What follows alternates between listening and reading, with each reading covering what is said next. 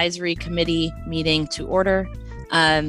Thanks to everyone for being here. And I want to make a particular shout out to staff. I know you've all been dealing with a lot of transition and have been working your butts off. And we have a really impressive slate of properties that we'll be considering today. So thank you all for everything that you do. And thank you all for helping me work through all of this as well, too, and the rest of the committee.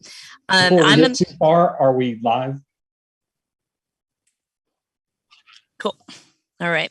I'm going to go through some of our logistics, our structural logistics before we do all of our introductions and vote on the minutes and all of that. I am obviously Alicia McGill, as it says on my slide here, and I'm chair of the advisory committee. I would like to welcome Reed Wilson, our secretary of the North Carolina Department of Natural and Cultural Resources today.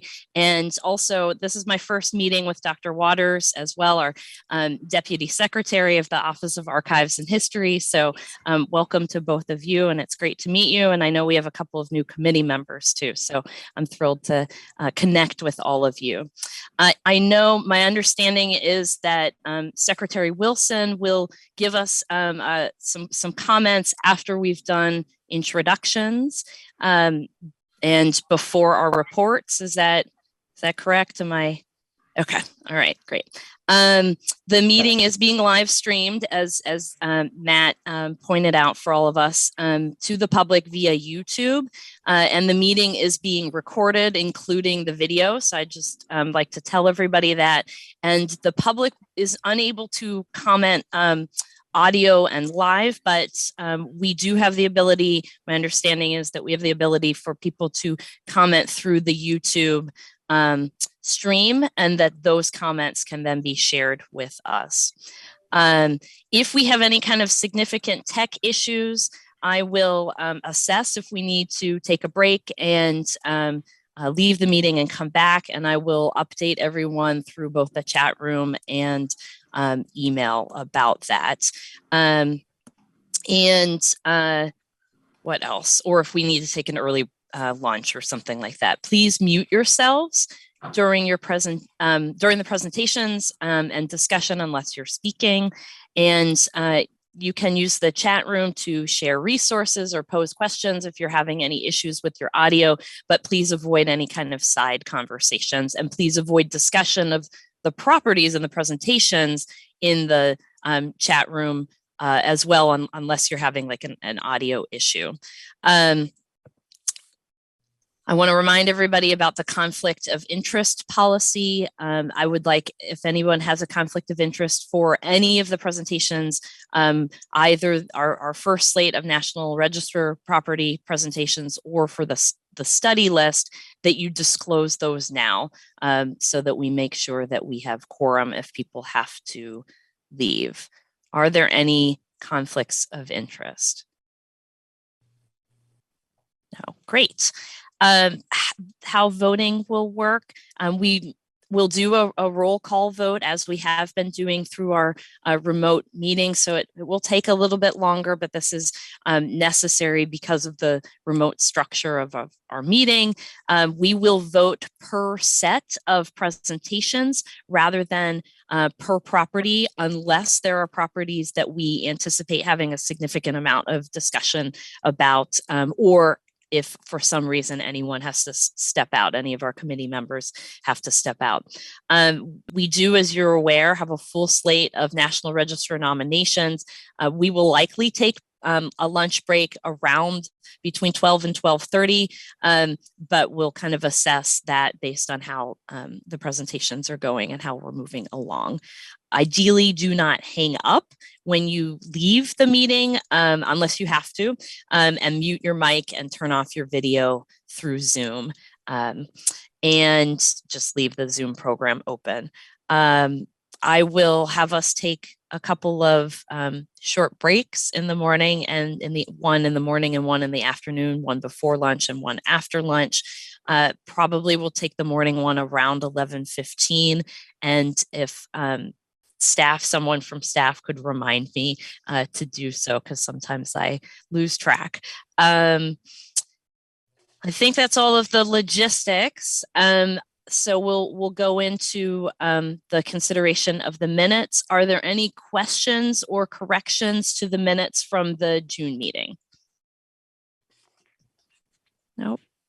Okay. Ms. McGill, I see just a few minor on page 1, the third paragraph from the bottom. Dr. Denard asked Ms. Bartis, too many asks there. So take out an ask there, if she kept abreast of the work of other HPOs. Okay, that's on the first page. And then on the third page, the beginning of the second paragraph, taking the floor from Ms. Beckman Black. And I think the proper meaning there would be taking the floor after. It's a little note there. It would appear to read better if we say taking the floor after, as opposed to taking the floor from. Okay, so that's the those are the two little things I saw, but overall these are excellent minutes, very well prepared. Okay. Thank you, Dr. Denard. Is there a motion to approve the minutes with those changes made? So moved, Matt Jorgensen. All right. And we do have to vote. Second. Thank you, Dr. Denard. For this vote, can someone remind me, do we have to do a roll call vote, or can we just do a show of hands? Okay, we do need to do a roll call vote. All right, I'm going to go through our list. Dr. Johnson. Yes. Thank you. And again, we're voting to approve the minutes. Ms. Josie Ward. Yes. And it's Josie, correct? That's right. Thank you. Thanks. Mr. Sean Patch. Yes. Thank you. Dr. Brian, is Dr. Brian here? Okay, I didn't see her, but Mr. Matt Jorgensen. Oh, yes. Sorry, you were, yeah, thanks. Mr. David Bergstone.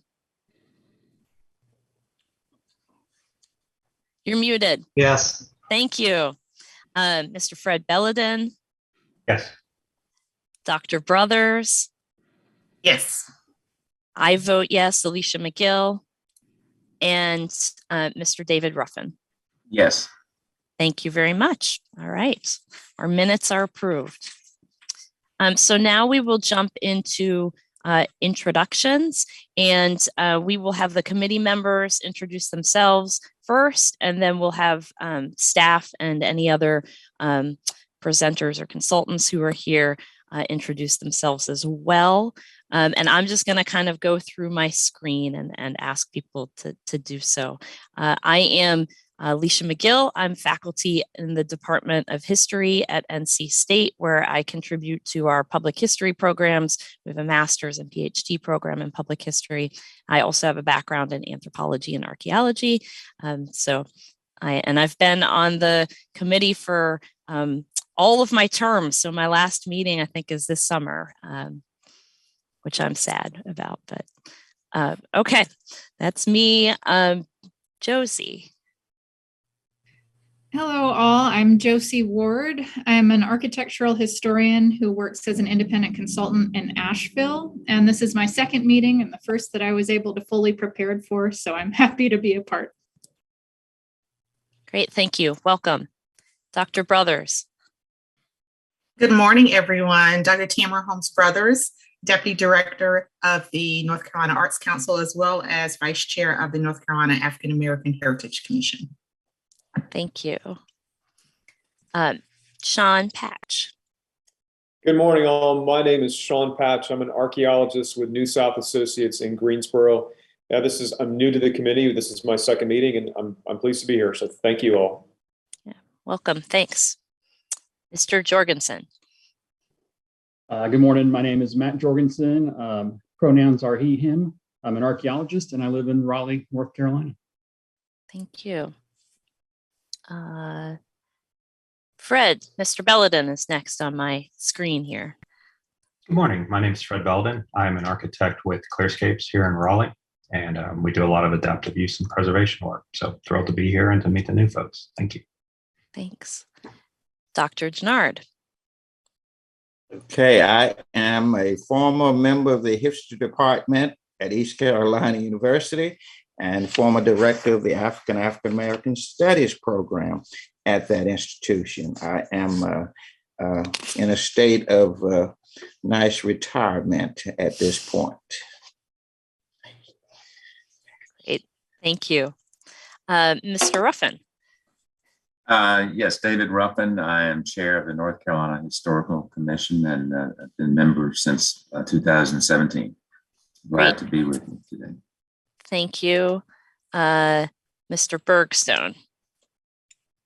Yeah, I'm David Bergstone. I'm a historic preservationist. I'm currently director of facilities for Same Congregation, which dates back to the 18th century. And previously, it was about 25 years, was director of architecture at Old Salem Museums and Gardens. Great. Thank you. And Dr. Johnson. Good morning, all. Valerie Ann Johnson. I'm Dean of Arts, Sciences, and Humanities at Shaw University in Raleigh. I'm also served as the chair of the African American Heritage Commission, and I'm on the Historical Commission. So I've got a few things, and this is my second rotation on the NRAC. Great. Thank you. And I'm an anthropologist too. Yeah, stick together. That's right. Thank you. All right. Now, I think, Julie, you're first on my screen here. Morning, everyone. I'm Julie Smith, the National Register Assistant for the Historic Preservation Office in Raleigh. Thank you, Julie. Hannah. My name is Hannah Beckman Black, and I am the new preservation specialist for the Historic Preservation Office based in Asheville. But I've been around for a couple of years now. So. Thank you. Ramona. Good morning, everyone. Ramona Bartas. I'm the Deputy State Historic Preservation Officer. Thrilled to see you all this morning. Great. Thank you, Ramona. Dr. Waters. Good morning. Thank you. I am Darren Waters, the new Deputy Secretary for Archives and History. Come to the department by way of Asheville. I'm a native of Asheville and by way of the University of North Carolina at Asheville. So I'm glad to be here. This is my second meeting. Great. Thank you. Okay. Claudia, welcome back. You're muted. Sorry. Good morning. I'm Claudia Brown. I'm the former supervisor of the Survey and National Register branch. And I retired a little over 3 years ago, came back part-time, been mostly reviewing National Register nominations. And this is the first time I'm making presentations since I retired. So it's nice to be here. Thanks. Sarah. Good morning, all. I'm Sarah Woodard. I still refer to myself as the new Claudia. I'm the branch supervisor for the Survey and National Register branch, and glad to see everyone. Great, thank you. Secretary Wilson, I'm going to have you introduce yourself. I know that you will give us some more formal comments after we finish all these introductions, but. I'm Reed Wilson, and I work for Darren and Ramona. Thank you. John Wood. Good morning, everybody. It's good to see you. I'm John Wood. I'm a restoration specialist and the supervisor of the SHPO's Eastern Regional Field Office in Greenville. Thank you. Beth. Good morning. I'm Beth King. I'm the Architectural Survey Coordinator for the State Historic Preservation Office. Thank you. Jeff Smith. Morning, everybody. My name is Jeff Smith. I am a architectural survey specialist here with based in Raleigh with the North Carolina State Historic Preservation Office. And I've been here just over 2 years. Thank you.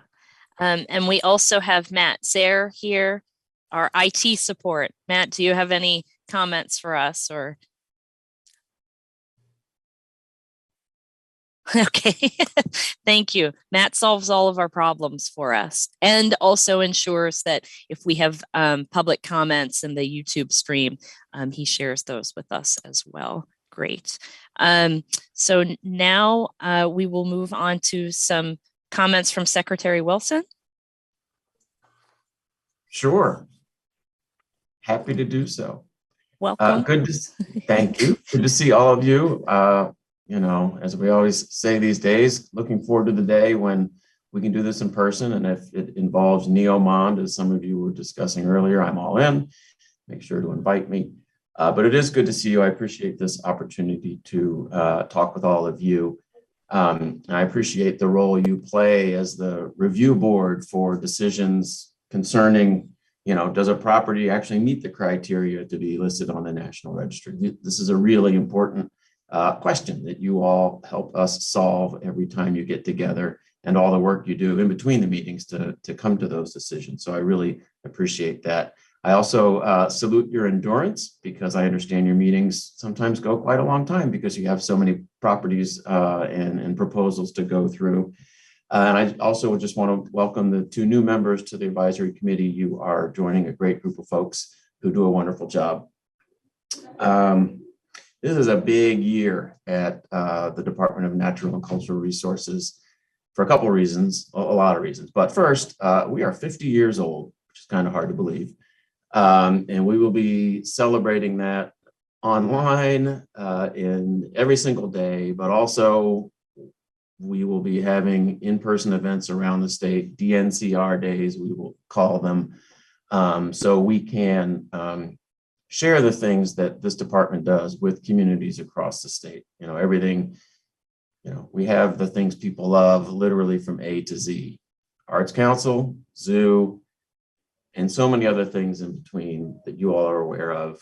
Historic sites, historic preservation, history museums, science museum, symphony,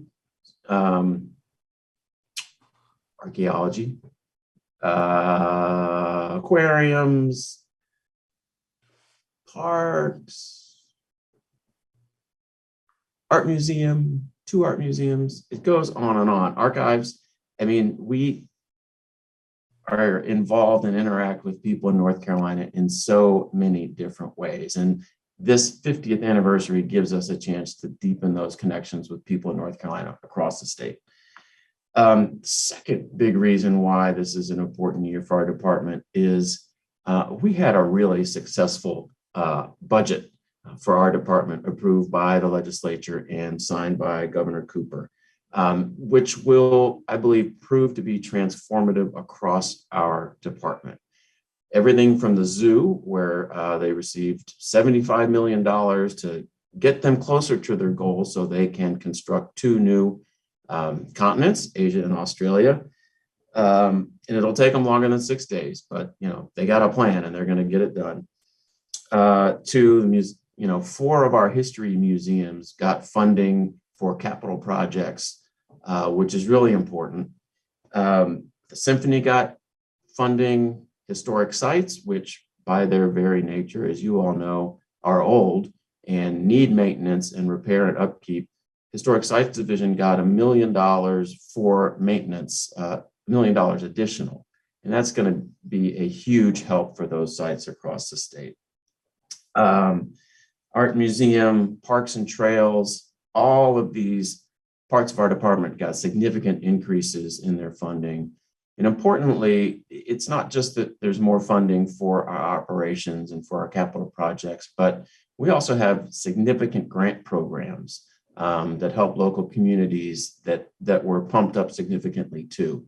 We make grants to local parks and recreation departments, to local arts councils and arts organizations, to science museums and nature centers around the state, and to local libraries. So all of those community institutions that are valued by their communities are going to be doing even better and coming out of this pandemic stronger than before.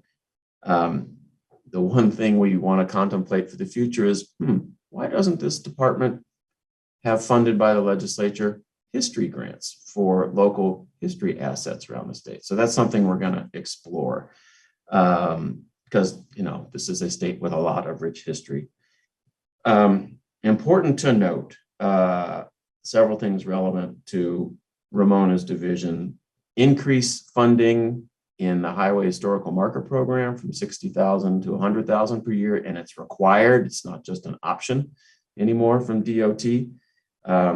Reenactment of the more generous mill rehabilitation tax credit, expansion and extension of the historic rehabilitation tax credit. I mean, we hope that these improved enhanced incentives are just going to continue to expand historic preservation across the state. African American Heritage Commission got more funding and a new position.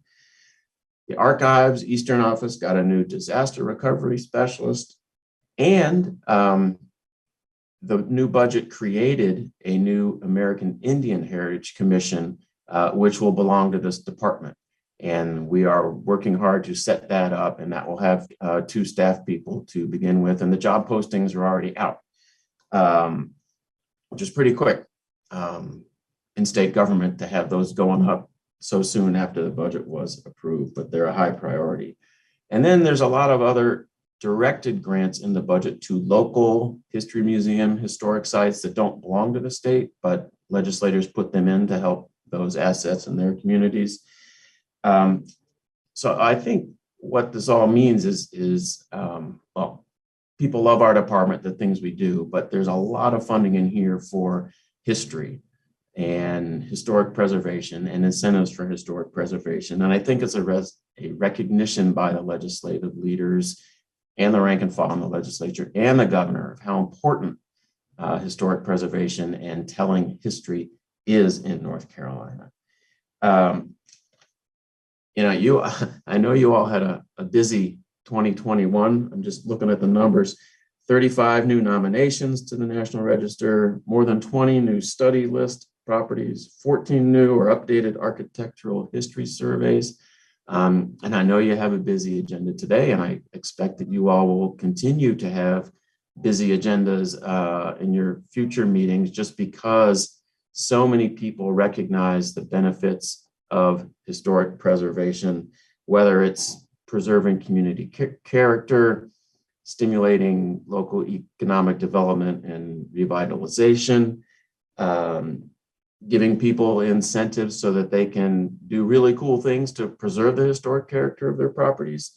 I think people understand the value of what you all are working on. And that's important that the legislature and the governor do understand that. And it's because local communities understand how important historic preservation is. And I would also note that roughly a quarter of the new National Register nominations in 2021 were associated with African American history. And that's important because one of the things that Dr. Waters and Ramona and others on our history side of our department are very focused on is a priority to ensure that we are telling a broad and inclusive and diverse history in North Carolina. We have a complex and diverse history in this state, and we need to make sure that we are telling stories that will enlighten people about our past and instruct us how we got to where we are today, and maybe even shine a light on how we get to a better future. And the role that historic preservation plays in that effort to share this diverse and inclusive history with the people in North Carolina is so important. So I appreciate that that is a focus you all have in your work. And, the other big thing that's coming up, but it's not this year, but we're building towards it, is America 250.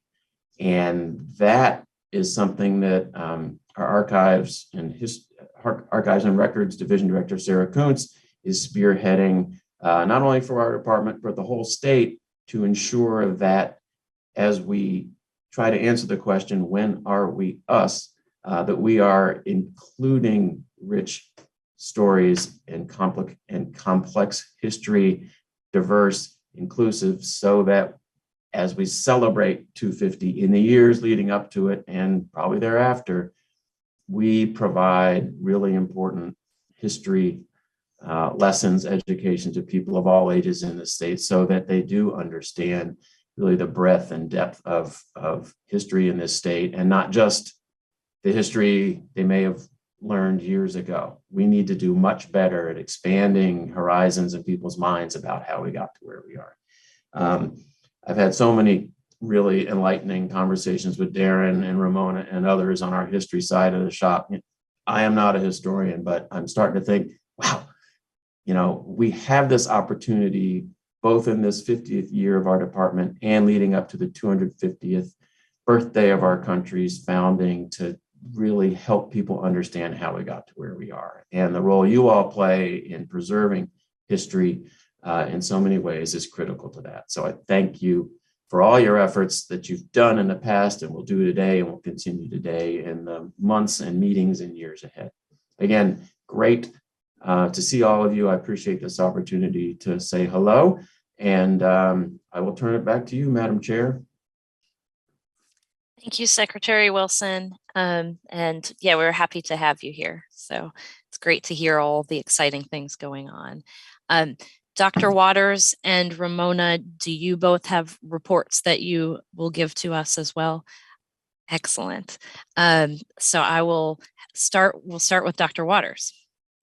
Thank you, Madam Chair. I want to thank Secretary Wilson for being here as well. He's been joining many of the commission board meetings throughout the department, and he's made my job easy, which is really good since I'm still very new. I think just 2 days ago, I hit my 5th month in this role. And he's made my life really easy, not only in helping me transition into the role, but by coming to these meetings as well, because I was going down my list of things and he has checked off each one of those things that we could have addressed.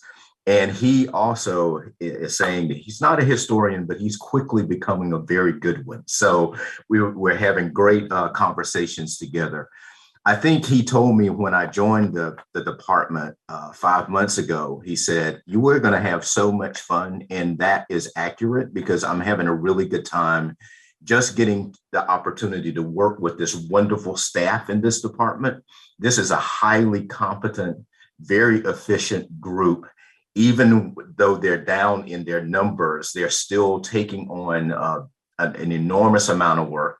I am deeply impressed by that every day. I think Ramona will echo those words as well. Ramona will tell you as well that each meeting that we have our weekly one-on-one meetings.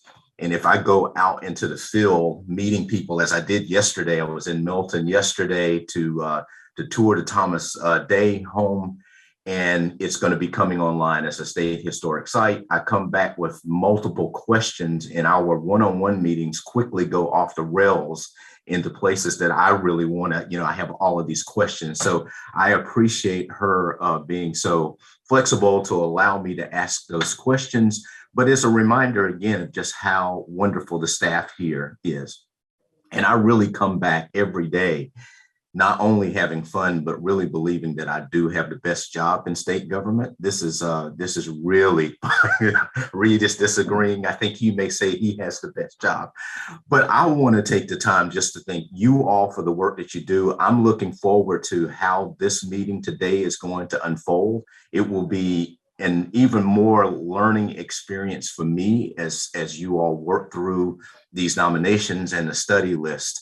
Ramona and I are talking this morning. We're saying there must be something out in the ether because we'll talk about something. I'll raise something. And then I get a phone call from someone, Josie out in Asheville of all places, saying, we'd like for you to consider this. So it's interesting how that actually works. But Madam Chair, thank you for giving me the opportunity just to address you. Thank you again to the Secretary for the report that he gave. One thing that I will point out that when he said that he addressed the issue about the money that state historic sites got for R&R and repairs, that $1 million, this will be recurring money. So that is a great opportunity for what we can do in that area. I was in a meeting earlier this week as we talked through that, and I feel like I'm in the movie Brewster's Millions right now, because we're trying to figure out how to spend this money and spend it quickly.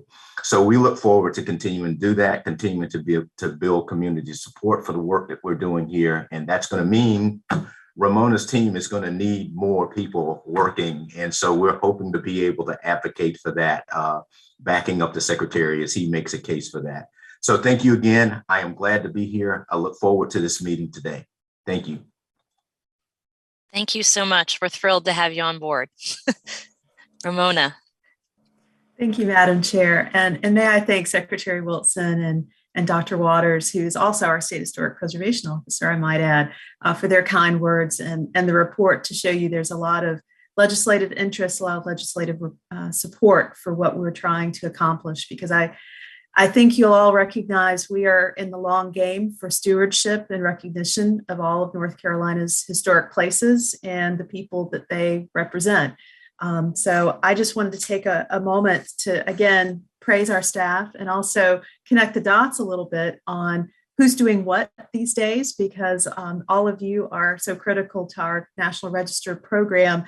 And you know best probably Sarah Woodard's group, the Survey and National Register branch. So I wanted to give you a little bit of background on who's doing what now.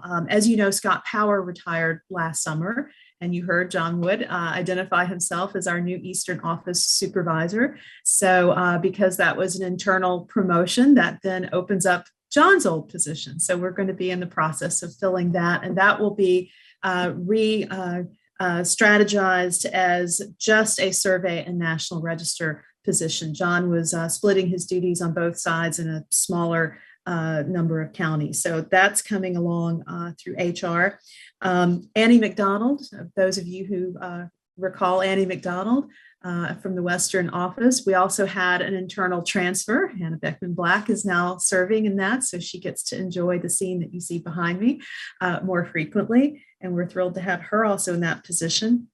But with her going to Asheville, that creates a vacancy in what had been her Southeastern North Carolina position. So you see, we're playing a little bit of musical chairs here, but we're hoping to get that out on the street to fill shortly as well. And then the other absent person that you might recognize is Jen Brose, who was our very capable, very conscientious National Register coordinator.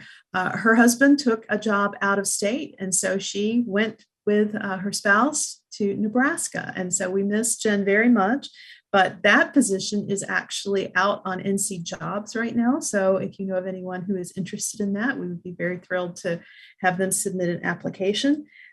So with that sort of connecting the dots, I just want to emphasize Sarah's group is at 50% capacity.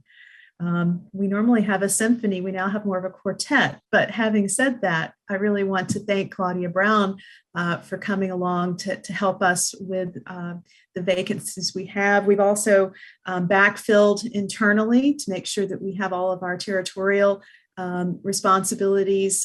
So we have some constituents being able to talk to someone when they contact us. So I want to also acknowledge Jeff Smith and Julie Smith have stepped up and taken some counties on. I think Jeff is sort of filling in where Hannah used to be what county she was responsible for. I've even stepped up and taken a few counties in the Greensboro area. So I get to put my rusty architectural historian hat on as well. And Sarah also has divvied up some more counties and taken on some more responsibility. So when we all recognize what a hardworking staff we have, we really have a hardworking staff. And they are not only very conscientious and expert, they're also very passionate and very much people oriented in what they're doing. So I just want to have a big thank you and my hat's off to everyone to have made all of this come forward, because we do have a long agenda today with lots of properties that constituents are interested in seeing move forward in the process. So Dr. McGill, thank you for the time to acknowledge all of their hard work. Thank you, Ramona. Really appreciate all of that information about all of the movement and action that's going on. We will now move into our slate of presentations for the National Register. And Hannah is first on the list here. So is this your first presentation for the West? It is. I Yeah. don't think I did any last time. I can't remember that far back, to be honest. But yeah, we do have one property from the West today. So I'll go ahead and share my screen if that's okay. Let's see here.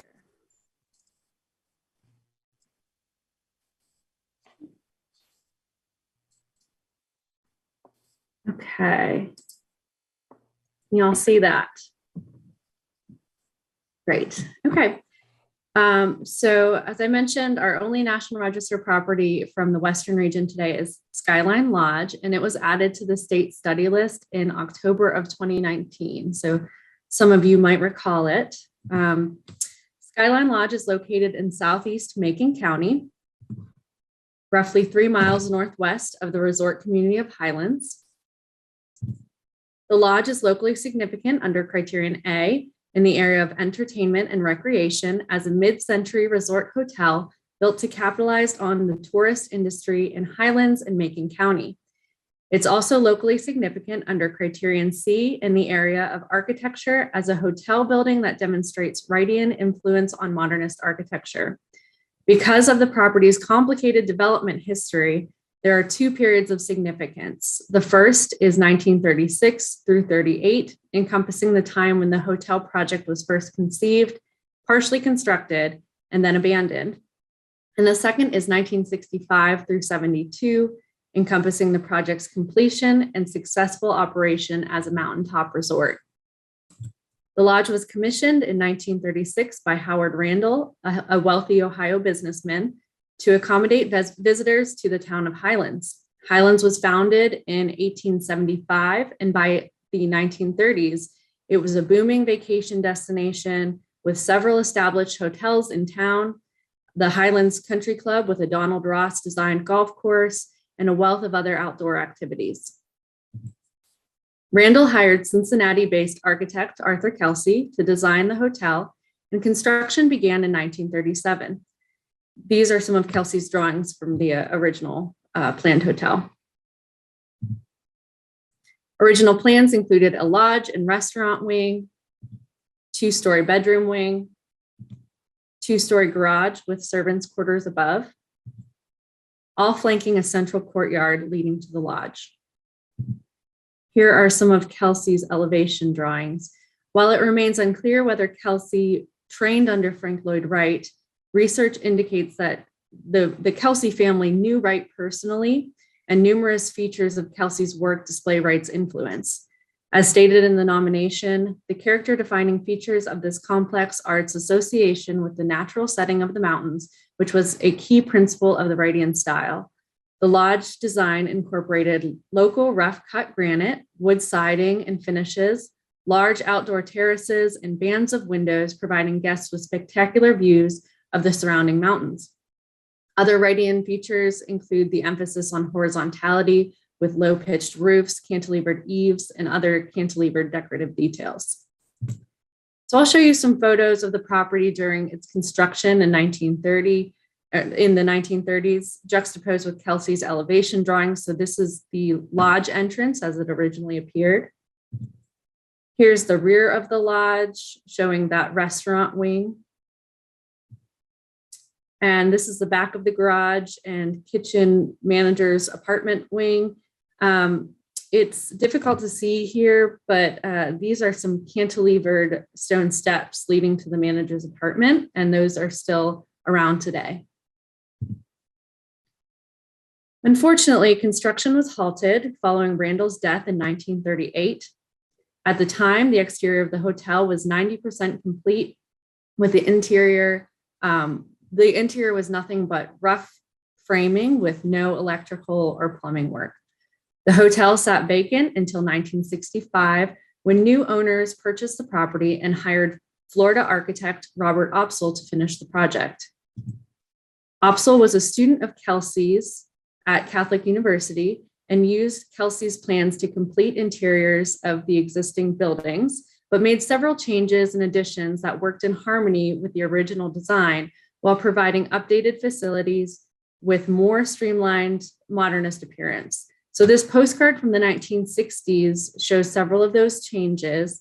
On the lodge's main entrance, he changed the roof line and added large glazed windows to the front gable. So you can see those here. He converted the garage wing into guest rooms right here and changed the roof line. He added a new wing addition featuring a registration office and a flat roofed porte cochere and additional guest units here and here. Other design changes included an open corridor, the addition of private balconies. Oops, sorry. My notes got a little funny here. Sorry about that. And a pool to keep up with motel trends of the time. So you can see that pool here. Local tourism was still booming by the 1960s when the project was revitalized, and Skyline Lodge's secluded location on 75 acres allowed for a different lodging experience from those in-town hotels, as it offered resort-style amenities, including a restaurant, a swimming pool, hiking trails, an ice skating rink in the winter, tennis courts, and a private fishing lake. Now I'll show you a tour of what the property looks like today. The current owners have undergone a recent rehabilitation, but have maintained character-defining features, and historic integrity remains very high, as you'll see. So I just want to point out some of these wings before we look at photos. This is the Kelsey Guest Wing, which is part of that original design. Here's the main lodge, the garage guest wing and service wing. Here you see that porte cochere. And here is what they call the Opsal Guest Wing, which was part of that 1960s redesign. So starting at the south end, showing the rear of the lodge, the basement level lounge, shown here, was enclosed in 1969. And this portion of the terrace was enclosed as part of Opsal's renovation in the 1960s. This photo shows the north elevation of the Kelsey Guest Wing, and here you can see a glimpse of the balconies, which span the entire east elevation and were added by Opsal. This is a better view of the courtyard with the Kelsey Guest Wing here to the left. The lodge entrance is here at the center, and the redesigned garage guest wing to the right. And you can see here the stone edge of the 1960s pool is visible, but it has been filled in. So this is considered a non-contributing structure. This is a closer view of the lodge entrance in comparison to the original Kelsey design.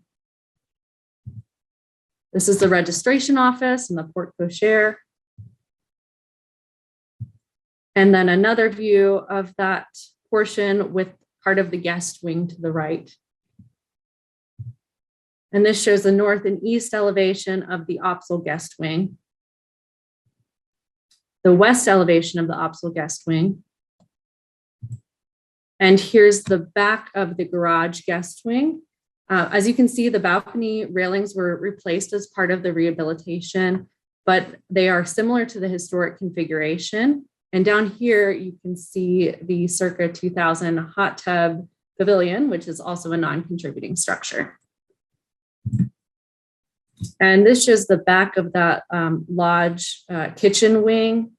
And you can see here those cantilevered stone steps.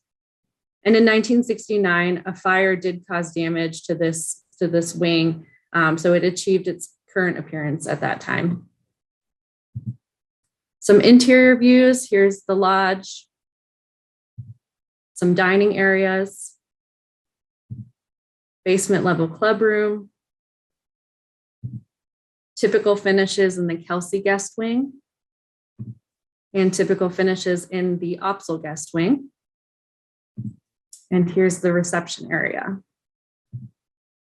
The nomination notes that there are no known other local hotels or motels that display the same level of Wrightian or modernist characteristics.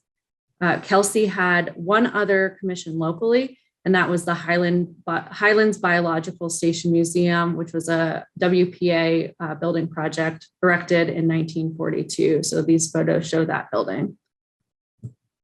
The nominated boundaries encompass approximately 3 acres following the tax parcel. Even though at one time the property contained almost 75 acres, it has been subdivided over time for residential development. And the nomination author determined that these tennis courts that you see here, as well as a clubhouse, they actually date between 1980 and 2000. So they are not included because they were not historically part of the lodge property. In all, Skyline Lodge is locally significant under criterion A in the area of entertainment and recreation, and criterion C in the area of architecture. And the 2 periods of significance are 1936 through 38 and 1965 through 72. So that's what I have for Skyline Lodge. Would you like me to move on to the central and southeastern region, or should we take a break to discuss? I think we'll take comments and questions about Skyline first, and maybe we'll actually, I know this is a little bit different from what we usually do, but because you've got presentations in 2 different regions, we'll vote on Skyline and then we'll vote on your next set of presentations. Okay, sounds great. So thank you, Hannah. What a beautiful lodge. I looked it up though, and it's almost as far as I would possibly drive in North Carolina from where I am. Good weekend, long weekend trip. Yeah, that's right. That's right. Madam Chair, I need to make an announcement here. I will need to excuse myself from 11 to 12, but I will return. Okay. That's okay. Yes, that's fine. Thank you. And we may be breaking for lunch around the time that you would be able to rejoin us. So I will make a note to send you an email for when we're breaking for lunch. Okay, thank you. So thank you, Dr. Denard. Hannah, you were going to ask if you should close the presentation. Yes, should I do that, or would you like to keep it up? I think close it because it's a little bit easier to see everyone, but if anybody wants to point anything specific out, we can ask you to pull it back up. Are there any comments or questions for Hannah about the Skyline Lodge? Josie. I have a comment, which is just that I really enjoyed this nomination, and I thought Section 8 made a really strong case that the wife of Arthur Kelsey, Charlotte Peabody, was truly a co-designer and collaborator. And I think she ought to be named throughout Section 7 in the introduction of this project as a co-designer. A trap of architectural history is preferring that there's an individual, typically male designer, and overlooking female collaborators. And I don't think that's earned here. I think she's warranted to be named. And there was a lot of information that I was trying to provide you all with this presentation in a short amount of time. But yes, Kelsey's wife, I don't recall her name at this time. Charlotte Peabody. Okay, she did design those terraces, as I understand it. So thank you for mentioning that.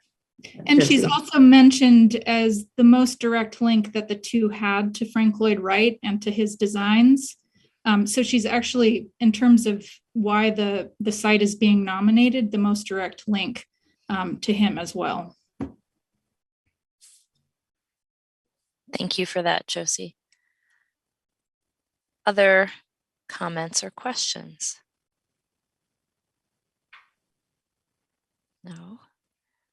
Is there a motion to approve and put forward the Skyline Lodge for the National Register? Dr. Johnson, I so move. Thank you, Dr. Johnson. Is there a second? I second. Mr. Brookstone. Thank you. All right, we will move into our roll call vote, and I'm just gonna I'm gonna follow our screen here. Mr. Patch. Yes. Thank you. Alicia McGill, I vote yes. Mr. Jorgensen. Yes, absolutely. Thank you. Mr. Belladin. Absolutely. Great. Thank you. Dr. Denard. I vote yes. Thank you.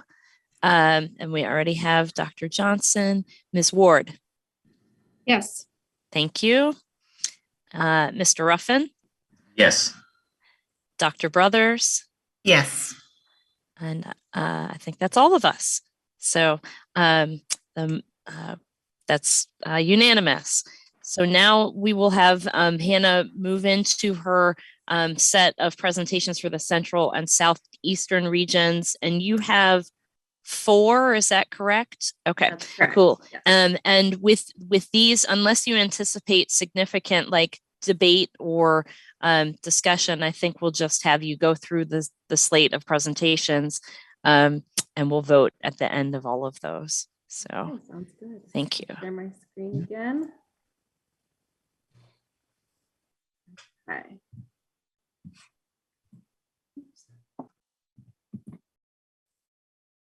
Okay, so starting off the National Register nominations for the Central and Southeastern region is the Aurora Cotton Mill Finishing Plant and Baker Kamek Hosiery Mills Plant.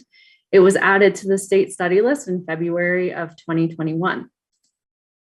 Located in central Alamance County in the city of Burlington.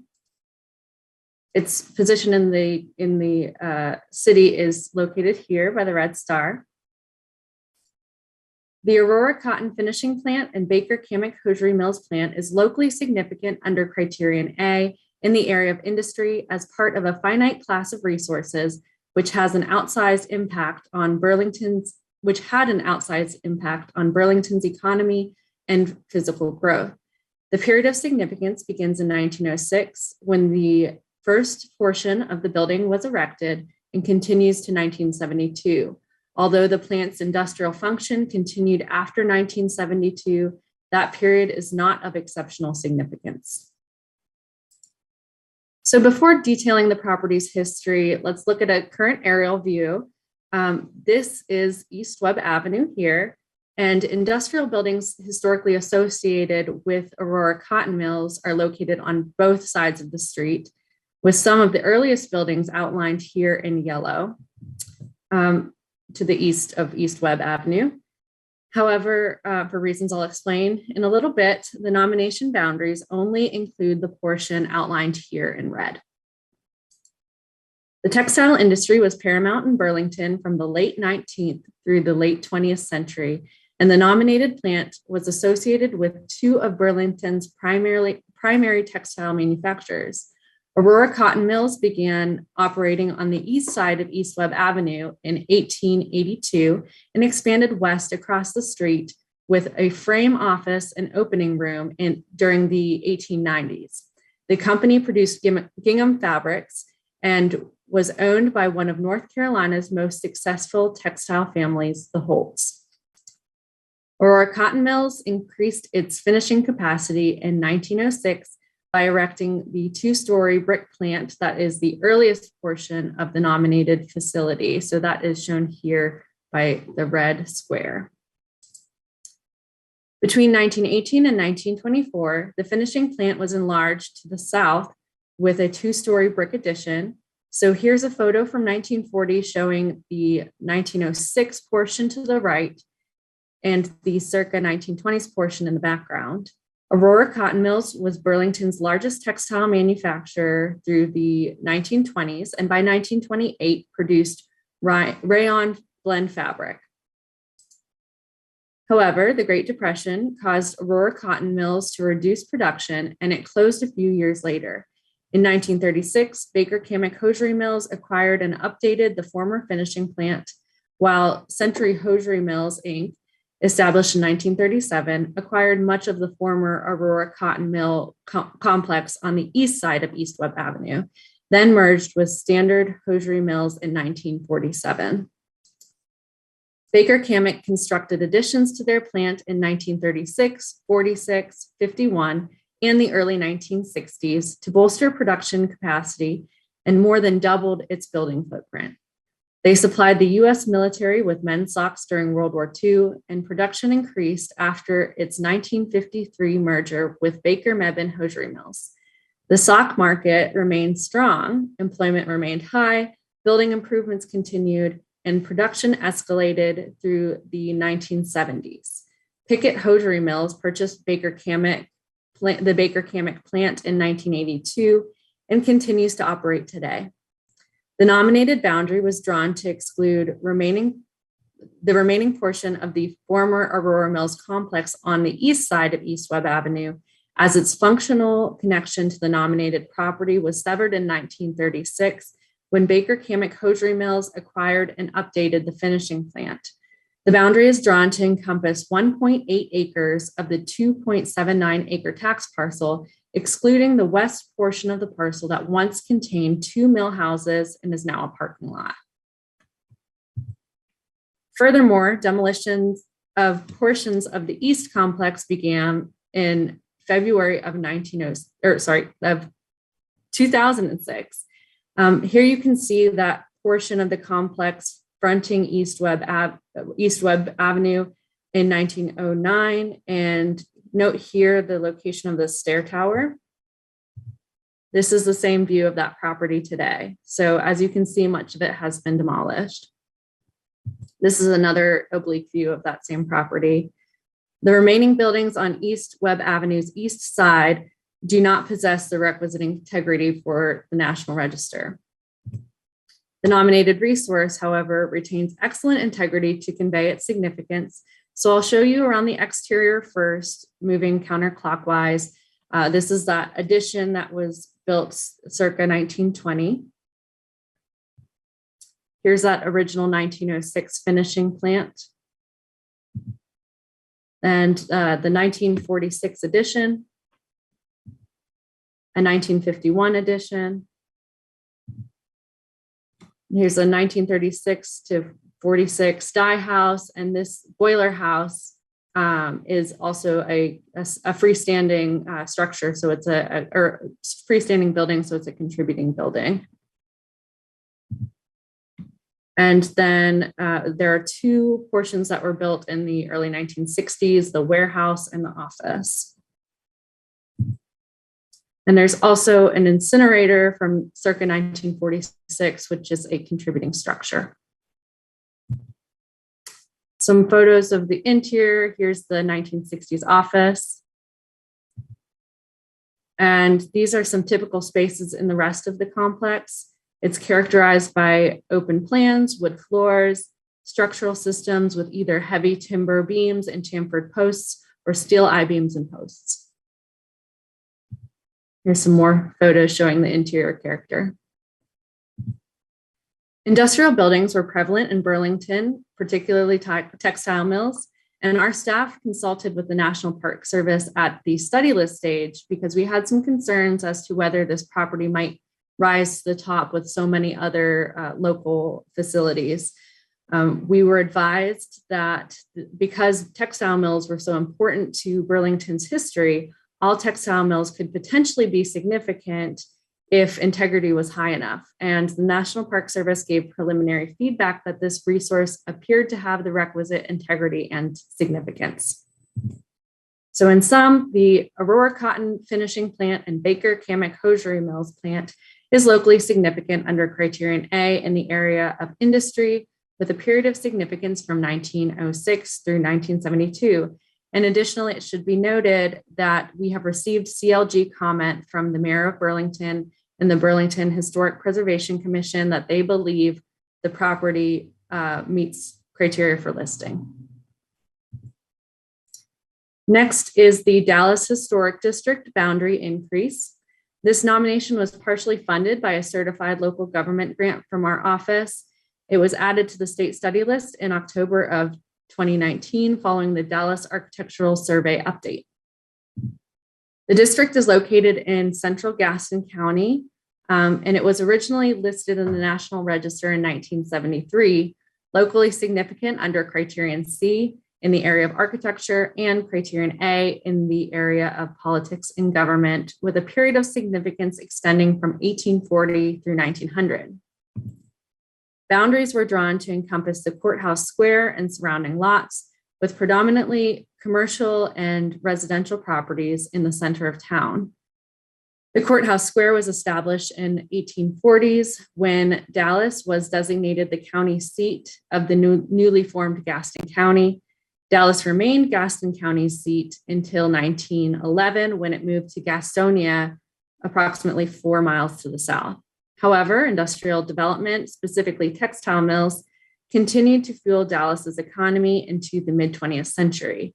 The 1973 nomination is very short, as they tended to be back then, but discusses the district's Greek revival and late Victorian architecture, with much of the focus on the courthouse, which is shown here, and the Hoffman Hotel, shown here. The boundary increase is locally significant under criterion C in the area of architecture and adds resources west and north of the original district from the late 19th century through the mid 20th century, reflecting a continuum of architectural development for the district as a whole. The resources of the boundary increase include nationally popular building styles that relate to, that are not present or underrepresented in the original district, yet relate to the historic architectural development of the community. The period of significance for the boundary increase begins circa 1880, the approximate date of the oldest resource, the John and Mary Pewitt House, and extends to circa 1971, the date of several contributing ranch houses that are among the last of this building type to be constructed in the area. The boundary increase is largely residential in character, although it includes 3 historic churches and a historic school. Building styles and influences include Gothic Revival and Italianate. So this house, which is the oldest confirmed house in the district, it includes elements of both styles. Queen Anne style, Romanesque Revival, Colonial Revival, Classical Revival, Craftsman, Period cottages, Minimal Traditional, Modern, split levels with modernist detailing, ranches with modernist detailing, and ranches with colonial revival detailing. Due to the inclusion of the Dallas Graded High School, which was National Register listed individually in 2002, the district is also locally significant under criterion A for education. The boundary increase includes 97 contributing primary resources and 19 non-contributing primary resources. So the district increase area has very good integrity. The boundary was drawn to encompass a concentration of historic resources associated with the architectural significance from the period with a high degree of integrity, while excluding areas with a concentration of resources dating after the period of significance or that have resources from the period that have lost their historic integrity. So again, the Dallas Historic District boundary increase is locally significant under criterion C in the area of architecture with a period of significance spanning circa 1880 through circa 1971. Next is the Watkins Chapel AME Zion Church, and this nomination was also partially funded by a certified local government grant from our office. It was added to the state study list in October of 2016 following the Mooresville survey update. Located in southern Iredell County in the town of Mooresville, here is its position north of downtown Mooresville, indicated by the red star.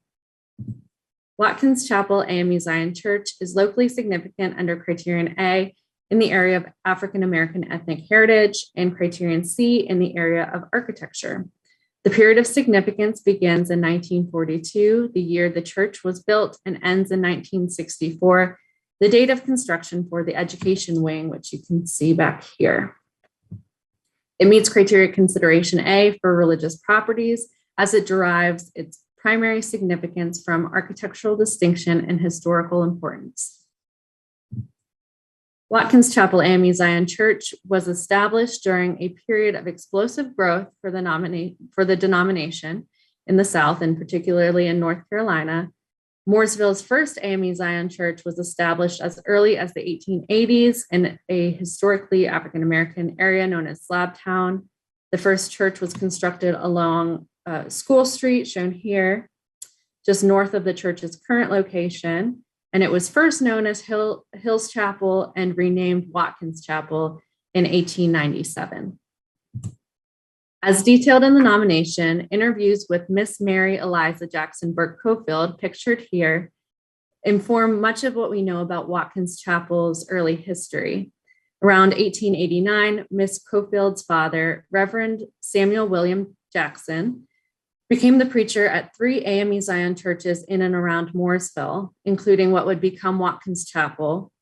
In 1891, 3 AME Zion church trustees purchased a new parcel of land for the church in its current location.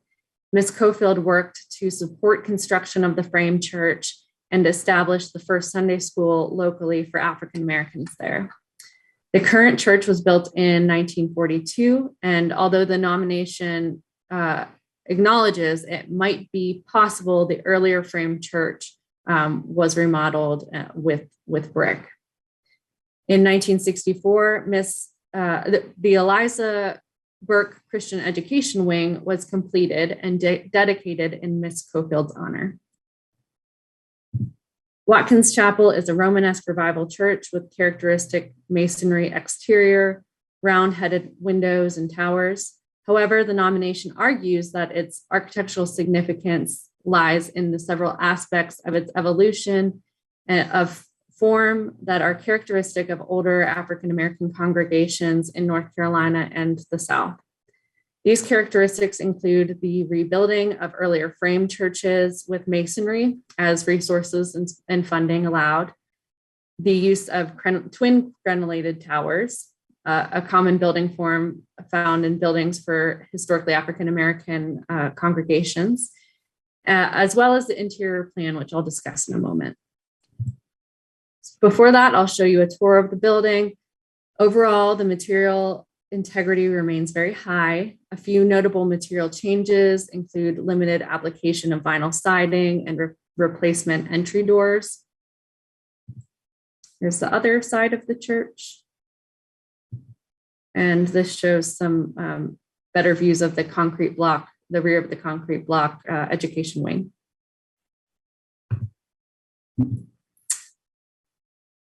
So another notable feature is the auditorium style plan that reinforced the emphasis on preaching and music with the inclusion of a larger stage with a central pulpit and choir seating. So here you can see that on the plan.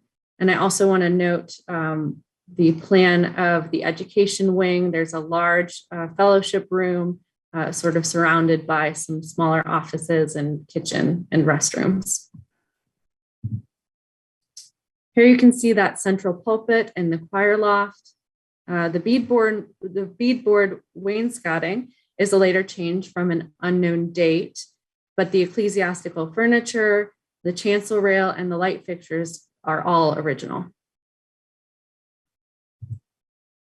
Here are some views of that rear education wing. The nomination author looked at a 7-county region for comparison AME Zion church properties and identified 19 extant churches surveyed by our office, with nearly half located in Mecklenburg County, finding Watkins Chapel as the only surveyed AME Zion church property in Iredell County. They determined Moore's Chapel AME Zion Church in Lincolnton to be the closest comparison to Watkins Chapel, as it too was a 19th century congregation that rebuilt its church with brick in 1941. The front gabled building is flanked by twin crenellated towers, although this one has Gothic revival style detailing. The boundary includes most of the property historically associated with the church building, excluding roughly 350 square feet along the northern boundary of the tax parcel, where an outbuilding of a neighboring parcel encroaches, which you can see here. The nominated boundary also includes a non-contributing shed built circa 2006 and a non-contributing carport built circa 1990. There was a circa 1891 parsonage on the property, but it was demolished in the early 1990s. And directly east of the church property is an African-American cemetery that was apparently not associated with the church, so that has been left out of the boundary as well. In sum, Watkins Chapel AME Zion Church is locally significant under Criterion A in the area of African-American ethnic heritage and Criterion C in the area of architecture, with a period of significance spanning 1942 through 1964. Additionally, it should be noted that we have received CLG comment from the mayor of Morrisville and the Morrisville HPC that they believe the nomination meets criteria for listing.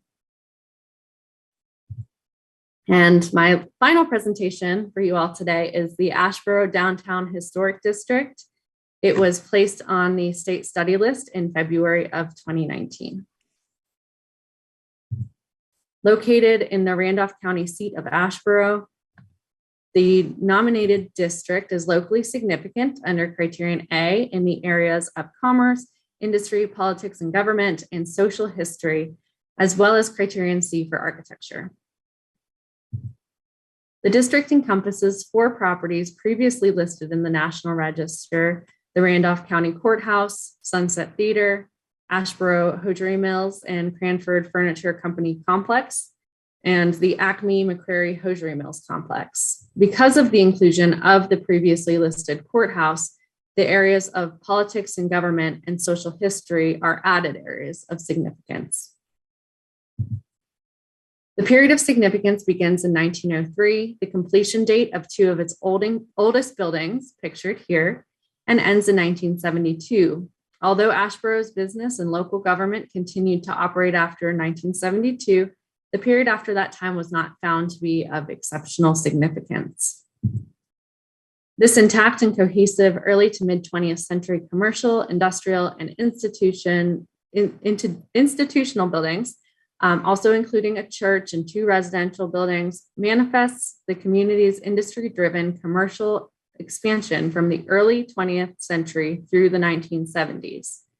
Asheboro has been a regional business hub since its 1796 founding to serve as Randolph County's governmental seat. The town experienced major growth following its connection to the larger trading centers via the High Point, Randleman, Asheboro, and Southern Railroad line, completed in July of 1889. In 1909, county leaders decided to build a new courthouse just east of the railroad, and law offices sprang up around it. While early industry focused on lumber and wood products, by the 1920s, textiles had become the dominant economic driver. The Asheboro Hosiery Mills and Cranford Furniture Company made additions and improvements to its complex through the 1940s, and the Acme McCrary Hosiery Mills grew through the 1970s. During these years, 2 mill complexes were surrounded by a variety of commercial buildings that catered to the needs of residents. These included retail shops, professional offices, restaurants, and entertainment venues, all constructed along Sunset Avenue, Church, Fayetteville, North, and Worth Streets, and intersecting roads through the mid-20th century. In the 1960s and early 70s, a number of regional banks invested in downtown Asheboro as a banking center, building a strong collection of modernist-style office buildings, many designed by local architects, including J. Hyatt Hammond, John James Croft Jr., and Alvis O. George Jr. George also designed the 1964 Asheboro Public Library, for which he received an AIA North Carolina Design Award.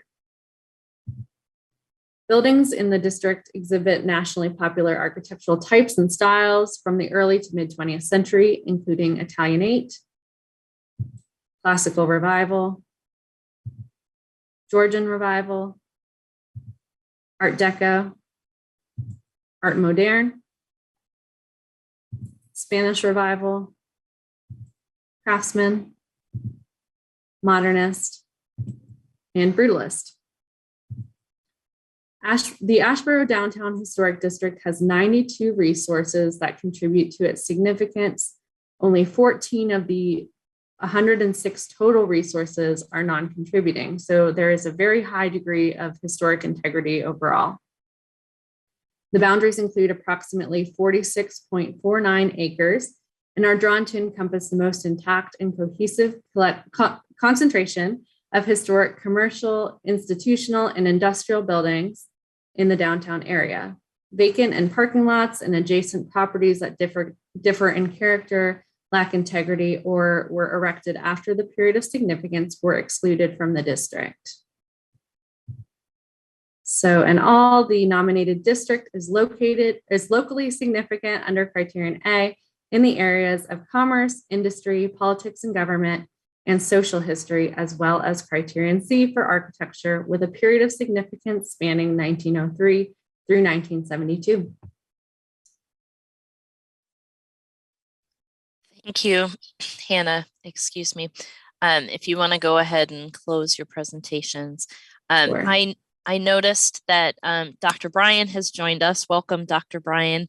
I am going to, before we go into discussion of the properties, I'm going to ask Dr. Bryan to introduce herself, but also I need to know when you signed on so we can determine which presentations you can vote on. You are muted.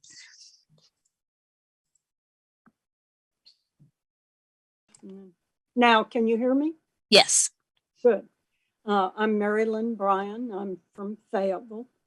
And I heard the presentations beginning with the Watkins Chapel. Okay, that's So when the I know. First three I cannot vote on. Okay, thank you. Yeah, I just wanted to confirm, but welcome. We're glad to have you here.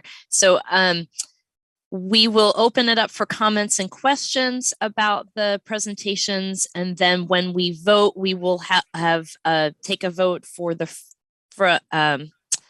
first two, and then we'll take a vote for the second two. I have a question, and it's more just for my education. That doesn't have any bearing on my decision here, but the Watkins Chapel. So I'm curious in the process, that little notch out for the encroaching building from the other Yes. property, what's the decision process that's made to notch that out versus just include the entire tax parcel? And I guess that would mean that becomes a non-contributing resource or something. Is there a threshold for this decision? Right, so this is something we've done in several other recent nominations to make sure that we don't include just half of a building. So it's just a way to make sure that we're cutting out anything that does not relate to the property itself. Yes, related to that, I do have to say, having gone through a number of these, it surprises me how many times we see buildings that are either extending onto the next property, so you have to add a little, or things that are encroaching and you have to cut out. So it surprises me that people can't figure out where property lines are.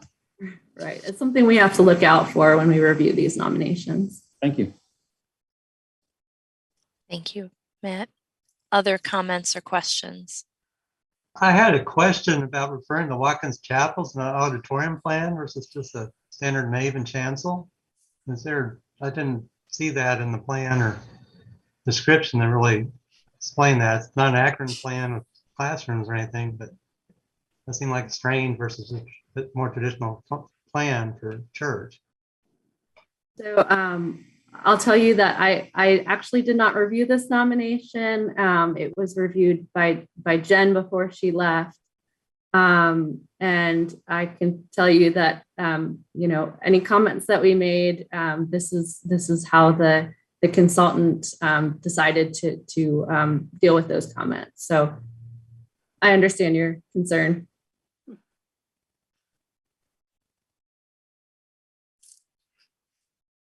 Other comments or questions? No. All right. Hearing none, is there a motion to approve the first two presentations given by Hannah. So that was the Aurora Cotton Mills finishing plant and the Dallas Historic District boundary increase. This is David. I move to approve both.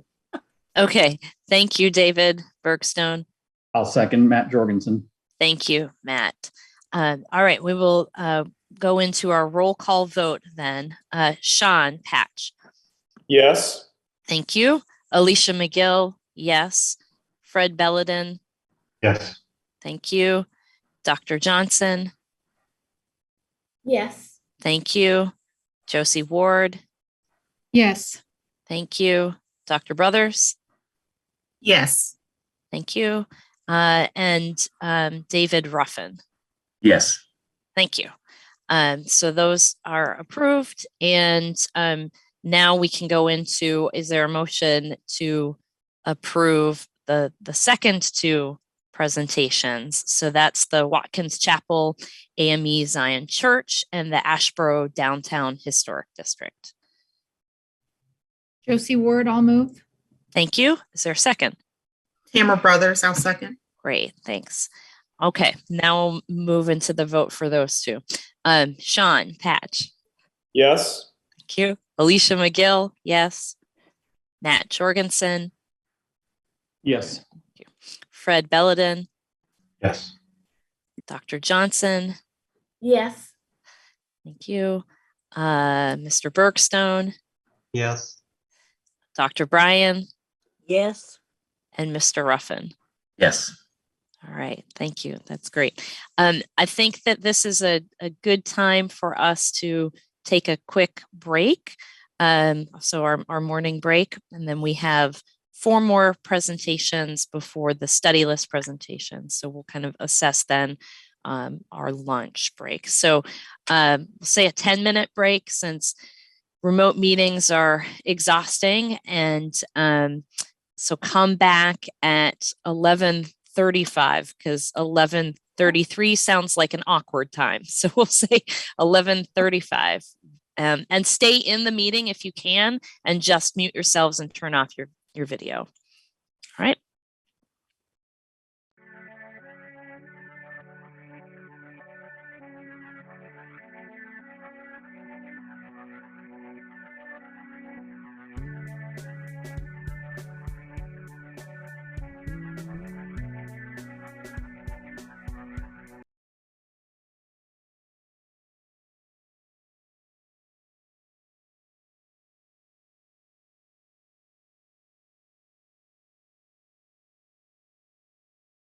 Tight for a moment.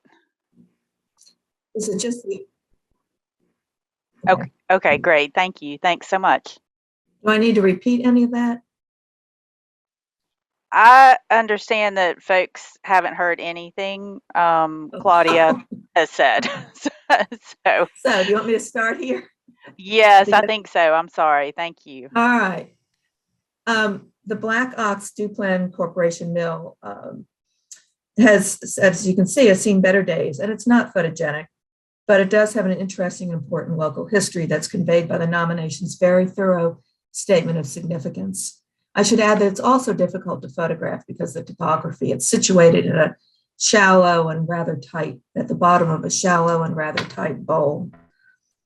The nomination was prepared by CRM firm Richard Grubb and Associates staff, Jason Harp, and Andy McDonald, the former preservation specialist in our Western office. The factory is in the heart of Lincolnton, just a couple of blocks from the courthouse and the central business district, as seen in these two images. The mill is circled in red in this recent aerial photograph, and the courthouse is right down here. So you can see it's really just a block from the edge of the central business district. In this closer aerial at above left, multiple construction phases can be detected, as well as the serious deterioration of the earliest portion of the building and a 1947 addition. So this is the earliest portion here. And here, this area was taken a few years ago. It still had the monitor roof, and that's where the failure began. And eventually it took most of the roof with it. Then in 1929, an addition was built. It did have a monitor roof, and that was removed quite a while ago. 1947, a very large addition was constructed here, and also this area at the north end of the original portion of the mill. And then in 1955, this wing and these little additions were constructed, this and this along here. So 5 major phases of construction. And here you can clearly identify the phases with the help of the site plan depicting the building's development. Fortunately, most of the mill is in good condition and it's a high degree of integrity, representing its historic period. Through multiple phases of ownership into the 1940s, the mill was known locally as the Black Ox Mill.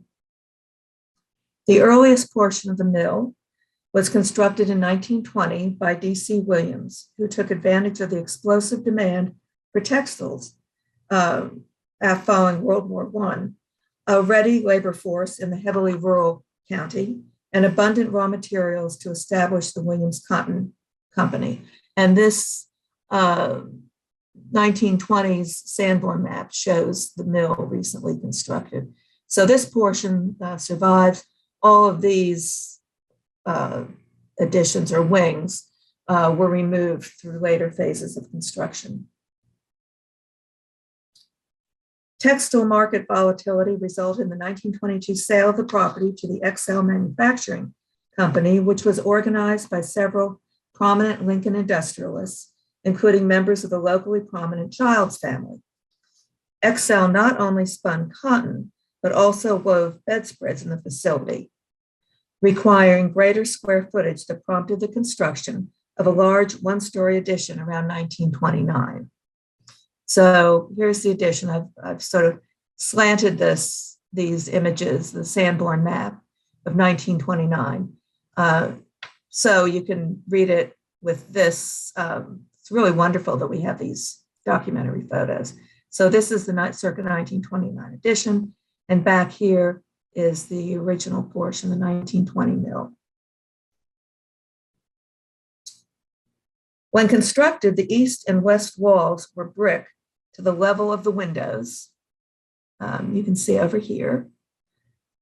And above that, they were frame and filled with large pairs of the windows.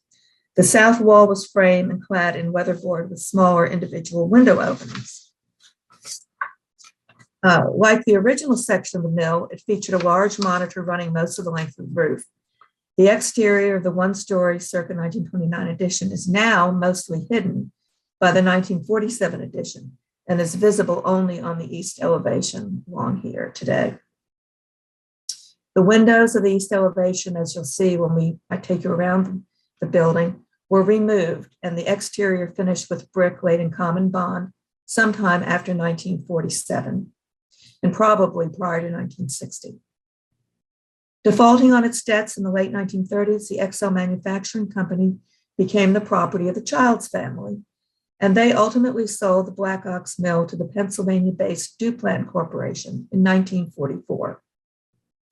Duplan's acquisition of the mill enabled the company to increase production of rayon thread, which was critical to the manufacture of finished goods, including hosiery, and during World War II, the production of military textiles such as parachutes. Duplan used the plant for 3 years before significantly expanding the building in 1947 with an addition wrapping around the side and rear of the earlier construction, and the addition more than doubled the production space. Though only 1 story tall, it rests on a poured concrete foundation with a finished basement level that is partially exposed due to a slight decline in the grade elevation on the south and west ends of the property. So here you can see they're building, this is the basement level here. They were starting construction, the 1929 section in the back and the original 1920 mill right here. And this shed wing right here was later taken off. And here it's coming up. They're starting to build the first floor. And here it is just about finished. The addition is of load-bearing concrete block Two smaller additions were built at the north end of the original section, and on its east side, they're also of concrete block. And also at the same time, they added this water tower and the small pump house. So everything that's shaded in yellow. This expansion was a significant event in the company's operations. For by 1947, the Lincolnton plant was the only facility across all of the company's mills that spun rayon. Labor disputes at its northern plants led the Duplan Corporation to relocate its offices to Charlotte in 1953, from which it continued to operate the Lincolnton plant. In the mid-1950s, Duplan again enlarged the building, constructing an addition to house management offices and an expanded shipping department. It's here. And then this smaller addition right here. A reorganization of the company's production and distribution in the summer of 1956 led to the closure of the Lincolnton facility in 1957. In 1961, Duplan sold the property to Hudson Hosiery Mills, which used the plant until 1969, when it was transferred to hosiery producer Chadbourne Inc. The property has been vacant for more than 20 years. And which, of course, led to the deterioration of this whole section. And this roof looks like it's pretty bad shape too. So now I'm going to walk you around the outside of the mill clockwise, starting at the northeast corner here. The portion of the mill closest to us is the 1947 edition, the smaller of the 1947 editions right here.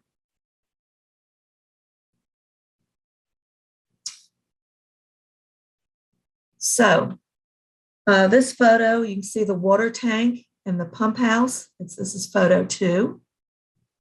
Continuing around, we're turning around, we're looking this way. Photo 3. Photo 4, we're looking back. And this is an air handling unit. And this is the foundation of a cooling tower that was removed. And then photo 5 is taken from here. We're looking back here, you can see another air handling unit.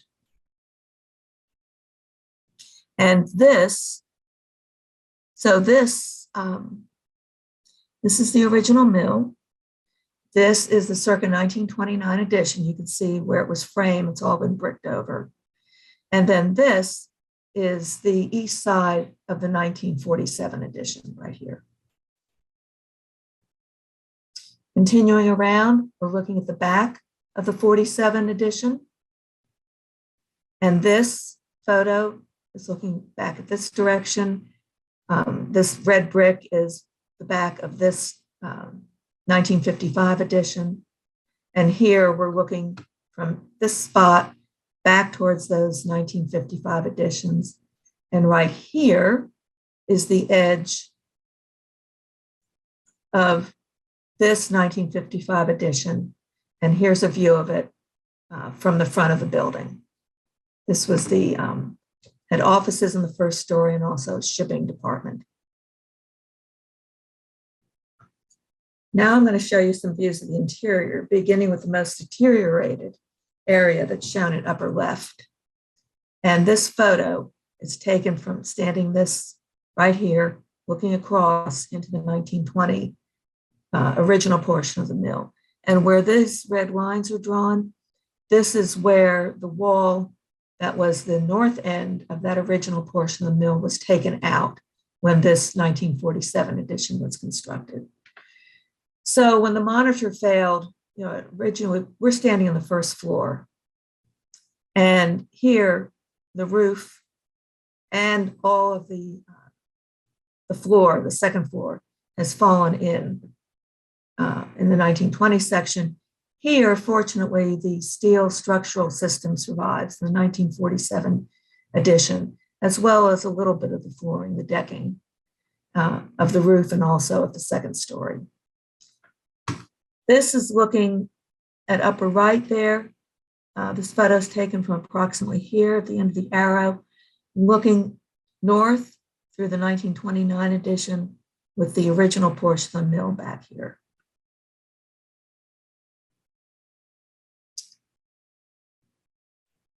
And here, these are photos. This is the first story of the 1947, the big 47 edition. It's taken from approximately here, looking back this way. And this is the basement of the 47 edition. And here, interior photos of the larger 1955 wing, the first story, which had offices. And this is looking at the basement here, the lower left, lower right.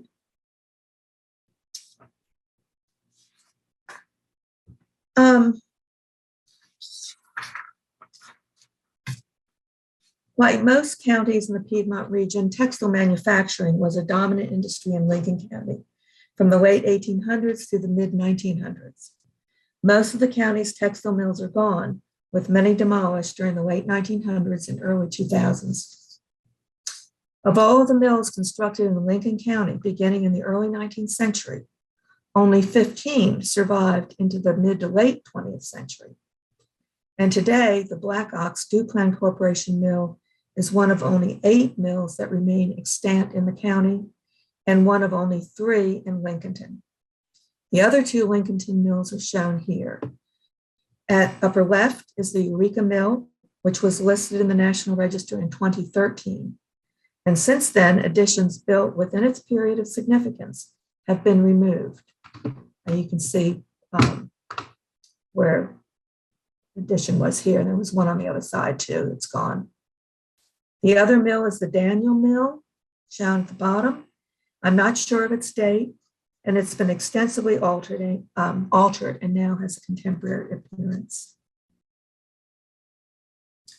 The Black Ox Duplan Corporation mill embodies the evolution of the textile industry from the production of cotton to rayon and other synthetics, as well as the changing nature of corporate business practices in response to the volatile economics and labor market from the early 1900s through the third quarter of the 20th century, despite the deterioration of the northeast portion of the mill.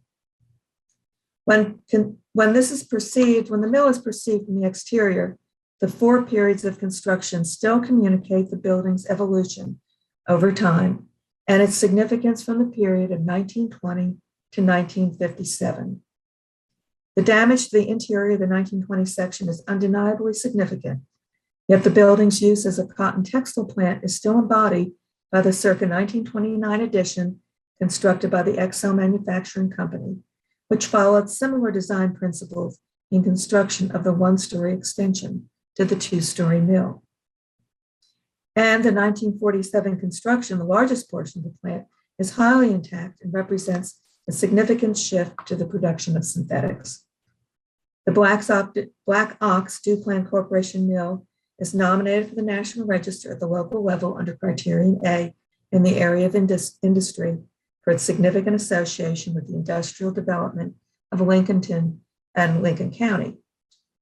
The property's period of significance begins in 1920, the construction date of the oldest portion of the mill, and ends in 1957 when the Duplan Corporation shifted its production of rayon to other plants and closed the Lincolnton mill. While the Hudson Hosiery Mill operated the plant from 61 to 69, followed by Chadburn Inc. until 1981, the period from 61 to 81 is not considered historically significant as it coincides with the general decline in textile manufacturing across the Piedmont region.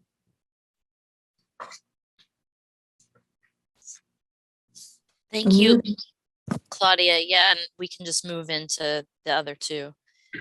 We'll do discussion and questions at the end. All right, this is going to take me a minute. Sorry.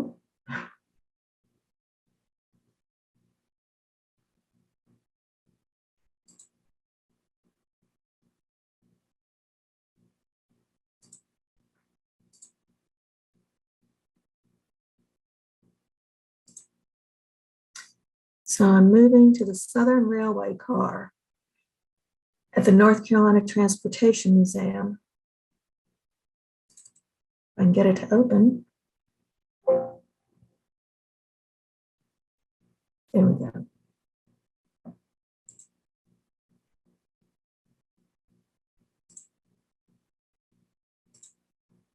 Okay. Totally different kind of property, one that we rarely see these meetings. This is the Southern Railway passenger car number 1211, located at the north. We can't see your presentation yet. Oh, shit. Sorry.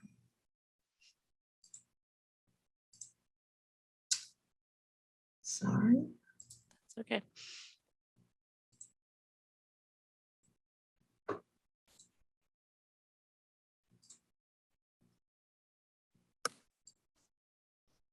There we go. Yep.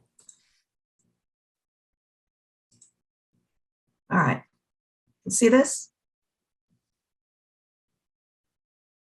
So the Southern Railway passenger car number 1211 is located at the North Carolina Transportation Museum, formerly the Southern Railway shops in the northeastern Rowan County town of Spencer. Here on the left, you can see the boundaries of the 1978 National Register listing for Spencer shops, circled in left in red. And that nomination, prepared when the property stood derelict before acquisition by the state of North Carolina, did not include any rolling stock. And the passenger car that's presented today, familiarly known, as a Jim Crow car, is the subject of a National Park Service civil rights grant that requires the car to be listed in the National Register.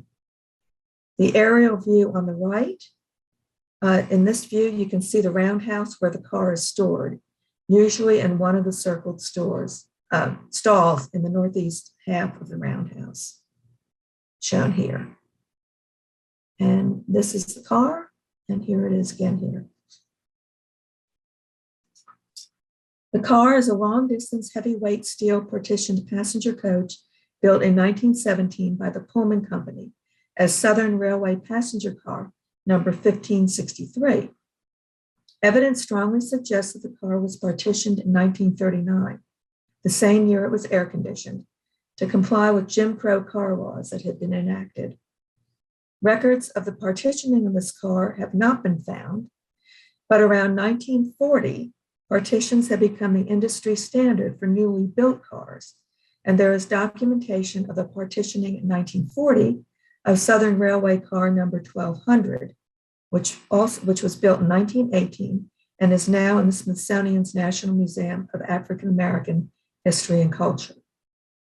In 1953, during a complete overhaul, which resulted in its current appearance, Southern Railway renamed the car, this car at the Transportation Museum, number 1211.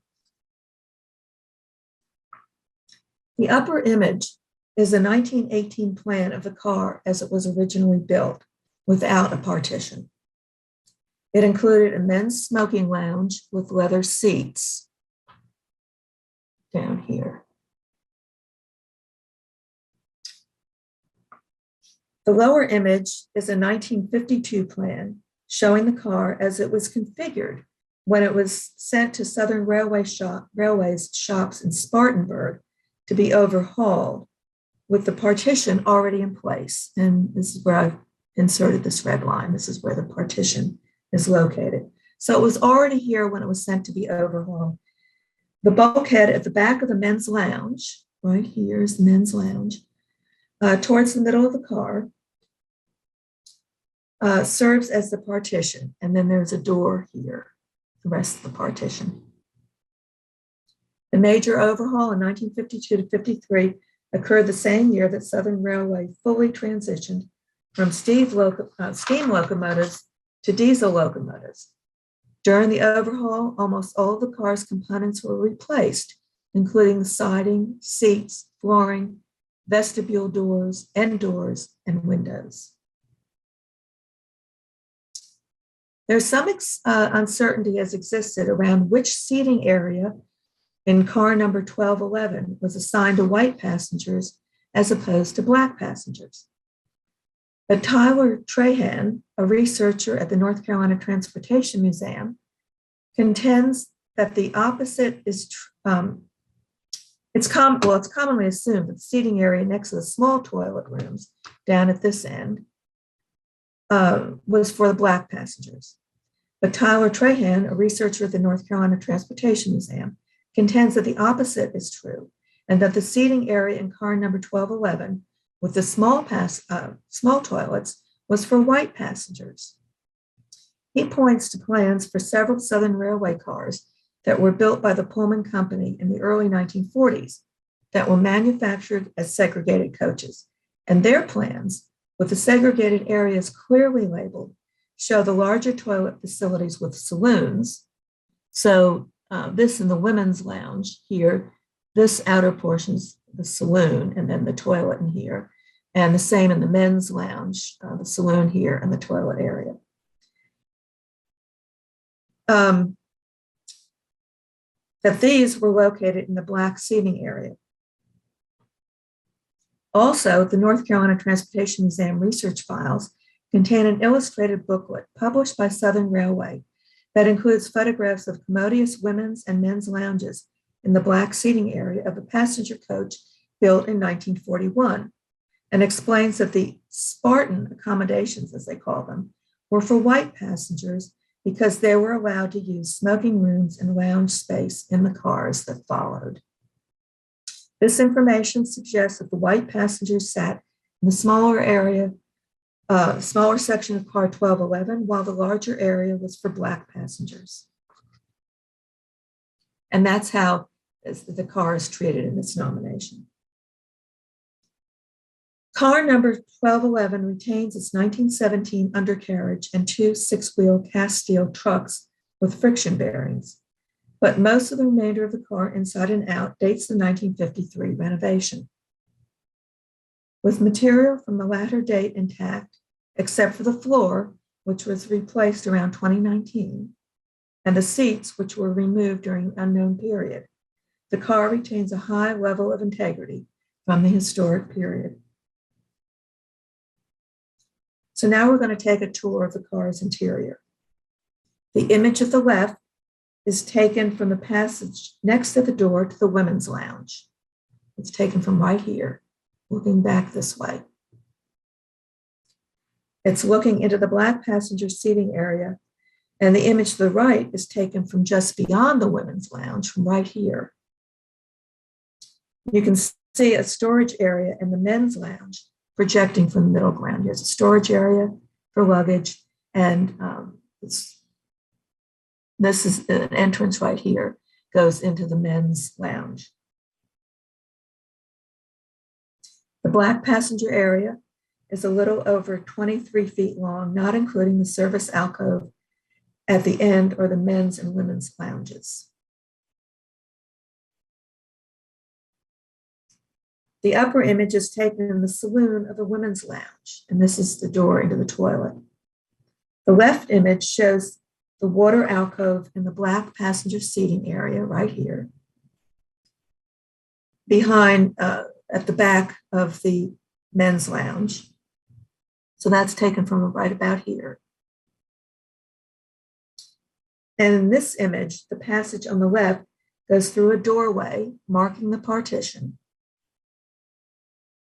and it continues into the white seating area beyond. So these are views in the white section. The lower left photo is taken from the middle of the seating area, right here, looking back this way, towards the small toilets at the end of the car, one of which is shown at the upper left. The photo at lower right is taken from the middle of the white seating area, looking back in the other direction this way. And just ignore the toilets that have been placed here temporarily. So this is the bulkhead at the back of the men's lounge in the black passenger area. And then this photo is taken from right here. Also, as I said, it's looking back to the back of the toilet area. Ceilings are sheathed in masonite, and ply metal, which is the trade name for plywood bonded with rust-resistant alloy steel, covers the side walls between the sheet metal kick plate and the bottom of the molding under the luggage racks. Formica covers the end walls except where sheet metal sheathes the bottom skirt. The commercial vinyl tile floor is a circa 2019 addition that replaced the 1953 gray and red rubber tile. The nomination presents a thorough discussion of Jim Crow car laws and their impact on Black railroad travelers to support the car's significance in the areas of social history and Black ethnic heritage. Following the end of Reconstruction, racial discrimination became institutionalized, and in the 1880s, Southern states began to adopt laws to separate the races in railroad cars. While the restrictions varied from state to state, all of the laws stated that railway companies carrying passengers had to provide equal but separate accommodations for whites and Blacks by providing 2 or more passenger coaches for each train or by dividing passenger coaches by a partition. This stipulation was in accordance with Plessy v. Ferguson, which centered around a Black Louisiana train passenger, Homer Plessy, who was jailed for taking a seat in a white coach. North Carolina's railroad car law was passed in March 1899, a few months after the Wilmington race riot of 1898, at the height of the white supremacy campaign. Initially, Southern Railway passenger cars that were traveling through the South were partitioned in some manner, but soon most of their trains, because they traveled through and beyond the South, designated separate cars for whites and Blacks. And there is ample evidence that the cars designated for Blacks rarely were equal to those for whites. Starting in the late 1930s, the Pullman Company began producing cars with the partitions already installed, and older cars began to be retrofitted with partitions. In 1955, the Federal Interstate Commerce Commission ordered an end to racial segregation on interstate trains, but it wasn't enforced in the states until 1961, when Attorney General Robert F. Kennedy petitioned the ICC to do so. Southern Railway complied and desegregated its cars. Car number 1211, and probably most, if not all, of its partition cars, remained a 2-compartment car, however. After Southern Railway retired car number 1211 in 1969, the company donated the coach to the National Railway Historical Society's Atlanta chapter. In 1980, the North Carolina Railroad purchased it and donated it to the North Carolina Transportation Museum.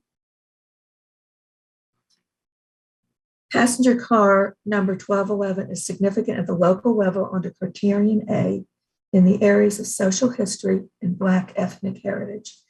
Excuse me, as a largely intact example of a partitioned railroad passenger coach associated with the Jim Crow era of rail travel in the southern United States.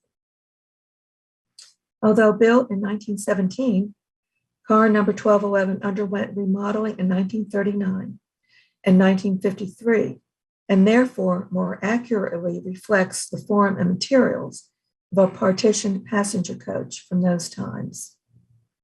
The period of significance for this artifact of Jim Crow segregation begins circa 1939, the year it was most likely partitioned, and ends to circa 1961, the year Southern Railway likely ceased segregating passengers, to depict the transition from a standard Pullman Company railroad car to one altered to comply with laws in place in the geographic area where it operated.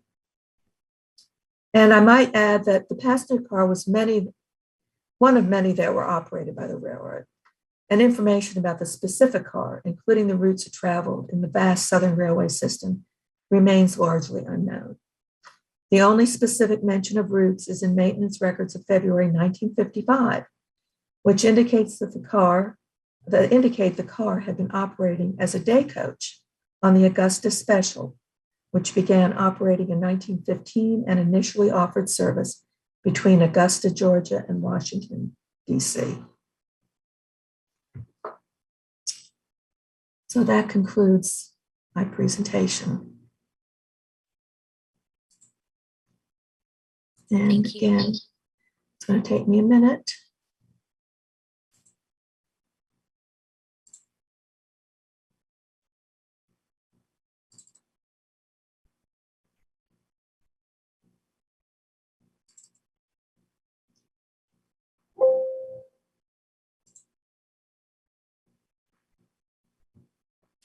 It's the larger file, which takes a few minutes, couple minutes to open.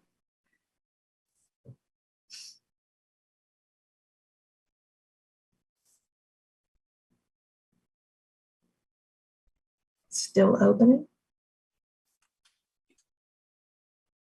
Sorry, in the future, if I make these presentations again, I very well might do it in June. I'll have all three of my presentations strung together as one, so we won't have to do this.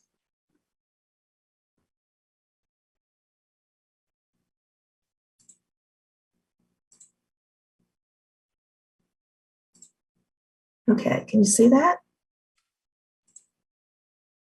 Shoot. All right. I'm still seeing the I railway know. car.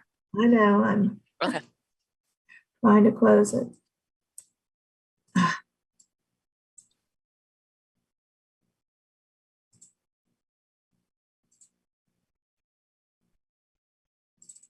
Okay, here we go. You see that? Yes. Okay, good. Thank you. So my last presentation is of the Pilot Mountain Downtown Historic District. Pilot Mountain is in east central Surrey County, as shown by the red star on the left map. On the right, taken from HPO Web, you see Pilot Mountain's downtown area. Two individual properties that have been listed in the National Register are outlined in blue. The Pilot Mountain Hosiery Mill over here, which you approved last year, and the Bank of Pilot Mountain here, which was listed in 1997 and is included in this district. The green lines encompass the district when it was placed on the study list about 16 years ago. The district I'm presenting today is larger, embracing additional resources that are now more than 50 years old or are older and have been remodeled more than 50 years ago. This map shows the district's resources. There are 41 buildings, 38 primary resources, and 3 secondary. Of these, 29 are primary contributing resources. And there are also 3 sites, all of which are secondary resources. One is a contributing site. It's a gathering spot in front of the post office here, right here.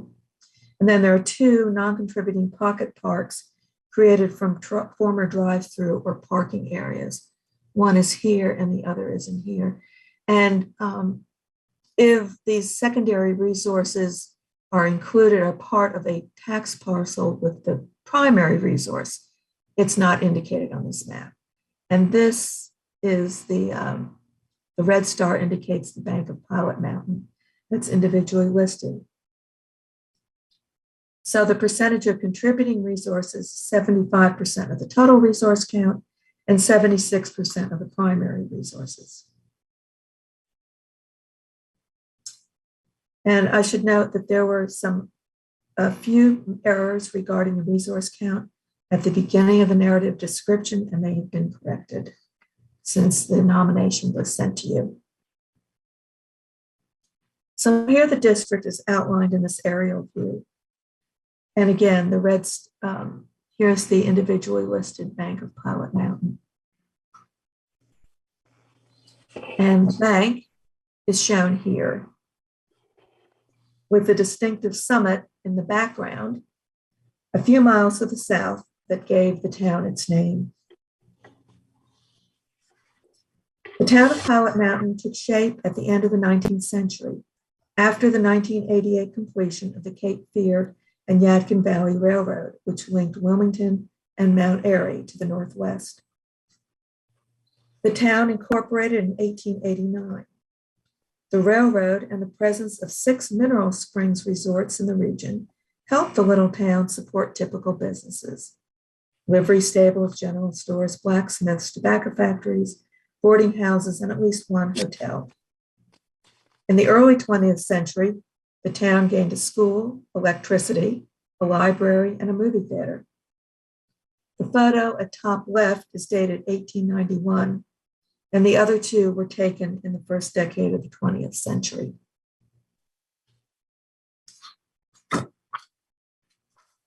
The success of textile mills in Pilot Mountain and the surrounding area contributed to the growth of the town's business district through the middle of the last century, despite the bypassing of Highway 52 in the 1940s.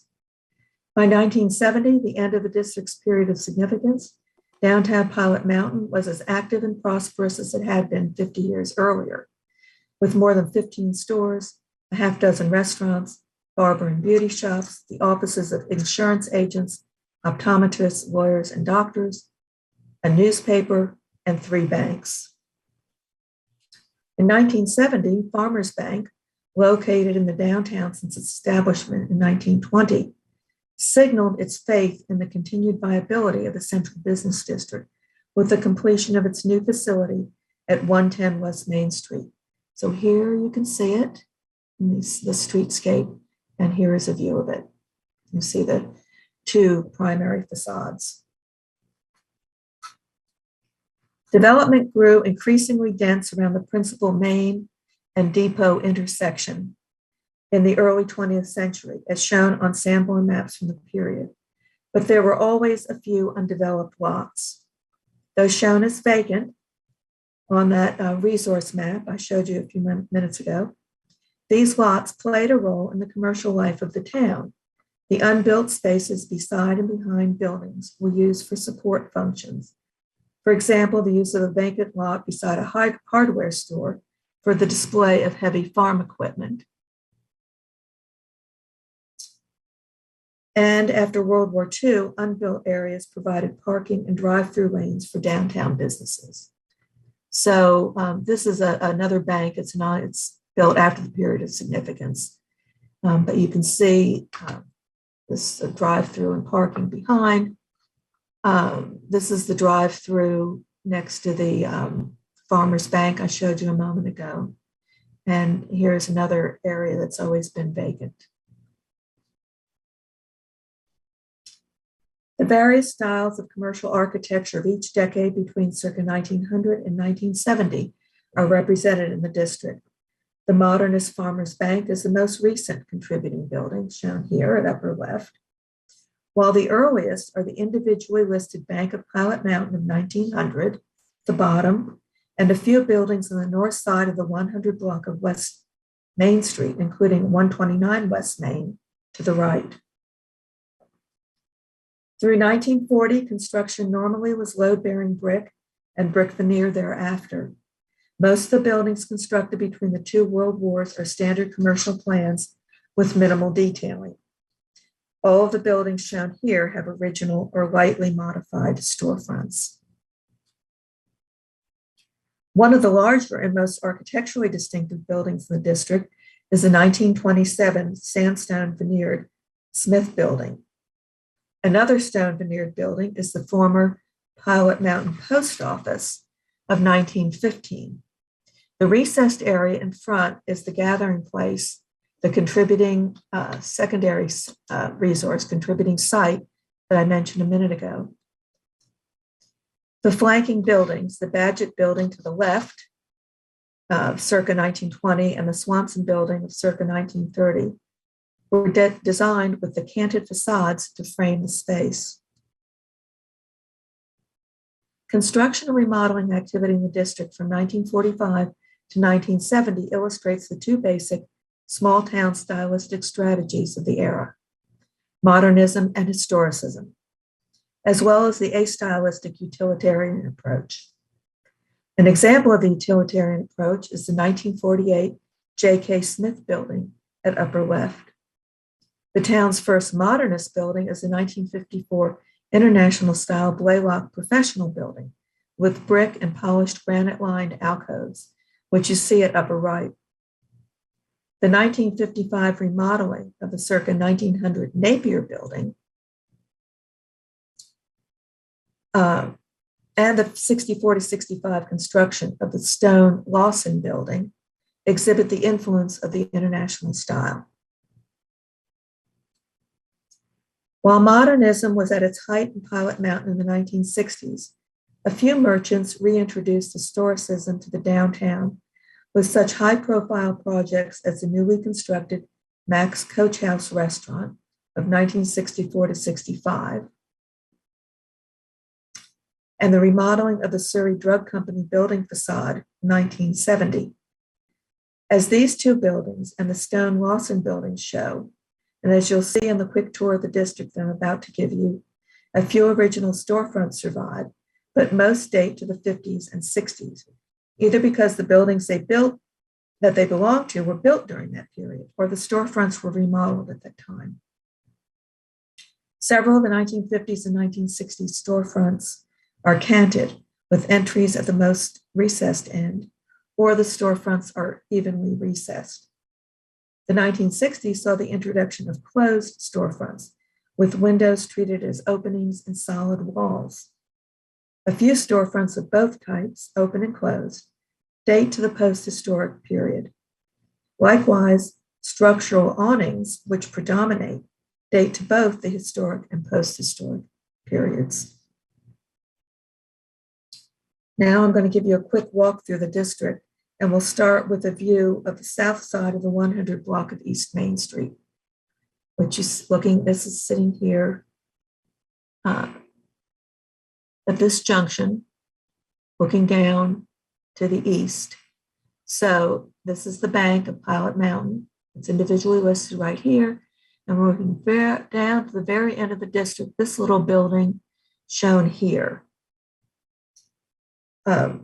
This tiny restaurant was originally named a sandwich shop, and it's now named the Squeeze Box due to its small size. It's a popular local landmark built in 1952 to 53 that's virtually unchanged. Now we're going to go in the other direction, down the south side of West Main Street. At the top, you'll see the 1927 Smith Building in the foreground, and also in the and then in the far right background, down here, the Farmers Bank, and below, there's the edge of the Farmers Bank, the side elevation, and a block of buildings in the middle with the PG Wall Store here, built in 1959, and then 3 brick buildings built between the late 1930s and 1946. And in the background down here are 2 non-contributing buildings. These right here. So we're looking down this way. And then those 2 non-contributing buildings you can see in this top image. So we're standing here looking down to the end of the district on this side. This is the current town hall that was built in the mid-70s. And then behind the 2-story former town offices, and this building had its facade completely remodeled around 2000. The westernmost edge of the district are the 1-story late 1940s buildings in the background. And now, turning around, we're going to go back down West Main Street to look at the buildings on the north side. And here in this view, taken from right here.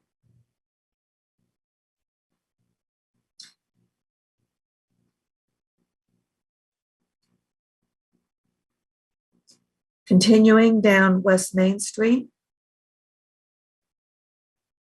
the district ends on this side with a small 1-story building down here, which has an angled corner entrance.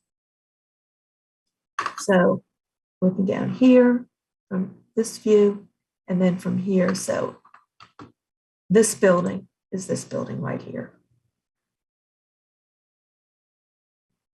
And finally, the buildings on South Depot Street and the 1 building on Marion Street.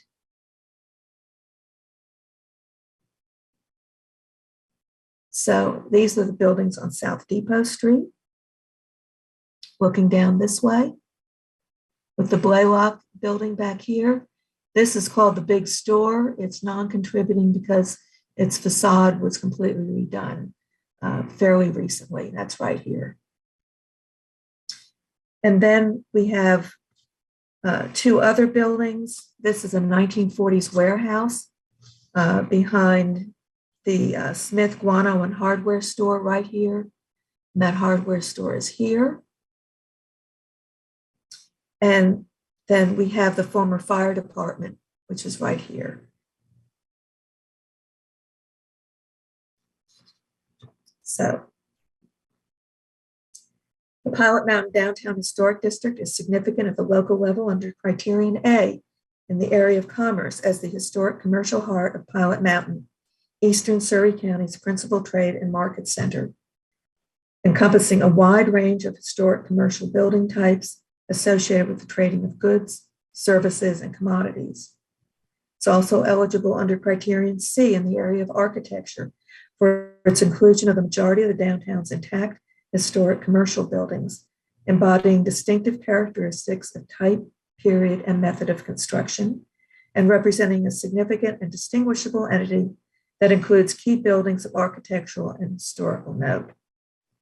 Period of significance ends from circa 1900, the approximate date of the earliest known surviving buildings, to 1970, embracing modernist and historicist construction through 1970. Thank you so much, And Claudia. you want me to stop sharing?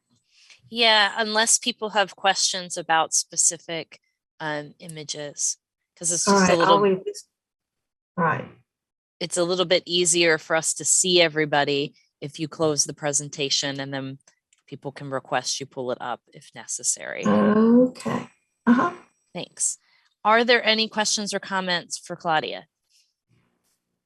Yeah, this is Sean. I'd like to ask a question about the Black Ox Mill, specifically the integrity issue.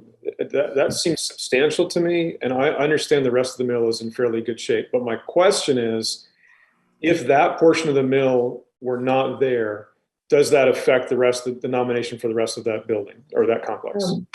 That's a very good question. And I should have explained two things. One is that they recently had an engineering study done. And the engineers advised that if the outer walls, both side walls, survive, if those walls are braced, and then the interior that's ruinous can be removed, and that the shell that remains would be stable enough to have that interior reconstructed. So the point being that from the exterior, that portion would remain, that it's not in danger of being lost at this point. We also consulted with the National Park Service about this. And our reviewer told us that he thinks that considering so much of the rest of the mill is there and in good condition, that the nomination of the entire building could be successful.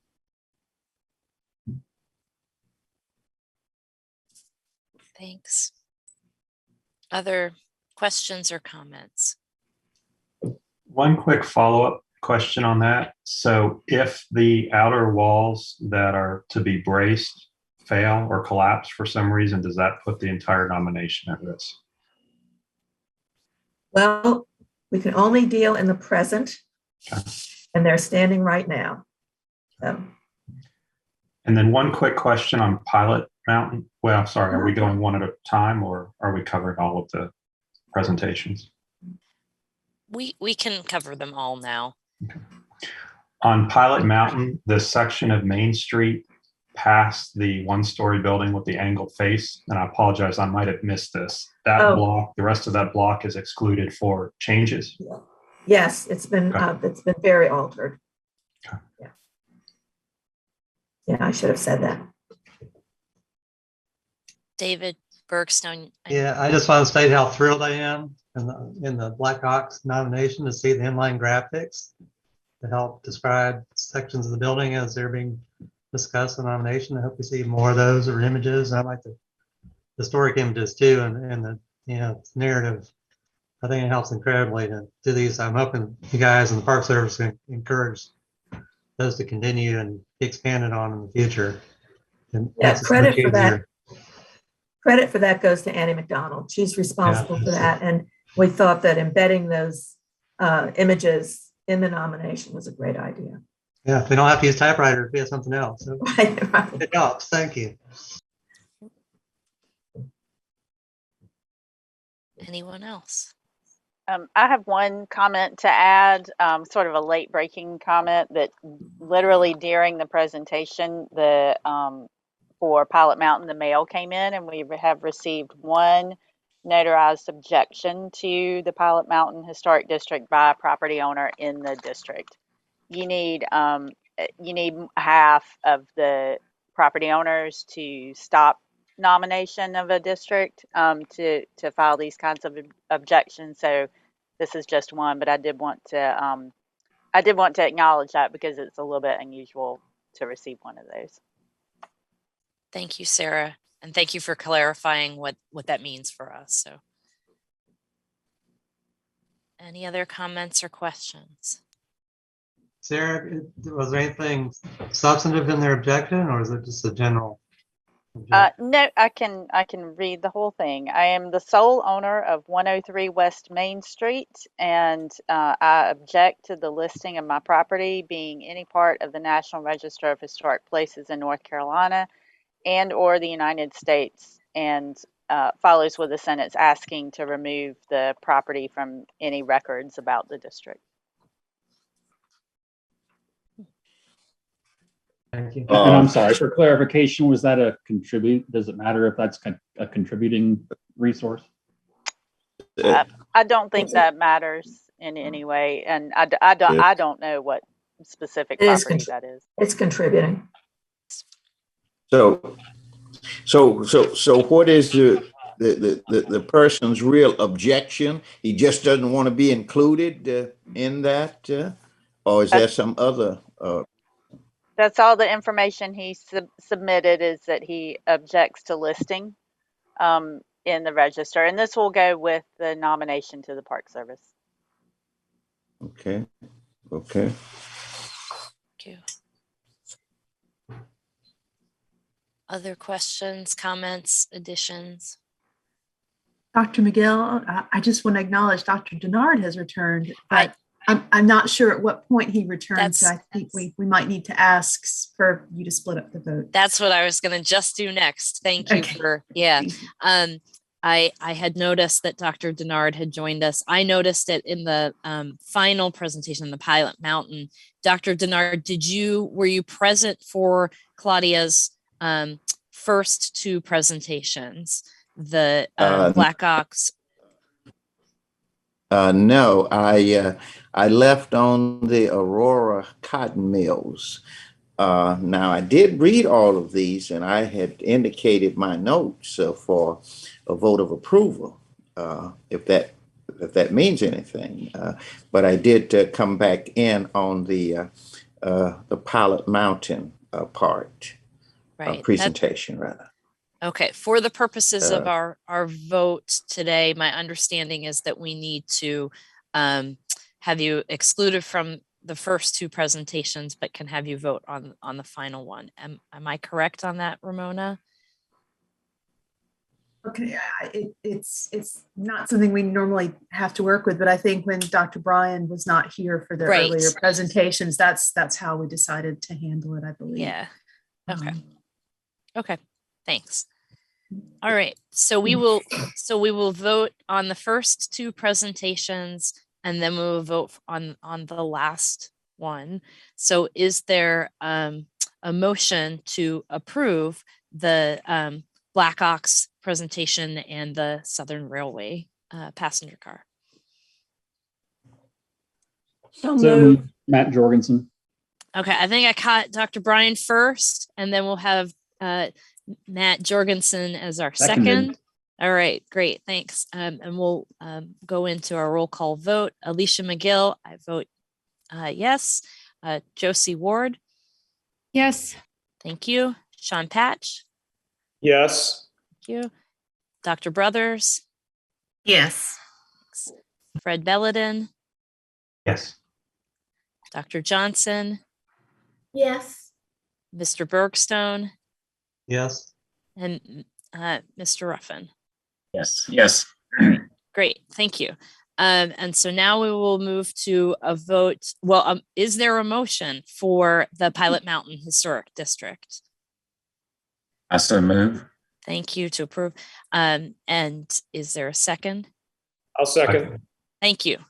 All right, so we'll move into the vote for those, or for that. Alicia McGill, yes. Dr. Bryan? Yes. Thank you. Ms. Ward? Yes. Mr. Jorgensen? Yes. Dr. Brothers? Yes. Mr. Belladin? Yes. Dr. Johnson? Yes. Mr. Bergstone? Yes. Dr. Denard? Yes. And Mr. Ruffin, you were Yes. our yeah, thank you. I'm just making sure I correctly remembered. Okay, we we are close to lunchtime, but since we took a break, a 10-minute break about an hour ago, I was going to have us go into the last presentation on the Zebulon district, and then we'll take our lunch after that. Madam Chair, this is David Ruffin. Unfortunately, I have another Zoom call that I have to originate, which means I can't be on two Zooms at the same time with a California client at 1 o'clock Eastern, which may last about an hour. So I may miss the voting on this one, but I should be on this for at least another 10 or 15 minutes. Okay, that sounds good. And then you can just rejoin us after you said an hour's your other call. Okay. Yeah, that sounds good. So we'll be done, I would guess, with lunch by then. So okay, great. Thank you for letting us know. Sarah. Okay, thank you. Are you all seeing the green Zebulon screen? Yes. All right, Yes, thank you. So this is something you are very familiar with. I'm going to attempt a fairly quick summary of how Zebulon has moved, the process has moved along here. The next few slides are very text heavy, and I might not linger on them long enough for you to really read while you listen at the same time, but please feel free to stop me or to ask questions anywhere along the way. The Zebulon district nomination began way back, or the journey for it, I guess, began way back in 2016 with public meetings and with a map that looks more or less like the one you are considering today. And I'll show you a comparison of where it started and where it's ended up shortly. In 2017, the Wake County Historic Preservation Commission, under the leadership of the same chair and staff as today, applied for a grant to fund a survey of Zebulon, and that resulted in a study listed district supported by the Wake County Historic Preservation Commission. In 2018, the Wake County Historic Preservation Commission hired New South Associates to undertake that survey. And at the end of the survey, the consultants presented the Zebulon Historic District to this committee for study listing with a boundary that's pretty similar to the nominated boundary. And again, all these words and notes are regarding the meetings and the contacts that our office has had all along the way. After the survey and the study listing, when property owners showed an interest in following the commission's efforts up with a National Register nomination, the town indicated that it would not be able to fund a nomination. So Preservation Zebulon, a local nonprofit, stepped in, and that's not unusual. We often have district nominations that have been funded in a variety of different ways. Preservation Zebulon hired Firefly Preservation Consultants, and they began their work. In the meantime, during 2020, HPO staff learned from the National Park Service that we had not been treating interlocal agreements properly in terms of how we receive comments from the certified local governments. And so we proceeded on the Park Service's advice And we alerted Zebulon and the Wake County Preservation Commission that they would not be, in fact, treated as a CLG for commenting purposes. And this was a change, and we acknowledged that and tried to let them know that. Then by the end of 2020, the nomination was ready to move along to NRAC. So you all saw it in February of 2021. But the town requested that the nominations consideration be deferred, and the committee did that. The committee deferred it, but you all did ask the town specifically to engage in the public outreach that they felt had been missing. That was the town's reason for asking for the deferral, was to get more public comment, more public input. So following the February 2021 meeting, HPO staff advised the town of deadlines for getting comments back to us that in a way that we could incorporate into the nomination. The town missed deadlines for that kind of input, and the commission, the Wake County Preservation Commission, which had won the grant for the survey work in the first place and had been following along with the study listed district, also began voicing some opposition to the district. Comments from the public and property owners, however, remained and continue to remain overwhelmingly positive. At the June 2021 National Register Advisory Committee meeting, the committee approved the Zebulon Historic District, and our office forwarded it to the National Park Service, which is the normal procedure. In August of 2021, the town of Zebulon petitioned the Park Service for a substantive review of the nomination, citing 4 factors. They claim that the district did not meet the criteria for National Register listing, that our office had made prejudicial errors in procedure, that our office had made errors in professional judgment, and that the town and the county are parties to an interlocal agreement. And that interlocal agreement is the way, talks about the way that the county and the town can comment on nominations as they come through. So following a substantive review, the Park Service returned the nomination, and they cited prejudicial error because the town and county were not recognized as CLGs. And again, we were following the Park Service's advice on that, and but we should have double checked our own our own versions of those interlocal agreements and sort of trusted ourselves to continue doing that, having that interaction and that comment in the way we had been doing it for a very long time, and trust that we know our agreements better than the Park Service does. But anyway, so they found that we had made an error by following their advice, but the Park Service did find that the nomination itself meets the criteria for listing. So in October, our office held a stakeholders meeting with the sponsor, the town, and the county, and we reviewed the Park Service's findings.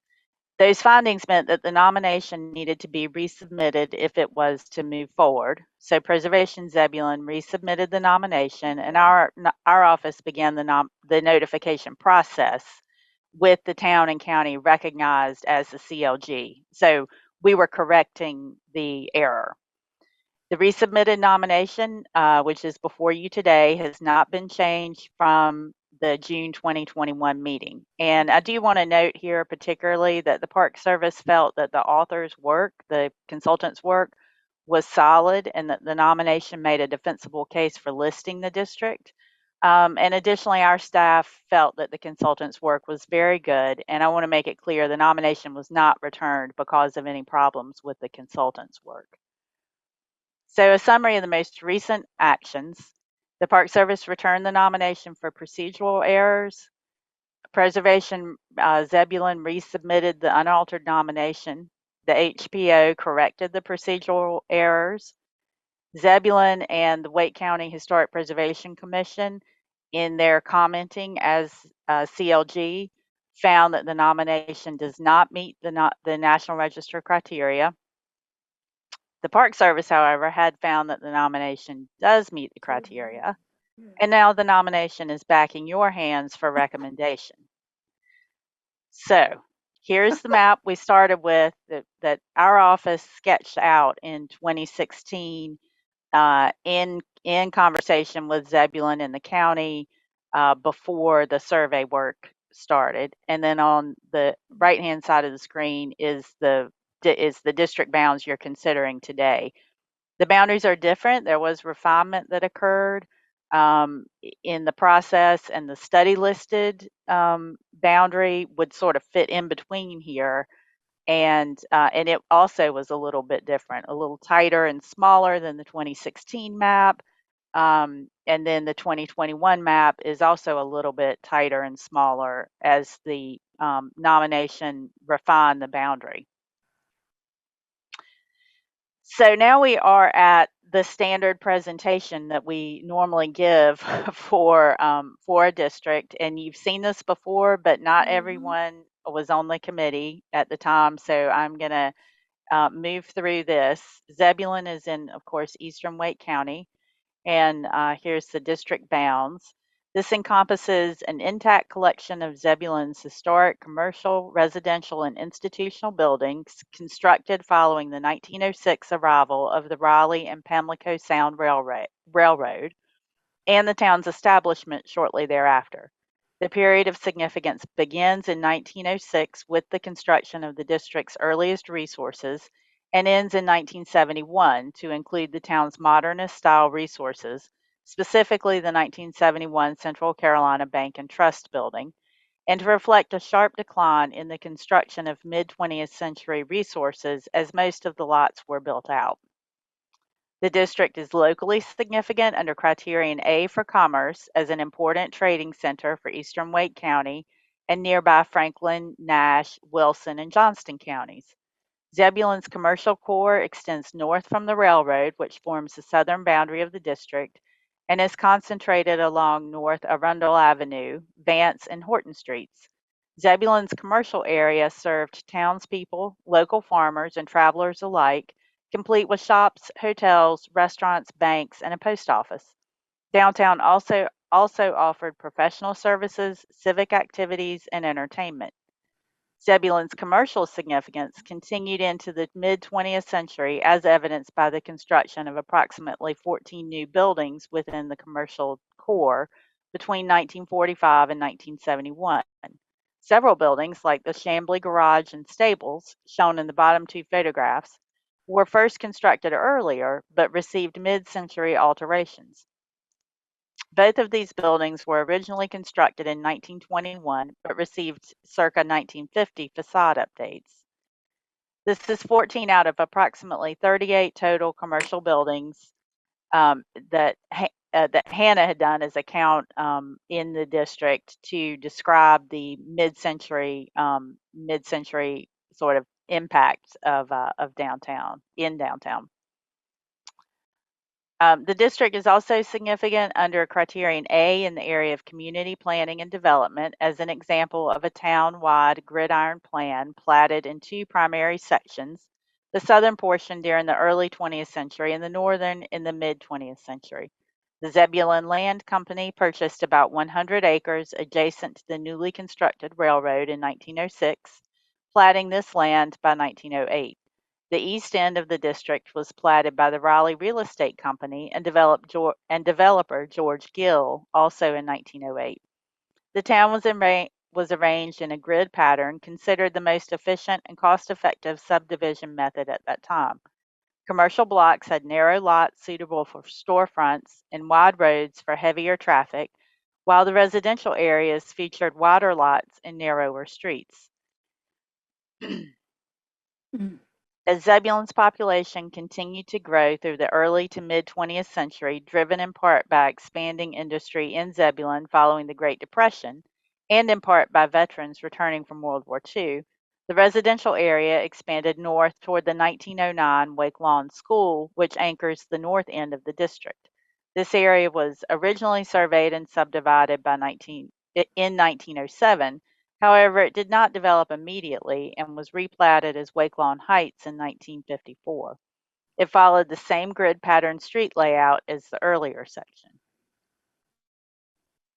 The district is locally significant under criterion A for architecture.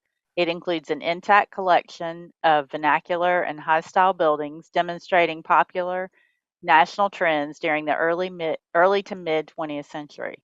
Early architectural styles are concentrated in the southern section of the district and include Queen Anne, Colonial Revival, Georgian Revival, Italian Renaissance Revival, Craftsman, Period Cottage, and then vernacular houses that represent some of the earliest buildings in the historic district and typically featured pared down Queen Anne Colonial Revival or Craftsman detailing.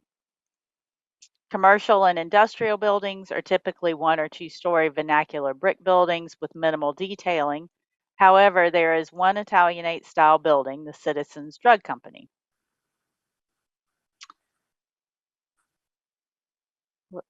I think I've got a few things out of order here. I'm sorry. I have some minimal traditional houses, and then ranch style houses, which make up about 1/3 of the district and demonstrate 3 subtypes: the archetypal, colonial revival, and contemporary.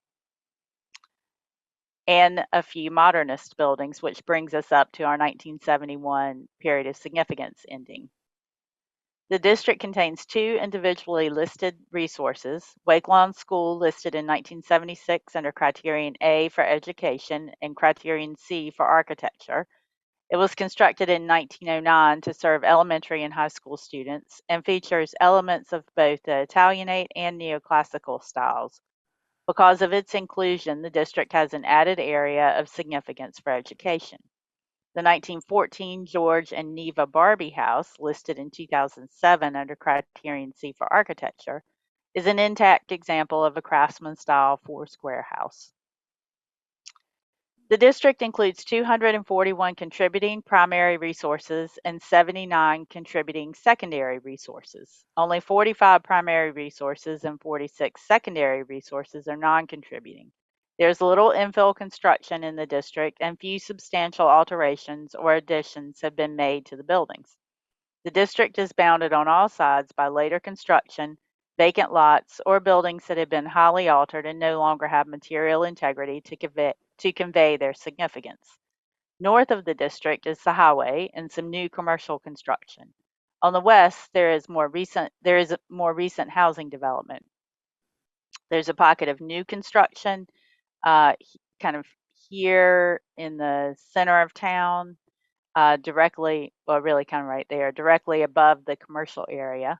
And then south of the district, there's a higher concentration of altered buildings and later construction, particularly along West Horton and Vance Street. Further south along Barbie Street is an area of town that was historically Black. Directly south of the train tracks, particularly near the intersection of South Arundel and Barbie Street, there's a high concentration of non-historic construction and vacant lots. This is a 1944 Sanborn map that shows this intersection, and you can see there were several stores and small houses. So this is a gas station. These are stores. You can see the S for store all along here. There's a D for dwelling. So some of these are houses. It's a little combination of houses and stores. And so this is sort of with the modern streets kind of faded out behind it. I'm not sure that's super helpful, but then you can see today that there's doesn't appear to be anything left from what was on the 1944 Sanborn map. And then this is a street level view of that same intersection. The top view is looking east down East Barbie Street, and the bottom view is looking from the intersection looking west down West Barbie Street. The last remaining area of older houses, circled here in red, is disconnected from the district by vacant land and newer buildings circled-ish in green here. To the east of the proposed district, circled in red, there are no concentration of contiguous historic resources east of North Arundel Avenue due to new commercial development, vacant lots, material changes to historic residences, and those residences being used for commercial purposes. So you can see here, just sort of by looking at the map, the way the buildings are larger and more spread out, which is suggesting newer commercial uses and parking lots. And here's some photographs to help illustrate that a little bit. The top photograph shows a circa 2000 building. The middle two pictures are vacant lots, and the bottom photo is a former Rite Aid. A few relatively intact houses are mixed in along this street, but generally this is the character of the east side of North Arundel, which makes it a clear cutoff for the boundary. And the blue circle shows the general area of what was previously surveyed as early as 1991 by our office as the Northeast Zebulon neighborhood. The notes from that 1991 survey say that this is a traditionally Black neighborhood in northeastern Zebulon, featuring modest one-story AAA and pyramidal roofed houses and bungalows, among later dwellings and mobile homes. Also in the area circled in blue is a good deal of non-historic construction interspersed with the historical properties, which basically made it so we couldn't include it in the existing district. And this is a closer in aerial. You can see some of these long buildings here, and here are mobile homes. There's another one here. And there were just several instances where more recent construction is really interspersed. So in sum, the Zebulon Historic District retains the integrity to convey its local significance under Criterion A for commerce, community planning and development, and education, as well as Criterion C for architecture, with a period of significance spanning 1906 to 1971. And again, here's another look at the same. These are the maps we saw earlier. And then a couple of notes addressing things that have come up in the past, concerns about the district. The idea of a National Register district in Zebulon has been considered since at least 2016. And again, the resulting boundary is not particularly different from what's been publicized over these past years. And just to put the district size and period of significance in context within Wake County, its period of significance is right in the average span for districts in Wake County, and the district size is large for Wake County, but within the state, it's a very average size district. Staff recommends approval of the nomination.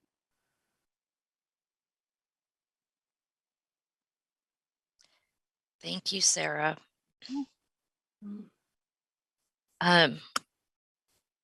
Questions or comments? Yeah, this is Matt Jorgensen. I'm just curious what's going on down at the south end with like some small chunk of train tracks that seems to be including in the district. Yeah, the train tracks are included because of the train's history to, its relationship to Zebulon. Zebulon's there because the train is there. Gotcha. And so related to that, it was unclear to me why that southern district that had been an African-American neighborhood could not be included if it was contiguous to train tracks that are part of the proposed district. Yep, there is a lot of space, and I've stopped sharing my screen, but there's a lot of open space. I think that street view of the Barbie Street, Arundel Avenue intersection kind of helped bring that home, that there's this loss of contiguous material, contiguous buildings to help pull it all together. I remember that being discussed before about the continuity was that issue. Have they submitted a grant to do additional work to see if there is a district in that area for African American resources? We have not received a grant application, but we wouldn't have yet. Okay. To help answer Sarah's question, our CLG grant cycle just opened up and is still going to be open through mid-April. So it's still in process. Anything that anyone want to come to us, we just opened it up. So Sarah, that area, well, Zebulon is about 53% white and 39 to 40% African American, correct? I was in that area about a week ago to the Whitley Furniture. I visited the Whitley furniture store, and I think one of their houses, one of the houses owned by the Whitley family, is included in this. But what precisely is the African American makeup of this historic district? I do not know. I suspect it is a majority white district, but I don't know that. One of the things that happens when we have a district is someone has come to us with the idea for listing a district, and usually, generally speaking, a community's first district will be their downtown. That's usually where the focus is for the district and for thinking about the town's history. Most people think about downtown. And so then the process is to sort of go from there and see what else is contiguous to downtown. And you have lots of neighborhoods that end up being cut off by development or open lots or a big highway. That's why instead of, if you look at Raleigh, Raleigh has a zillion little, or not little, but smaller National Register districts instead of one gigantic district. And so that's sort of reflecting a couple of things, but ultimately just sort of generically reflecting the development of Raleigh. So on a smaller scale, the same thing happens in other communities. Different parts of the town develop differently, or there's something that happens that cuts off sections of town. So we find a boundary, and the sponsor of the nomination really wants to stay focused on downtown. And we don't really get a say in, well, we'd rather see you list this other part of town. We have to go, we're sort of given what we work with what someone comes to us with. And most of the time that's a focus on downtown. Right. So in light of our discussion about infill, do you think it may be possible in the future to tinker with this process a little so that we do not necessarily allow ourselves to be guided exclusively by the wishes of the folk who come to us, without us in turn asking them about their involvement in the total community process, or the extent, or asking them to the extent to which they have actually tried to involve the voices of other components of the community in the process. Because now it appears that a track has been developed, and the folk who submit, these proposals say, well, we've gotten together, this is what we want to do, and they bring it to us, and we simply say, well, this looks good and all of that, let's go with it. So there's pretty more, much what we do? Well, there's more editing that happens in there, more refinement of the district. But at the same time, if we said to a sponsor, well, the district needs to be X amount bigger, then it's up, the sponsor has to figure out how to navigate that. And if they can, sort of what they're going to do with that information. And so sometimes we end up not having districts. Sometimes we say to someone who wants to list, we say, well, we don't really think this piece, and often it's maybe a single building, is eligible by itself, but it would be eligible within this greater context. And they don't have the money or the interest or the energy or whatever to do the larger district.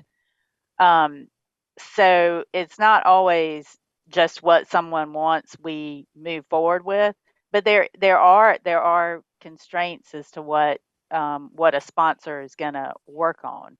I do think, and I don't want to get into it because I don't want to get involved in speculation or future nominations, but I think we may see a district nomination coming through eventually that is a discontiguous district that uses the idea of doing a discontiguous district to jump, so to speak, over development that normally we probably wouldn't have jumped over. We would have just said the district ends here, and if you want another district, you can do that.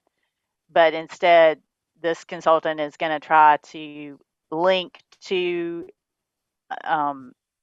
separate areas of a community into one nomination, but with a discontiguous boundary.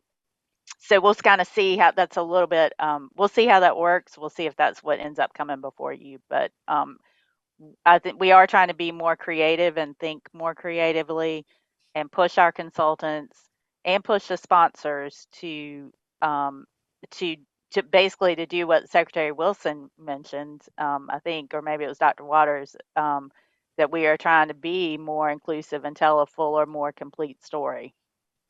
Mhm. Mr. Jorgensen.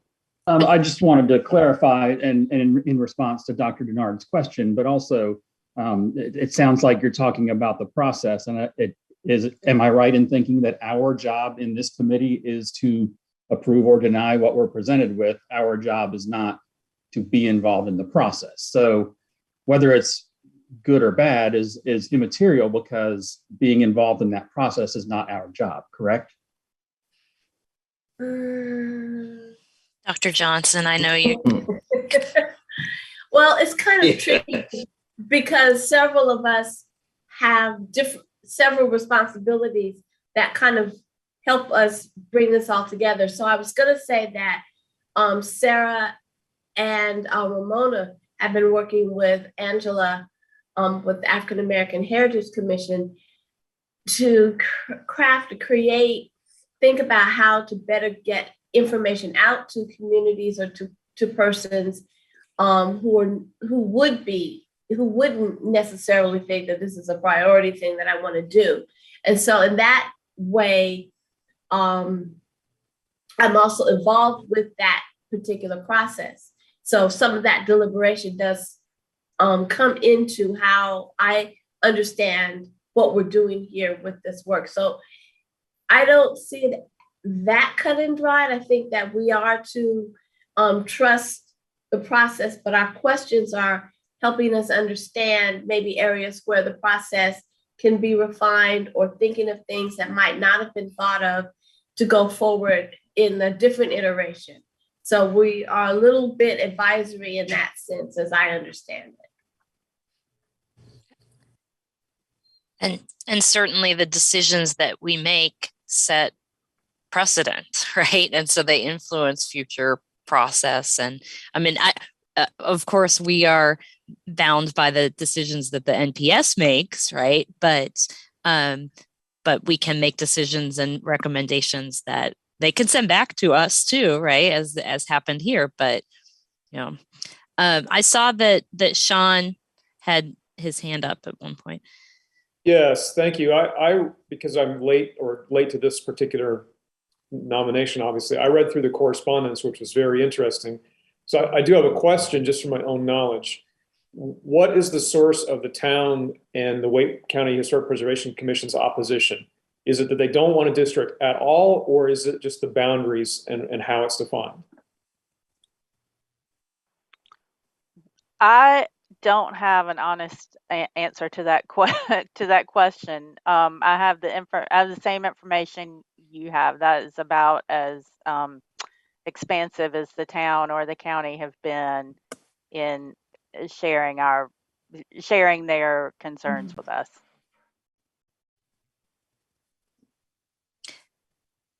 There is a question from the in the YouTube from Zebulon Planning. It is related to tax credits, and I know that we cannot make decisions based on tax credit considerations, but I want to acknowledge that the question is there, and I don't know, Sarah, if you want to.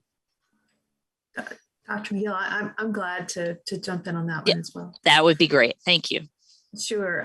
The question relates, as I understand it, to what about buildings, which we saw similar buildings in Pilot Mountain, as you might recall, in just a few minutes ago, that particular presentation.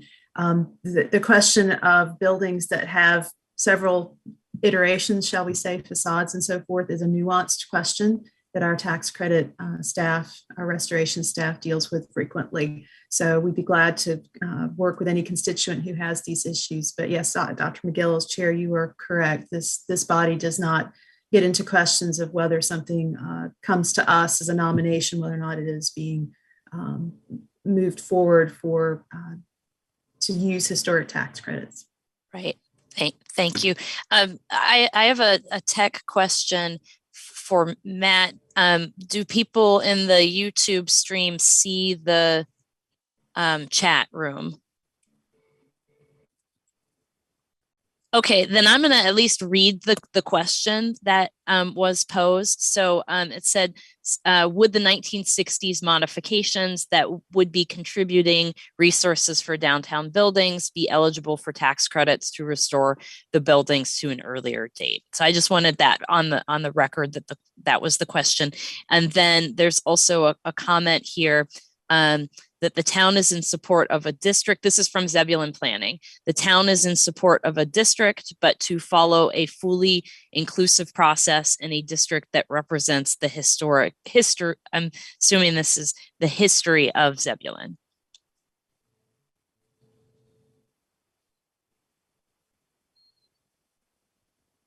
Oh, thank you, Ramona. Yeah. Ramona reminded me that this is not a public hearing, but we're including these comments as a courtesy.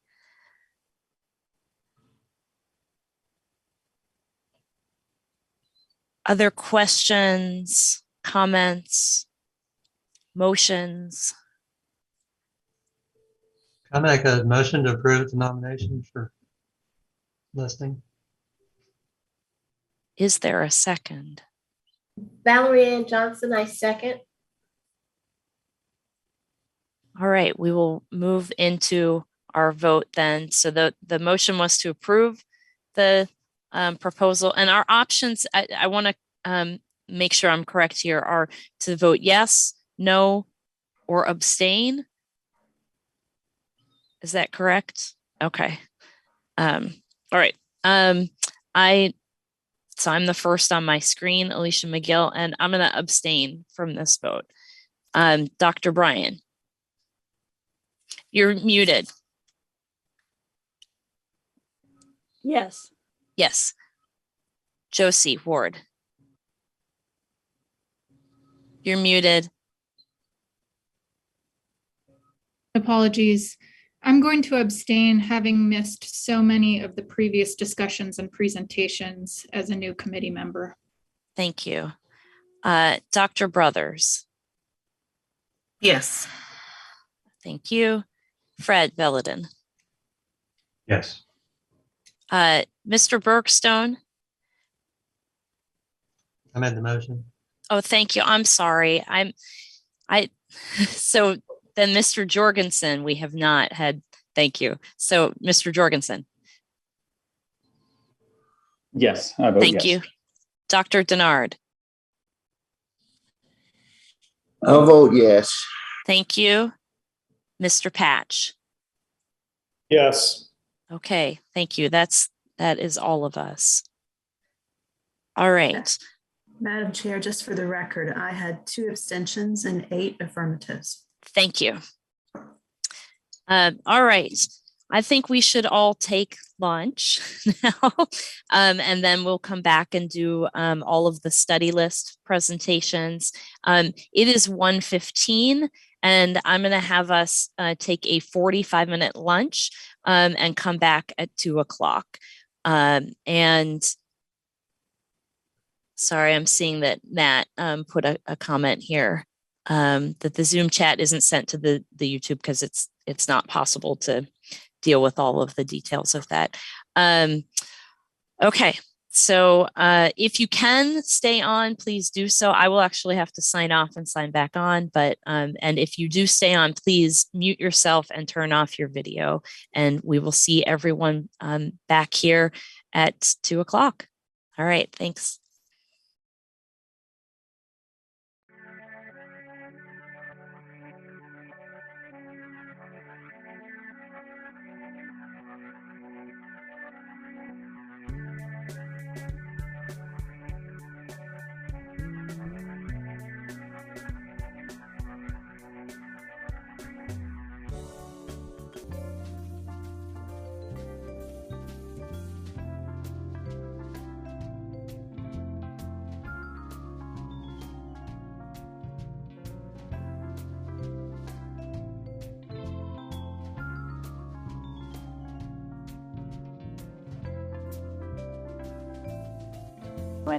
When we think we have everyone back.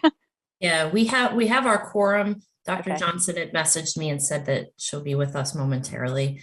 And then I know that Mr. Ruffin will be rejoining us as well. Okay. So I'll just wait another minute or so. Okay. If you want to pull up your presentation though. Yeah.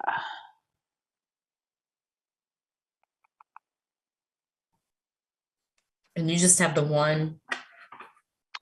Let's see. I have one for now. Okay. Oh yeah, and then Jeff, and then you have two. Yes. Okay.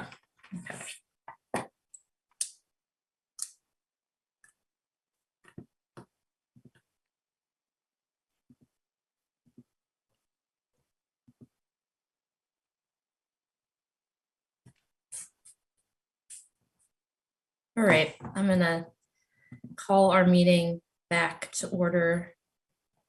This is the second half of the February 2022 North Carolina National Register Advisory Committee meeting, and we'll be hearing presentations for study list considerations this afternoon. And Matt, if you have not already had us go live again, we're ready to do so. All right, great, thank you. Well, welcome back, everybody. I hope that everybody had a lunch or took care of email or whatever you needed to do. We have Sarah Woodard will give us the first study list presentation for the afternoon. So we will proceed as we did in the morning, where after each set of presentations, we'll take by each individual person, we'll have discussion and take our vote unless any of our presenters anticipate there being significant discussion or concern about specific properties. And we will vote on the whole group unless we have any staff or any committee members step out for any reason. So, all right, Sarah. Okay, great. And y'all are seeing my screen with the Holder House? Yes. Awesome. All right. So this is the Holder House in Watauga County. Watauga County, of course, is up in the northwest corner of the state. And the house is, its address says Boone, but it's really pretty close to Blowing Rock. Ethel May Hampton Holder was born in 1901 and was one of the first women to graduate from what became Appalachian State University. Ethel taught school, and purportedly she was the first woman to cast a vote in Watauga County. In 1928, she married a man named Boyce Holder, who was a carpenter, and the couple moved into a small house at this location. In the depths of the Depression, they moved into a room attached to an old school and tore down the small house. Boyce continued his job as a carpenter, while Ethel ran the family's farm. On top of their regular tasks, Boyce and the couple's sons built this house reusing much of the older house.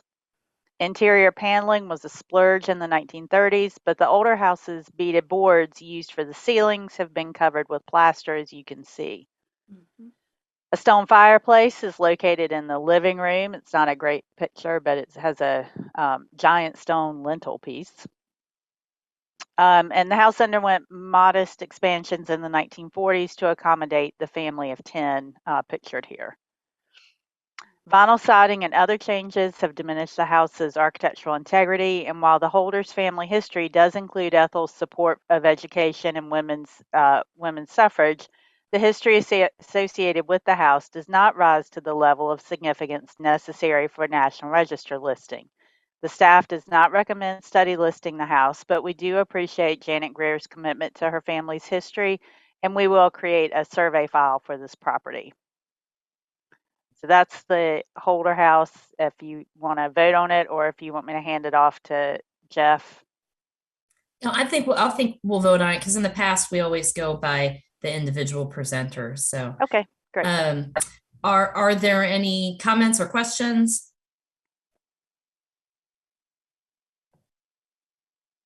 No. All right. Is there a motion to approve staff's recommendations to not study list the Holder house? Don't move. Thank you, Dr. Bryan. Is there a second? I will second Matt Jorgensen. Thank you. And I'm just going to go through my screen here. Alicia McGill, I vote to approve staff recommendations. Sean Patch. Yes, I approve staff recommendations. Thank you. Fred Belladin. Yes, I agree with staff. Thank you. David Bergstone. Yes. Thank you. Dr. Denard. I agree with staff recommendation. Josie Ward. Oh, you're muted. Sorry, my space bar isn't working all of a sudden. I concur with staff. Thank you.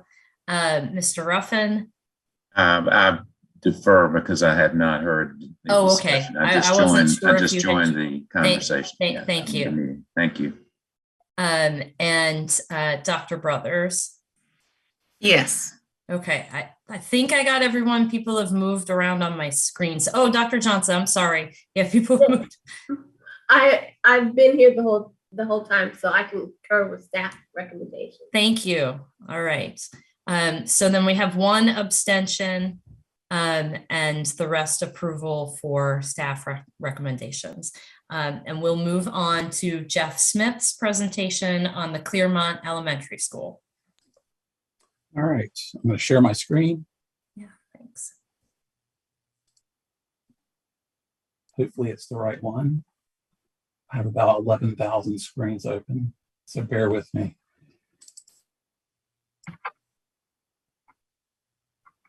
That's not right. Here we go.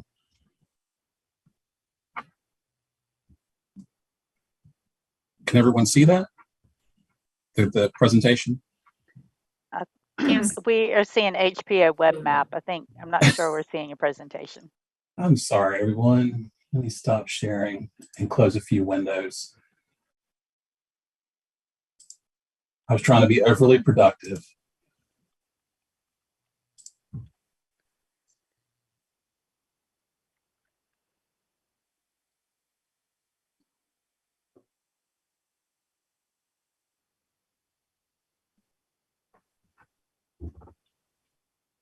I think it's because I have so many I have 3 screens here. That's what I'm working against.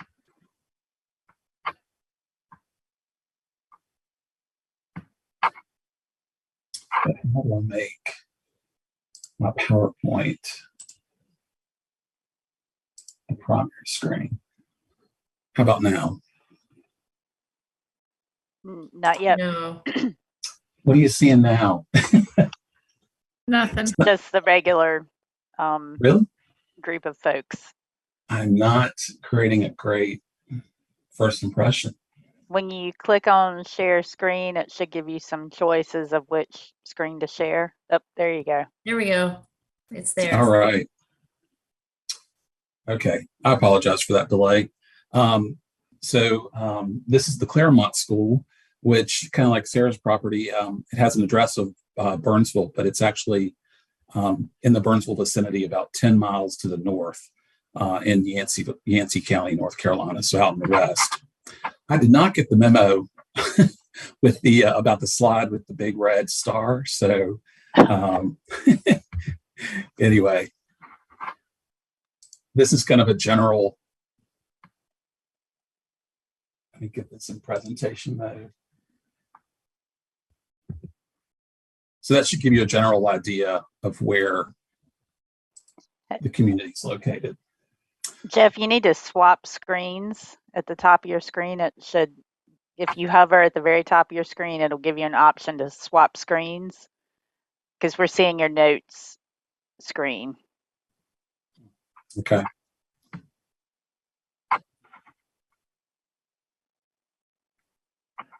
Yes. You see display settings right above your map? Yeah, I do. It's just that the mouse will not. There we go.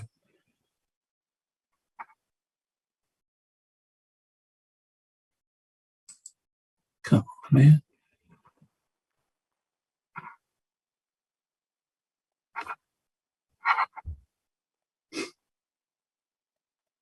I just can't get the mouse over to my laptop to get to that particular option under the display settings. Okay.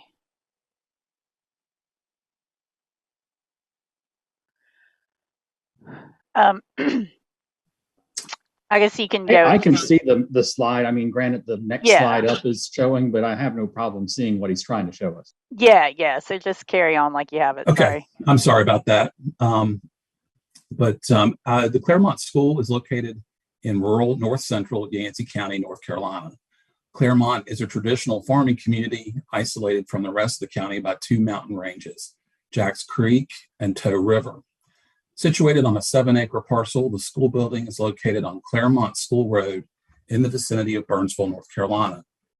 Located just south of Jacks Creek, the school building is sited at the junction of Claremont School Road and Jacks Creek Road. Construction began, let's see if I can advance some of these slides at least.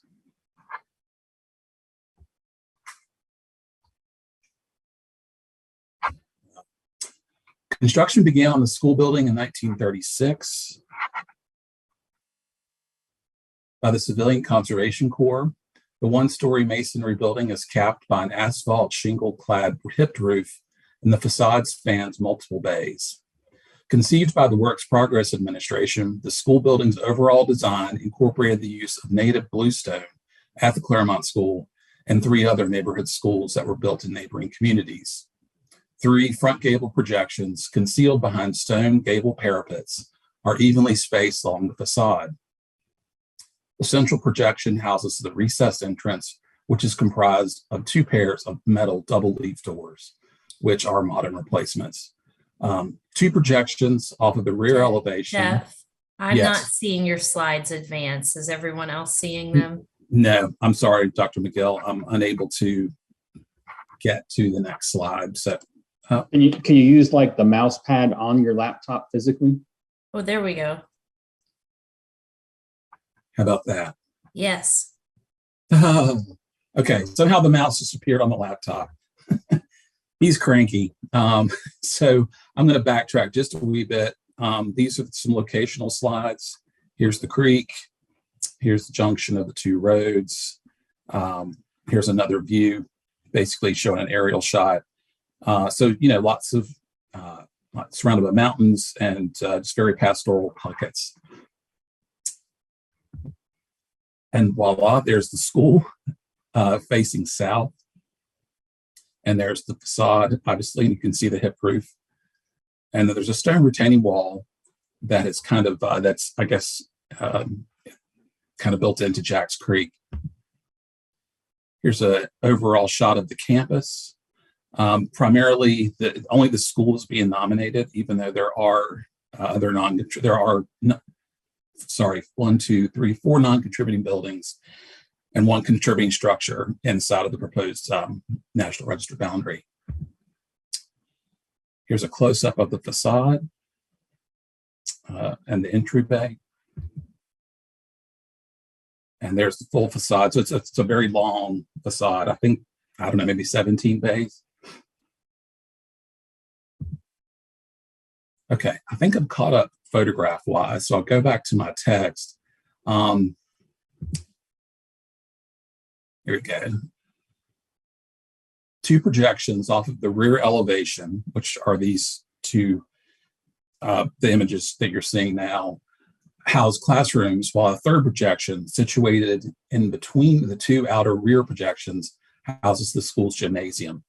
And it's kind of tricky to really see it, but I've kind of got arrows pointing to it. So it's kind of flanked by those two outer rear projections. The Claremont School opened in 1937 and offered instruction to white students for grades 1 through 12 until 1959. At that time, a new high school, East Yancey, was constructed and offered instruction to the community's older students. Claremont now offered an education from kindergarten up to the 8th grade. 1 year later, in 1960, Yancey County became the first county in the state to integrate its public schools, a pivotal moment in the North Carolina educational system. Subsequent building campaigns occurred throughout the county during the 1970s, resulting in the transfer of middle school age children, so basically 6th through 8th grades, to these newly constructed schools. As a result, Claremont offered an elementary school curriculum until it eventually closed in 2018. So I have a fairly verbose and robust recommendation, so bear with me. Staff recommends the Claremont School for placement on the North Carolina study list. Staff also recommends the Claremont School potentially eligible for inclusion in the National Register at the local levels of significance under criterion A for education, and at the state level of significance under the area of ethnic heritage.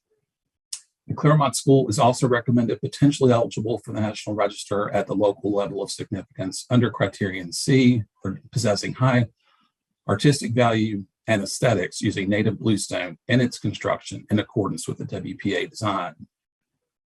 Despite the loss of some of its historic fabric, like the original windows and entrance doors, as well as the installation of interior carpeting and drop ceiling tiles, the building overall retains a sufficient degree of integrity to convey its significance. And again, my sincere apologies for all the technical glitches, but I'm happy to answer any questions. Thank you, Jeff. Could you Certainly. close your presentation for the discussion component? Are there any questions or comments or motions? A question for clarification, not that it will change my vote on this one, but if we vote to approve, are we approving listing on study list and the criteria suggestions, or simply the study list recommendation? Simply study list. Yeah. So it's not necessarily also an approval of all of the recommendations for criteria. Correct.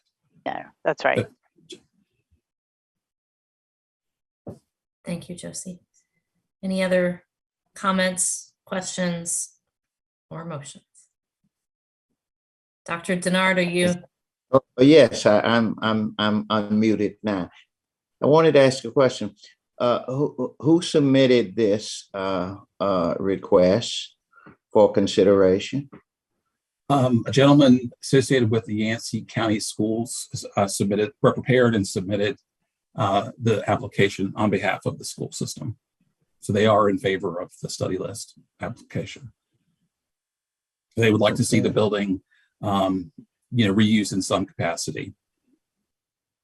Okay. So this is not private. This is public property, public Yes, school sir. system property. It is still publicly owned. Yes. Okay. Thanks. You're welcome. This is Matt Jorgensen. I will move to accept staff recommendation on the Claremont Elementary School. Thank you, Matt. Is there a second? David, I second. David Bergstone seconds. Thank you. All right, we will move into our vote to approve staff recommendations to study list the Claremont School. Dr. Bryan, you're muted.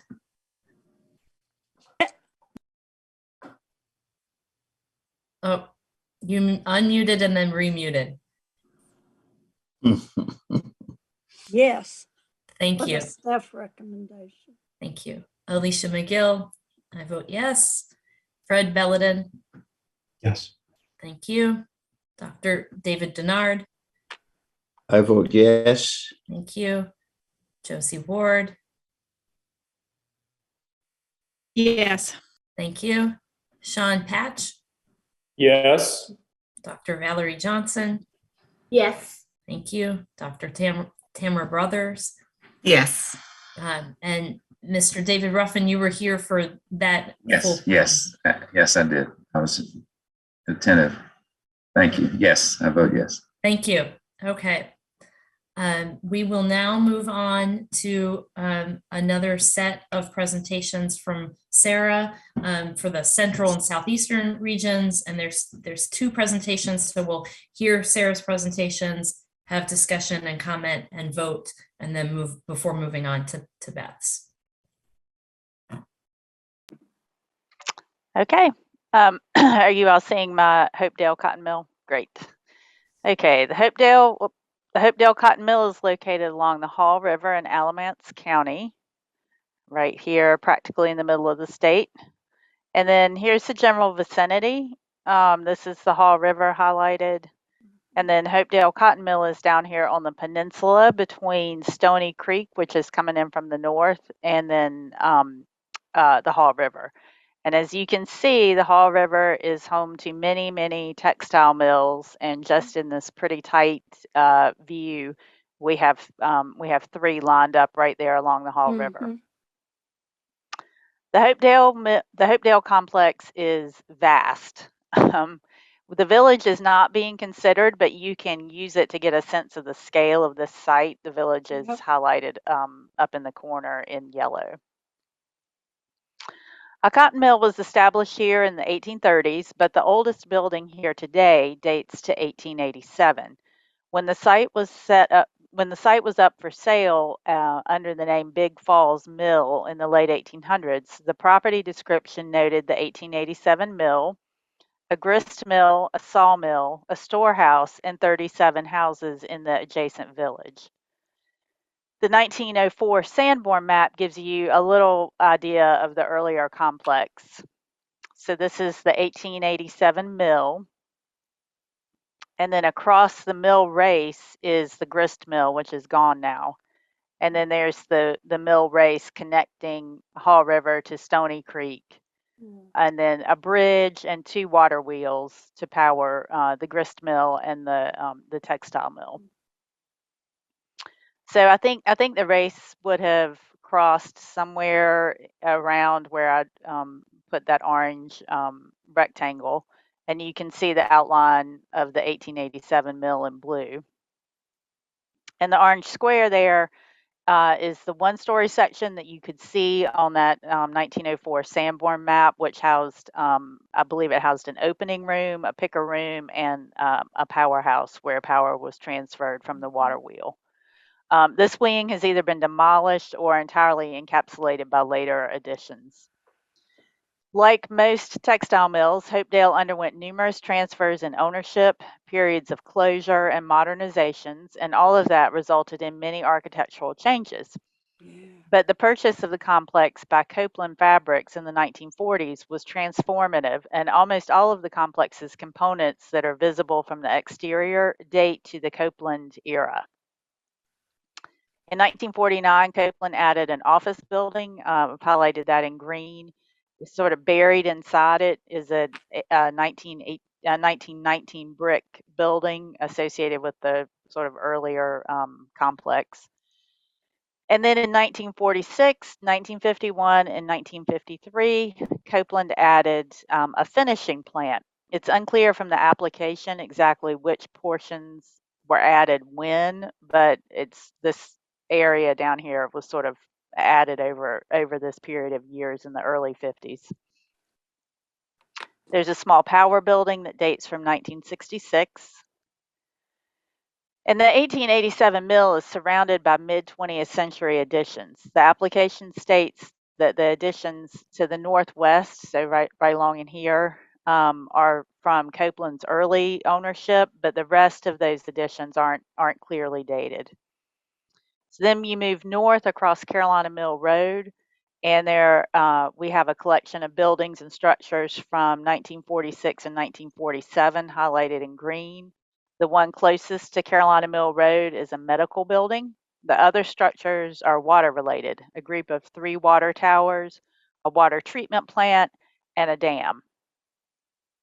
And then this really large building is known as the Western Building or the Western Plant, and it dates to 1950. Until Copeland purchased the complex, Hopedale operated as a cotton mill, but Copeland invested heavily in the plant and moved its production to rayon. And you heard about rayon with the Black Ox plant earlier today. Copeland operated here until 2018, and we'll go through the exterior a little bit. It's a complicated site to present. So here we're facing south from Carolina Mill Road toward the 1880s, toward the north end of the 1887 mill, and you can see the original tower sort of peeking out.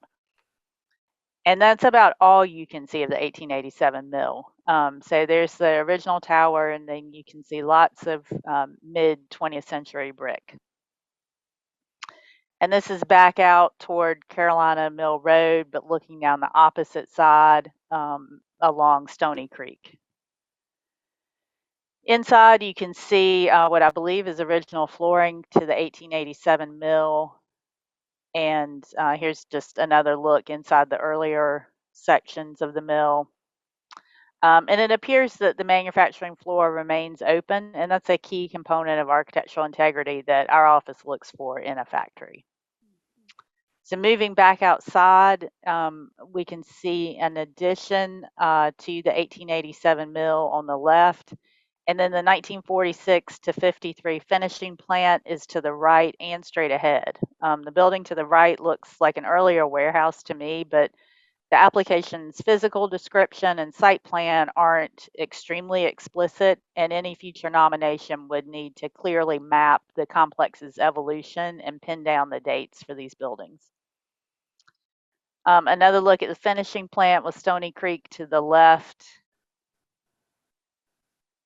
and then inside the finishing plant. The 1947 office building, that's the one that has an older building buried inside of it. And then inside of the offices. And then moving across the road, the medical building and the water towers behind it. The 1946 water treatment plant. And then looking along either side of the 1950 Western building.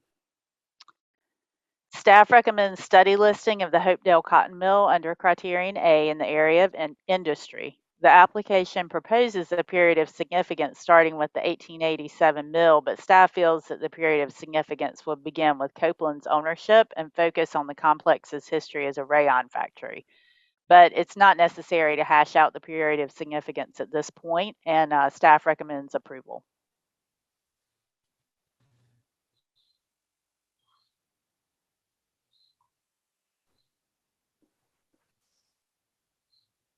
Sarah, do you want to give your second presentation as well? Oh, yes, right. Sorry. That's okay. Forgot that is. I kind of forgot too, and then I had to double. Yeah. Yes. Okay.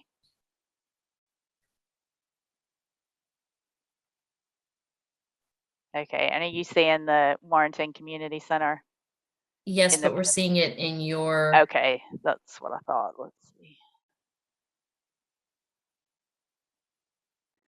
Come on, there we go. Okay, is that the full picture, the full presentation? Not yet. Nope, still not. Okay.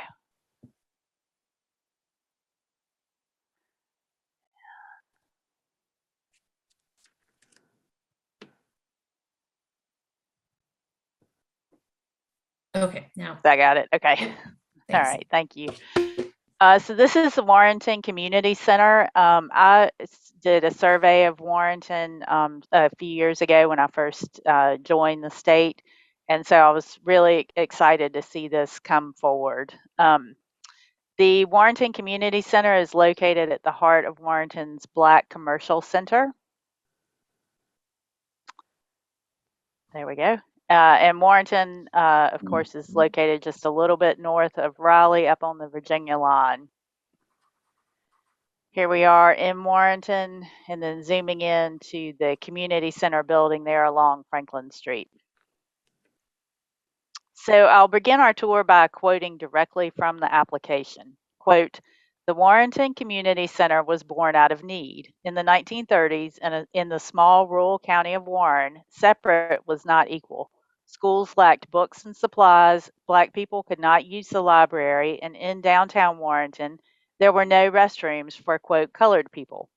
The community center came into being to right a wrong and injustice against African Americans," end quote. Winnie Williams, who was a longtime school teacher and highly regarded school teacher, spearheaded the effort. She formed a group that incorporated, and in the Articles of Incorporation, they stated that the community center would be built for the purpose of stimulating and developing the educational life of the Negro citizens and to provide therein facilities for their comfort and convenience. The group purchased land, and money came from the Works Progress Administration, state and local governments, and local citizens. Residents made bricks and provided the labor for construction. The new building provided restrooms and showers, a game room, library, lounge, and space for gatherings and meetings. The center has hosted its share of luminaries from Floyd McKissick to Langston Hughes. The Tony-nominated and Emmy-winning actor Earl Hyman credits his borrowing of a book of Shakespeare's plays from the center's library with changing his life. And you may remember him as Russell Huxtable, who was Cliff Huxtable's father on The Cosby Show. He is a much lauded actor for many other reasons, but that's what I remember him for. The center remains in use as a community center with various programs serving in the same role for over 80 years. Who knows what future star or leader is participating in the center's programs right now. So now for a tour. The building retains very good integrity. On the facade, I've sort of highlighted in green here a few alterations. Several basement windows have been replaced because of some flooding that happened a few years ago, and one set of French doors has been replaced. The concrete steps were covered in brick. I'm not exactly sure when, but the group it is still a nonprofit community center, and the group is planning to take up the brick and restore the concrete. Coming around the west side of the building and around toward the back. Again, a few changes. These were made, again, because of some water problems. One door bricked up and then 3 windows changed out. And now we're just moving around the other side. Again, some changes to the basement level windows. And we're back to the front and the cornerstone. Community center built by WPA and Citizens, 1936. Inside, this is the main room. So you can see original floors and plaster, beadboard ceilings. You'll notice exposed electrical conduit throughout the whole building. All the interior walls are solid brick. This building is not going anywhere. Just another view of that main gathering room. The brick on this mantelpiece appears to be a modification. It might date to the 1950s. That's when the group undertook a fundraising campaign to make some updates. This is looking the other way in the community room. We're facing down toward the library at that behind those 2 sets of French doors. The main room opens up onto a porch with a concrete floor. And then this is in the library. The library still has books from the original collection from the 30s. And again, they have an after school enrichment program here. They have a lot of programming still happening here. Lots of original hardware, early Venetian blinds, maybe original Venetian blinds on the doors, I'm not sure. And then this is at the opposite end of the building, opposite from the library, at the other end of the long community room. This is the ladies' lounge. The kitchen has modern appliances in it, but we do have at least one sink in one of the bathrooms. And then there's a stairwell that leads down to the basement. And the basement retains some ceiling mounted radiators, and it's just, again, divided up into space for different community uses. So staff heartily recommends study listing the Warrenton Community Center, and it would be eligible under criterion A for social history and Black ethnic heritage. Great. Thank you, Sarah. If you want to, yeah, thanks. Questions, comments, or motions? Dr. Johnson here. I do have a comment. I too thank you so much, Sarah, because I've been waiting for this to come before us in the sense that I've toured the facility, and the office has really worked with the community to help get this before us. And so I think that this is kind of evidence of what we talked about a little bit earlier, of helping communities that might not otherwise, even though they had the will, they just need to know some of the ways to navigate that register nomination form. But they were very committed to this particular endeavor. And right next in the photo, right to the west is the old radio station that was it was a part of the really the civil rights movement, and it sort of helps it helps as part of the interpretation of that area, because then on the other side of that is the historic African American church. The Episcopal Church is working on a nomination for the church building. The commercial building where the radio station was, because of that radio station, is extremely important. Unfortunately, the roof has collapsed in there pretty recently, and it's collapsed all the way through to the bottom. I mean, like all the way through. It's heartbreaking. I have on my work plan, and one day I really will get to it, to do an application for a highway marker for the radio station. I think it would be a good highway marker candidate. So, but yeah, it's a really a tight little pocket of really important buildings there. But what you're saying speaks also to the importance of these buildings being listed and attention being placed, because when I was there just, I think two years ago, that commercial building was intact, and they were talking about what to do, because it also was medical offices were there, and so it was an important place for the Warrenton community, Black community. Sarah, I just wanted to note, if you needed help with the marker, it might be a great class project for college students. I know of a professor down at Fayetteville State that's done that as a part of her curriculum. So that would be fantastic. Any of y'all in the academic field, I would love to pass along some information and get someone to do that. I'll send you an email afterwards. Fantastic.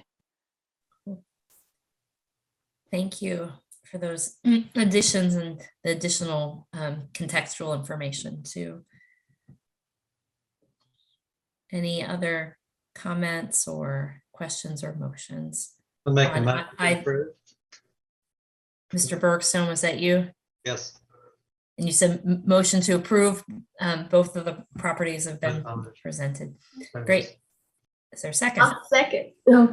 Thank you, Dr. Johnson. All right, we'll move into our vote. Dr. Bryan. Yes. Alicia McGill, yes. Fred Belladin. Yes. Thank you. Dr. Denard. Yes. Thank you. Ms. Ward. Yes to both. Thank you. Dr. Brothers. Yes to both. Thank you. Mr. Jorgensen. Yes. Thank you. Mr. Patch. Yes. Thank you. And Mr. Ruffin. Yes. Thank you. Great. Now we will move on to Beth's presentations. Oh, there's a question from David Bergstone about whether or not there are any viewers still on YouTube.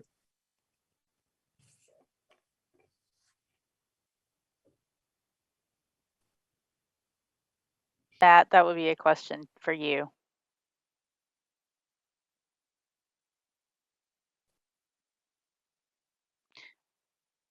Matt may have stepped away, but I will see if I can track down that answer. Yeah, I mean, interrupt, I was just trying to. I see 16. I have it up.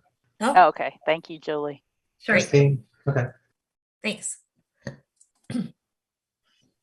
All right. Can you all see? Let me get you to the right slide. Yes. Come on. There we go. All right. So Dr. McGill, I have 2 properties to present today, but I do think it might be easier if we discuss them individually. So we'll do Winston-Salem Lake Golf Course first. Great. And this application, this is for a city-owned property in Winston-Salem, and the city submitted, or they hired a consultant to submit this application. And when I conclude my presentation, I'll have a few comments to share from the city council member who represents the East Ward in Winston-Salem. Great, thank you.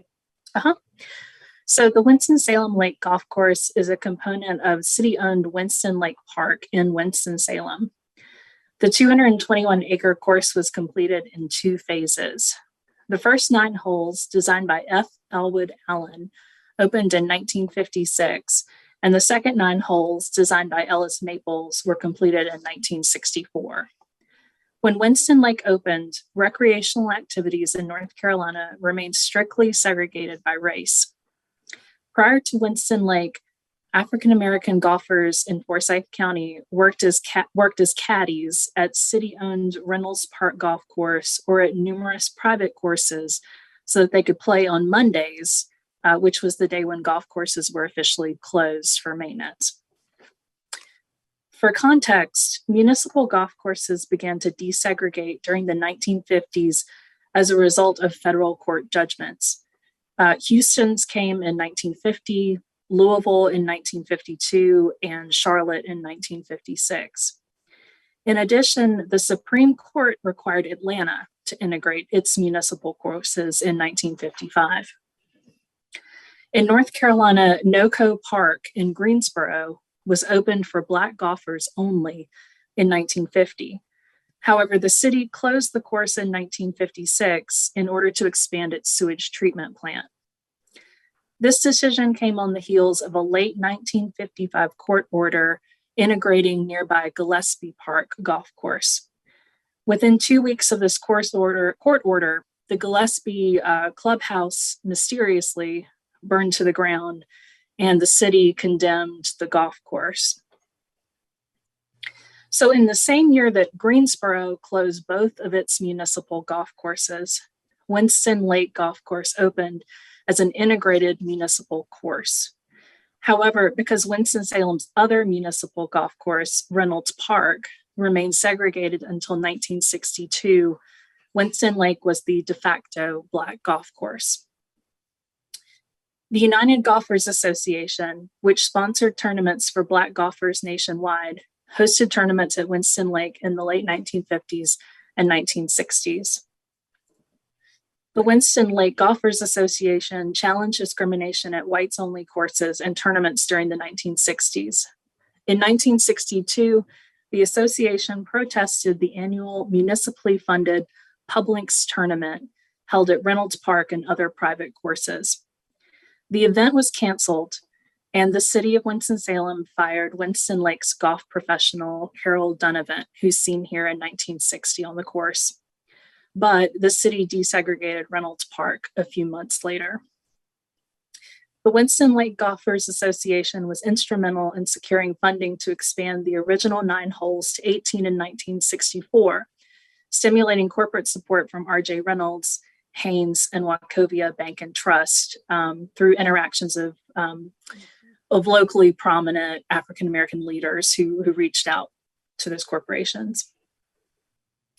Even after court rulings mandated that public recreation facilities must be open to all races, Winston Lake provided an inclusive atmosphere for a sport that has a high barrier to entry.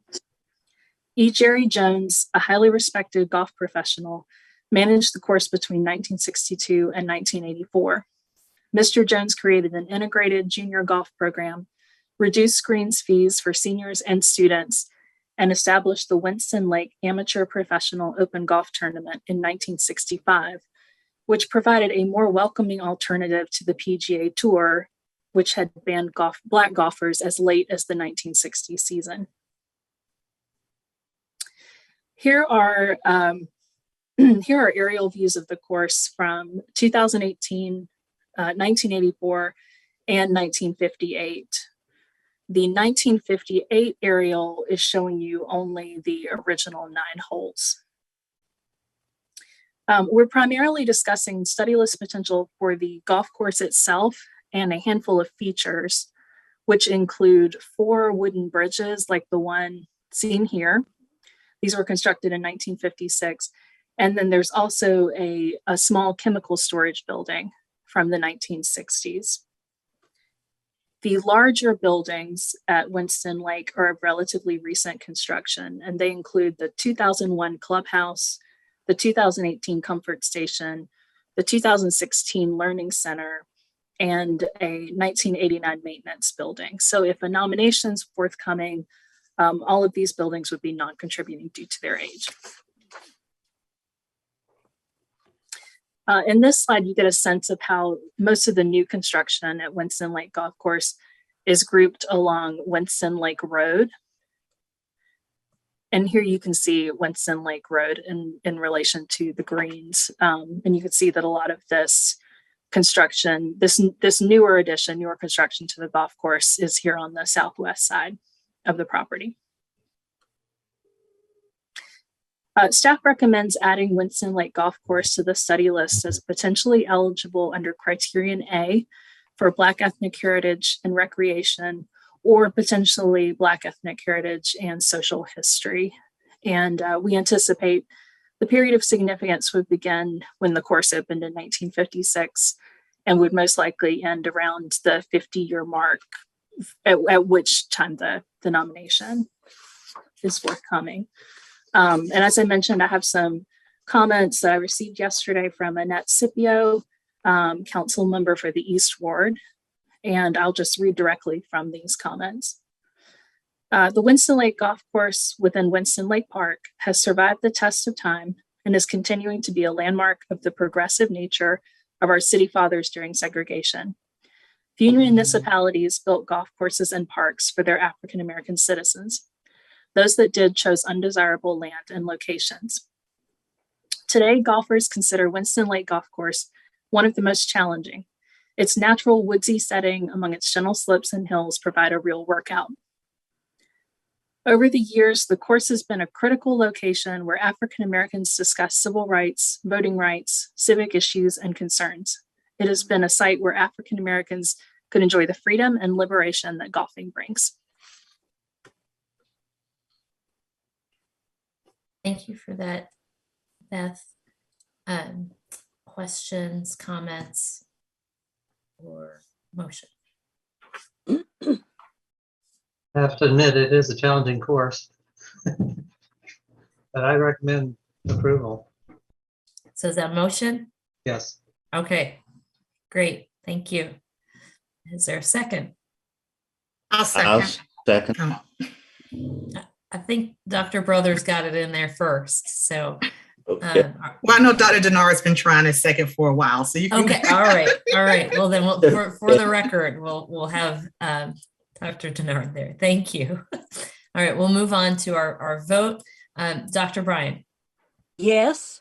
Thank you. Alicia McGill, yes. Fred Belladin. Yes. Thank you.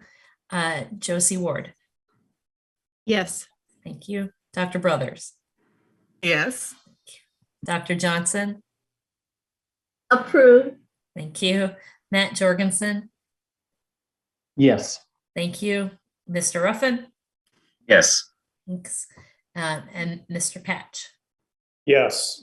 I think that's all of us. Thank you. Okay. And then we will now consider Beth's second presentation for the, was it the Albemarle Historic District boundary increase? That's correct.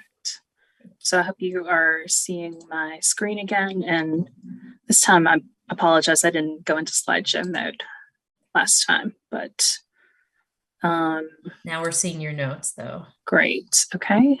How's that? Yep. Okay. Very good.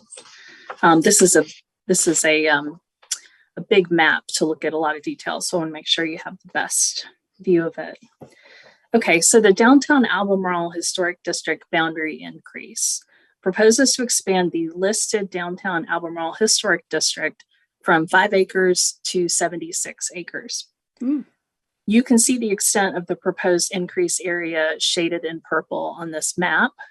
And I have circled the existing Downtown Albemarle Historic District, which was listed in the National Register in 2002, and it is outlined in blue.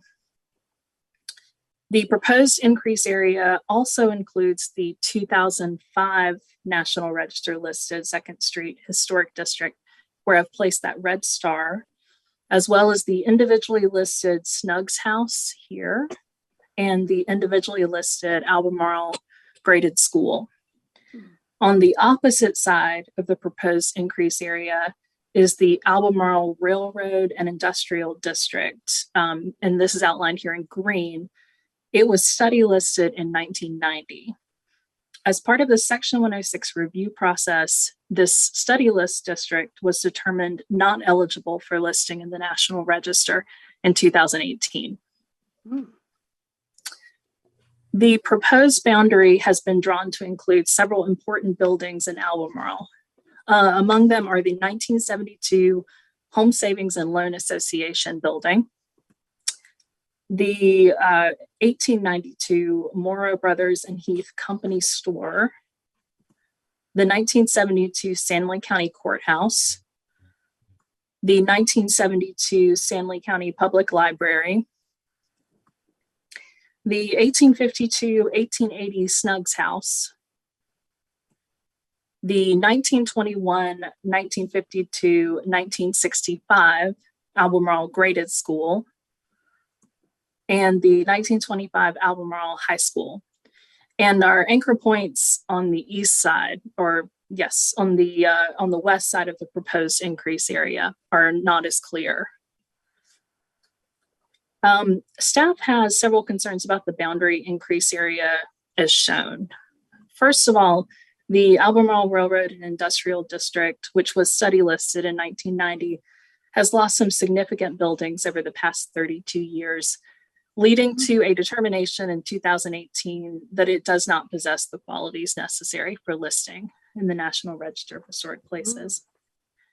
Second, the proposed boundary does not include the Wiscasset Hosiery Mill. My red star has moved up to the very top right corner of the screen now, which was individually study listed in 2016. So we'd like to know more about why the boundary was drawn to end at the high school rather than include that study listed mill.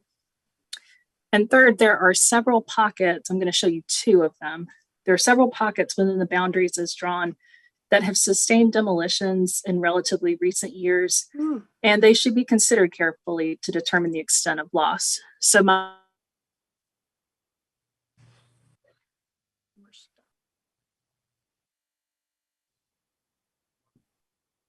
Did Beth freeze for everyone? you know, these kind of resources. Oh, Beth, you froze for a sec there. So are you still there? She's stuck again. Looks like she refroze again to me. I know. Yes. Sometimes I can't tell if it's on my end or on the other.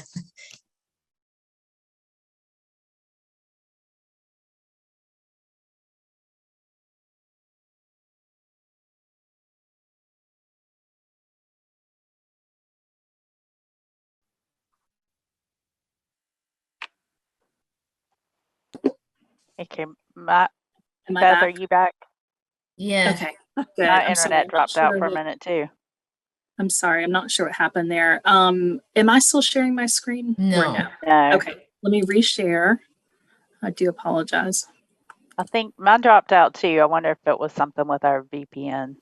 Oh, I don't possibly. Sarah, can you tell me how far I need to back up? The last thing I heard you talk about was the demolitions in the middle. Okay. And you need to swap your screen. You're sharing the notes version. Okay. Oh, I see what's happened. So when I came back online on my VPN, it moved me. I also have two screens that I work off of, and the computer decided to put me on the other screen. So let me see here. I've got to get out of sharing mode in order to switch the screen that's doing the projecting. Okay. I apologize. All right. Now we're down to one screen again.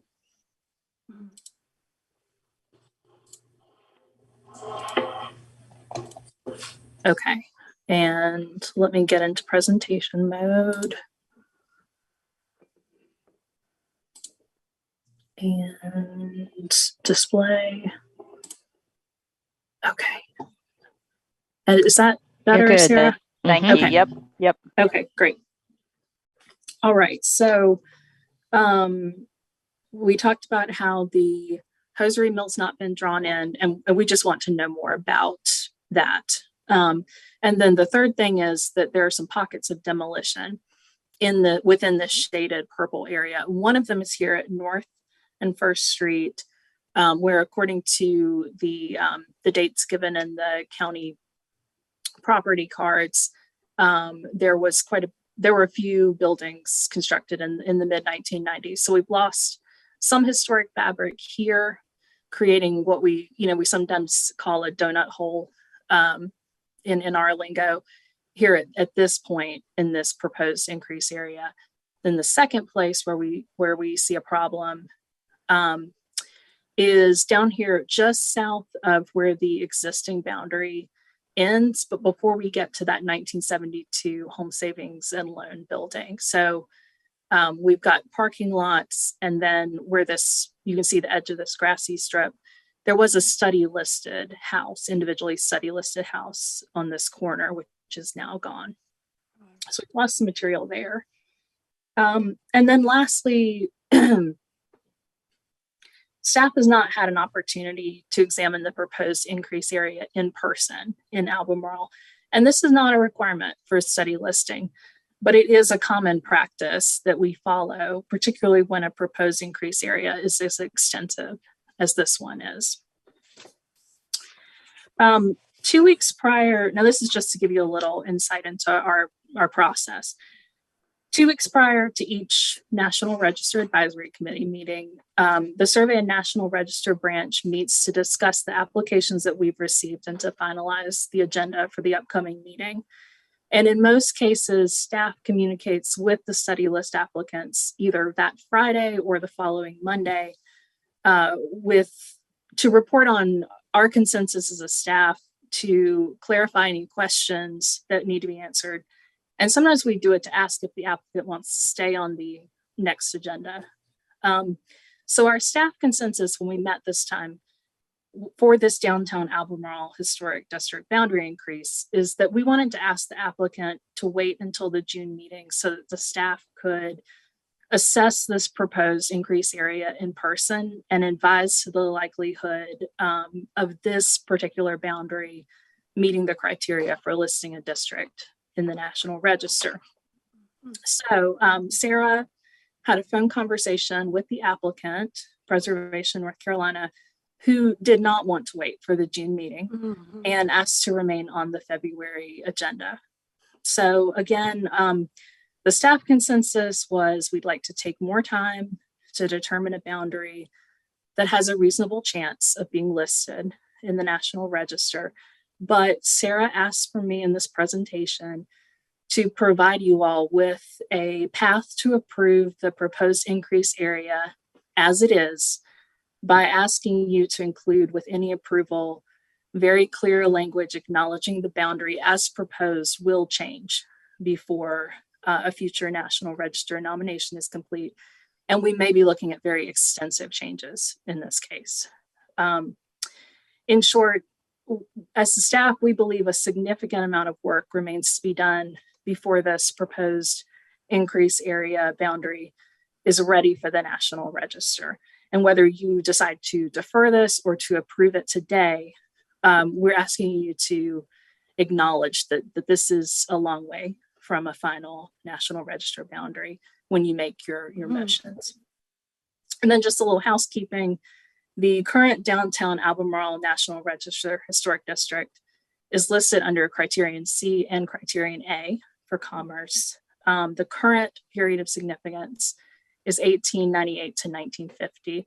So we do assume that when a boundary increase is prepared, that additional documentation will likely also increase the period of significance later than 1950. But until the boundary is better defined, it's not clear to us whether additional areas of significance would be warranted for a boundary increase. And that's all I have. Okay, thank you, Beth. You can go ahead and close the presentation. Well, unless there may be specific comments about the map itself. So I was going to ask about the map, but it's probably, there was a part down kind of in the southwest corner that looked almost like it was an open park or something, but it certainly looked like if the determined not eligible green area would cut that off. So would that be another part that kind of like the orange areas you were showing would be? I'm sorry, I moved too quickly to stop sharing. Am I sharing again? Yes. Yes, you are. Okay. So were you referring to this right here? Actually, the pink part to the west of it that's not in the green. So this is there's a house right here where my mouse is, and then there's a very large lot that goes with this house.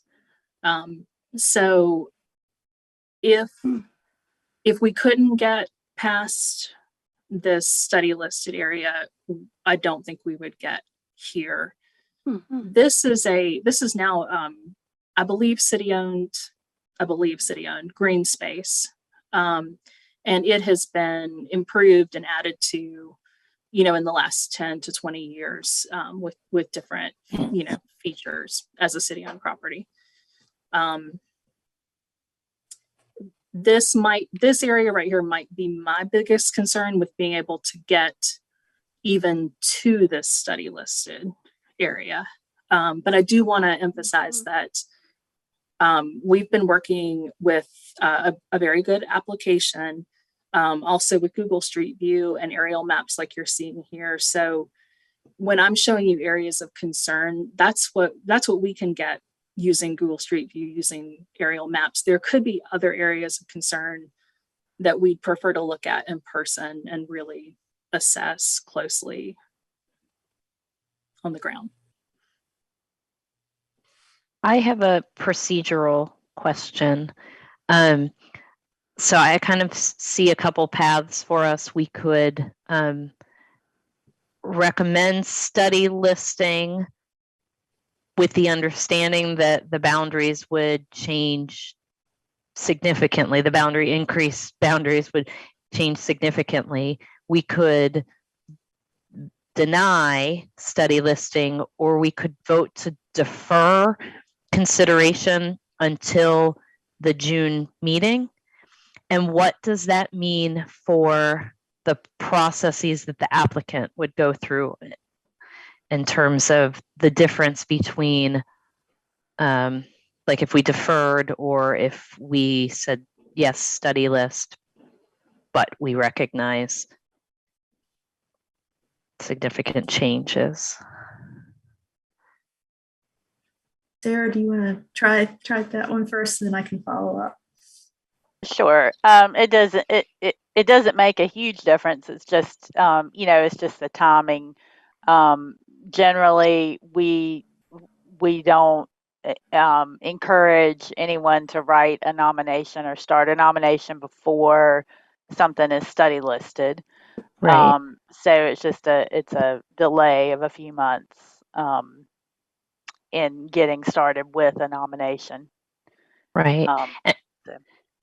And if we voted no, would they be able to come back with the proposal for the study list at a later?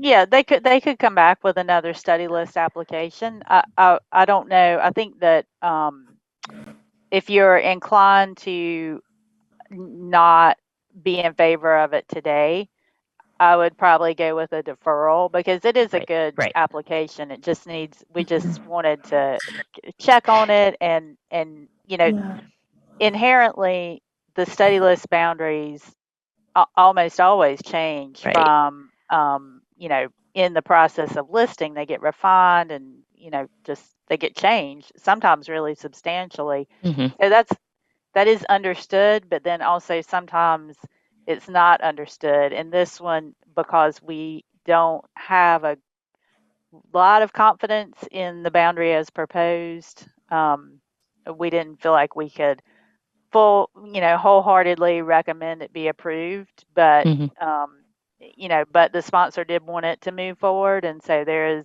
is a way to do that if if you guys are really specific about knowing that it's going to change. Okay. Yeah, I just want to make sure we understand sort of what our options are and then the implications. Yeah. And if I could also offer, we've come. Many of you have been on here now for several terms, and some of you might have remembered, I want to say it was Kinston, Sarah, where we had a boundary expansion and it was sort of bumping it out in various, if you have this original boundary, we're bumping out in this direction, that direction. It wasn't terribly dissimilar from this. I mean, we could go back and look at the language we use, because I think we did study list it, I believe.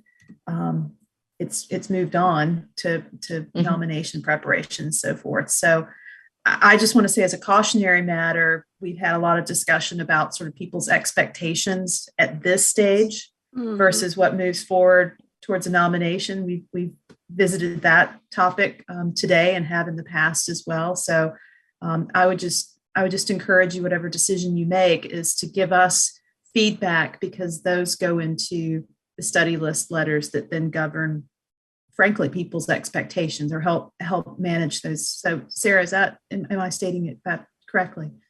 Yes, just if you guys were to approve, just we need some language to manage expectations. Okay, thank you. I have another question. So I know that they are anxious to have it on this agenda and they don't want to wait. Has the applicant expressed any willingness to change the boundary as it moves forward, or do they also seem pretty set on this? Beth, I don't know if you have any insight. I don't think, in the conversation I had with the sponsor, I don't know that they were super set on the boundary, and the sponsor understands that if you were to approve it, it would be with the instruction that changes are inevitable.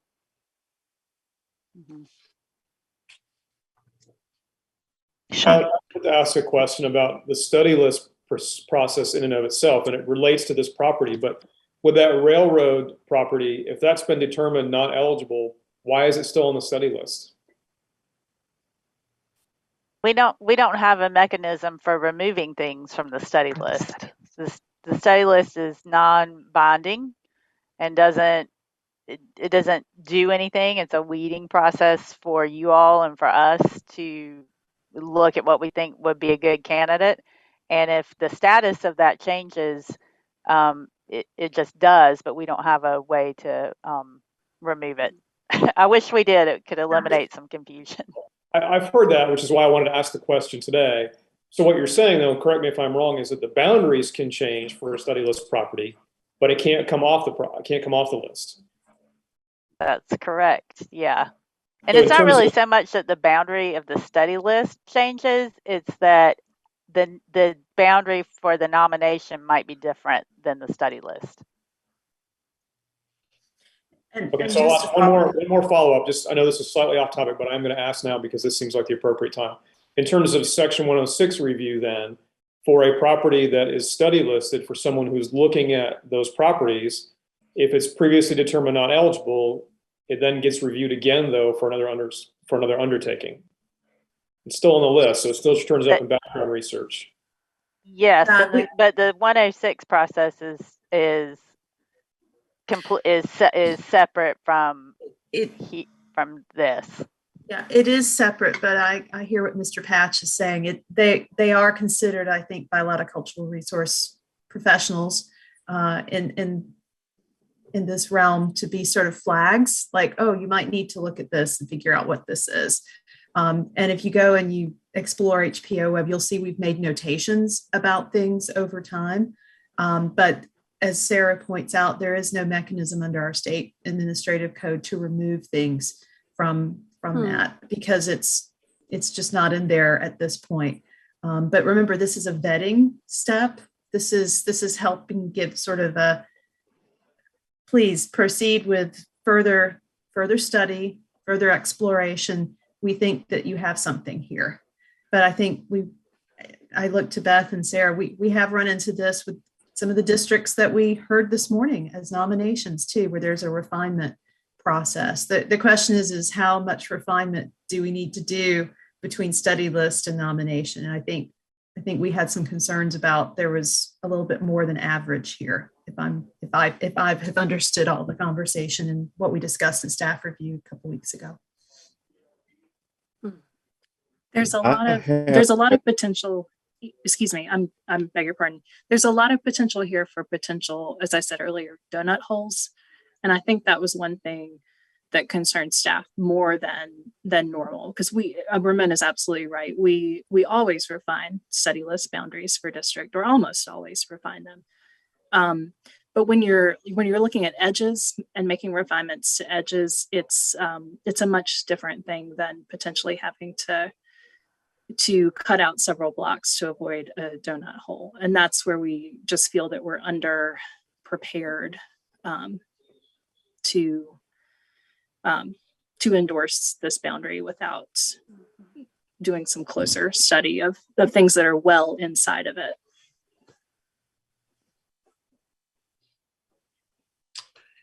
I have a question for, general purposes for information, since I haven't been on the committee a long time. But the question is, how often do requests for boundary increases come before our committee? I think we get one at least every meeting, Dr. Denard, I would say. I mean, we had Dallas today was a boundary expansion amendment process. It's rare that we don't. I'm just thinking off the top of my head. It happens.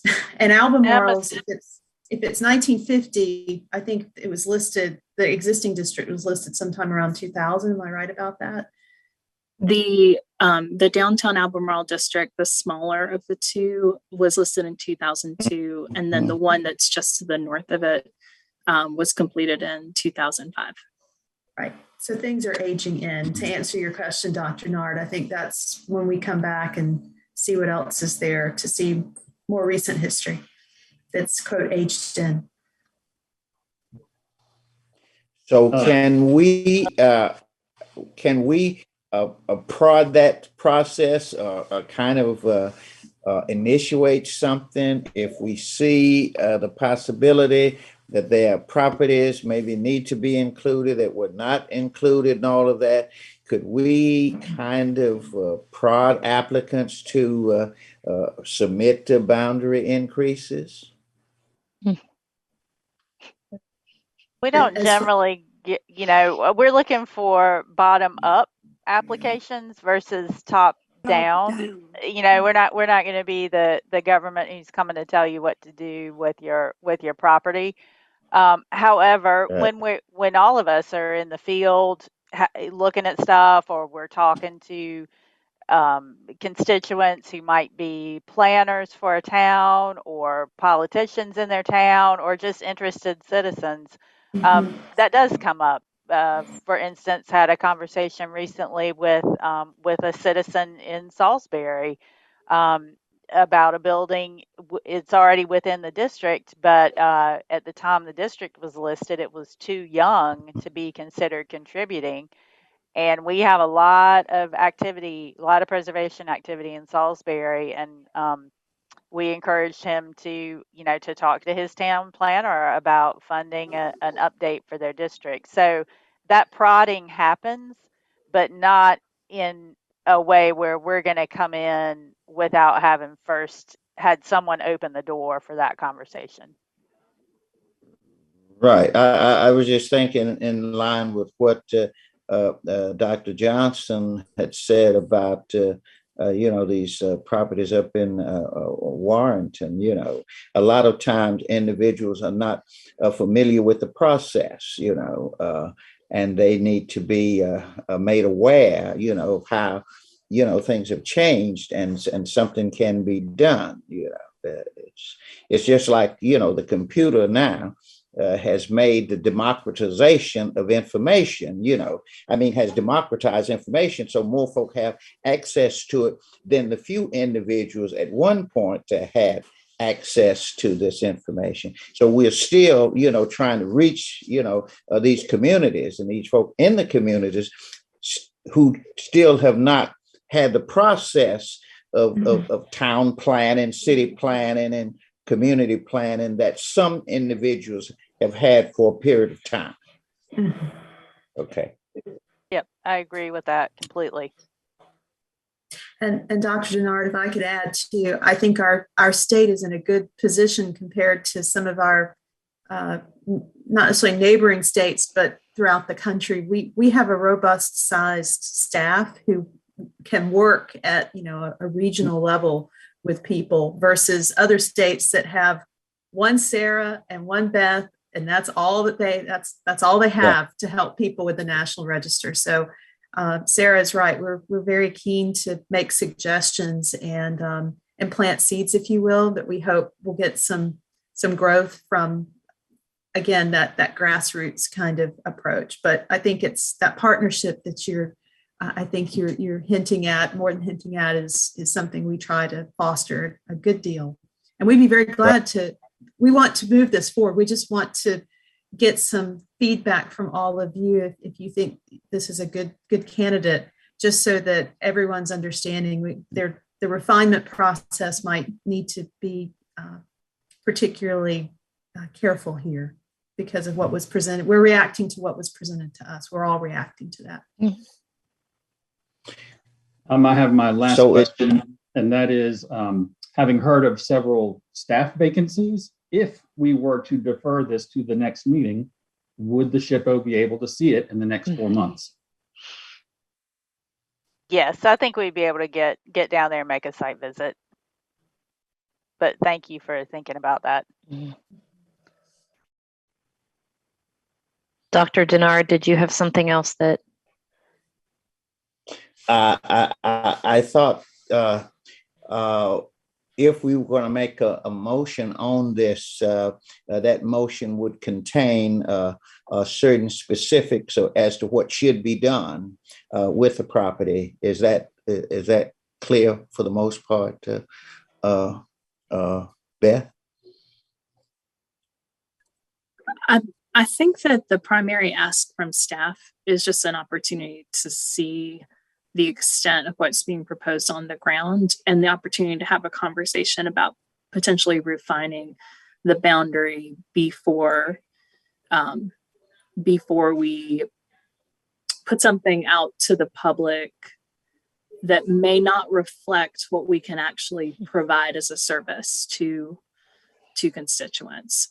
So I think what we are really primarily asking for is opportunity to do on-site consultation and to have a discussion that refines the information that we've been given so far, so that we have a we can give a more robust recommendation to you all about what a boundary increase would look like in Albemarle. So it sounds like, Madam Chair, I'm prepared to offer a motion, but I do want to let the discussion continue. Yeah. Josie, you were gonna. I just said it sounds like deferring to June would be best to me. Is that the motion we're going to offer? Well, I mean, we want. It's sort of open for a motion, so I can move, but I can't be the sole person making that decision. So Josie, are you making a motion to defer? I would move to defer to June. Okay. Is I there will a second? that. Okay. Matt Jorgensen, second. Yeah. Thank you. So we will move to vote here, and just to make this clear, the motion was to defer consideration until the June meeting. And would staff also like us to tie in some further recommendation or anything like that, or we don't need to because we're deferring? So you don't need to because you're deferring. We'll just communicate that to the sponsors who are probably, I mean, and also they're probably watching, but we'll let them know how the discussion went, and we will make sure we get down there before the June meeting. Great. Thank you. Okay, we'll move into our vote then. Dr. Bryan. I agree to move to defer. Thank you. Alicia McGill, I too agree to defer. Mr. Belladin. I'm going to abstain because I don't feel like we have enough information to understand why it's been requested to move ahead. Okay. Thanks. Thank you. That's an abstention. Mr. Bergstone. No. You vote no against the deferral. Okay. Thank you. Dr. Denard. I'll vote yes to defer. Okay. Thank you. Dr. Brothers. Yes to defer. Okay. Dr. Johnson. Yes to defer. Okay. And Mr. Patch. Yes to defer. Okay. So there's one. Yes. Mr. Ruffin. Oh, sorry. I'm sorry. I'm sorry. Yes to defer. Yes. Thank you.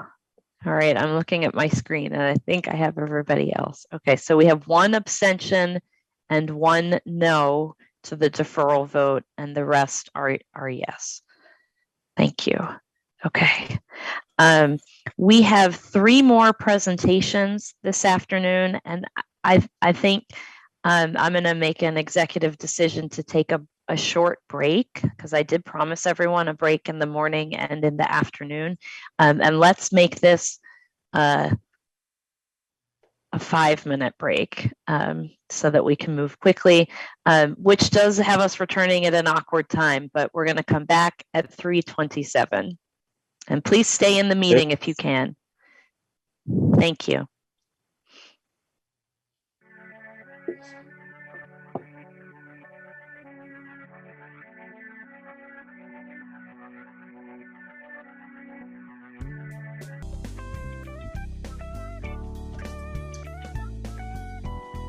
Alicia. Yes. This is David Ruffin. Unfortunately, I've got a 4 o'clock call also that I need to be on. So unfortunately, if you need me for voting after about 3:55, I will have peeled away. Okay. Sorry about that. No, that's okay. Thank you for letting me know. We have 3 presentations, but they're from 3 different people. And so as we've done in the past, we usually vote after each of those.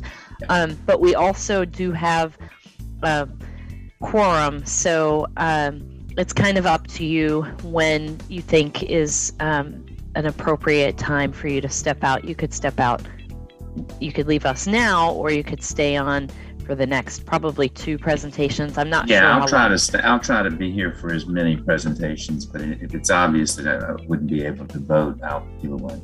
Okay, thank you. Thanks for your understanding. Yeah, I appreciate you. A lot going on, and again, tribute to staff for all the incredible work. Yeah, absolutely. Right. Thank you. Thanks. Alicia, similarly, I've got a 4 p.m. regulatory call, so I'll stay on and vote for everything. Okay. Okay, I think even if we lose both of you, we should still be fine. So, Yeah, there's currently 11 of us, so Yep. 2 down. Yep, we're fine. We're good. As everybody signs back on, please turn your cameras on for our committee members so that I know that you're back with us. And Julie, you'll be our first presentation, right? The Yadkin Hospital. Yeah, just let me know when you want me to share. Yeah, we are all here. Okay. So if you could please share, and for our committee members, we will consider each of these presentations separately and just vote on each of them to follow precedent.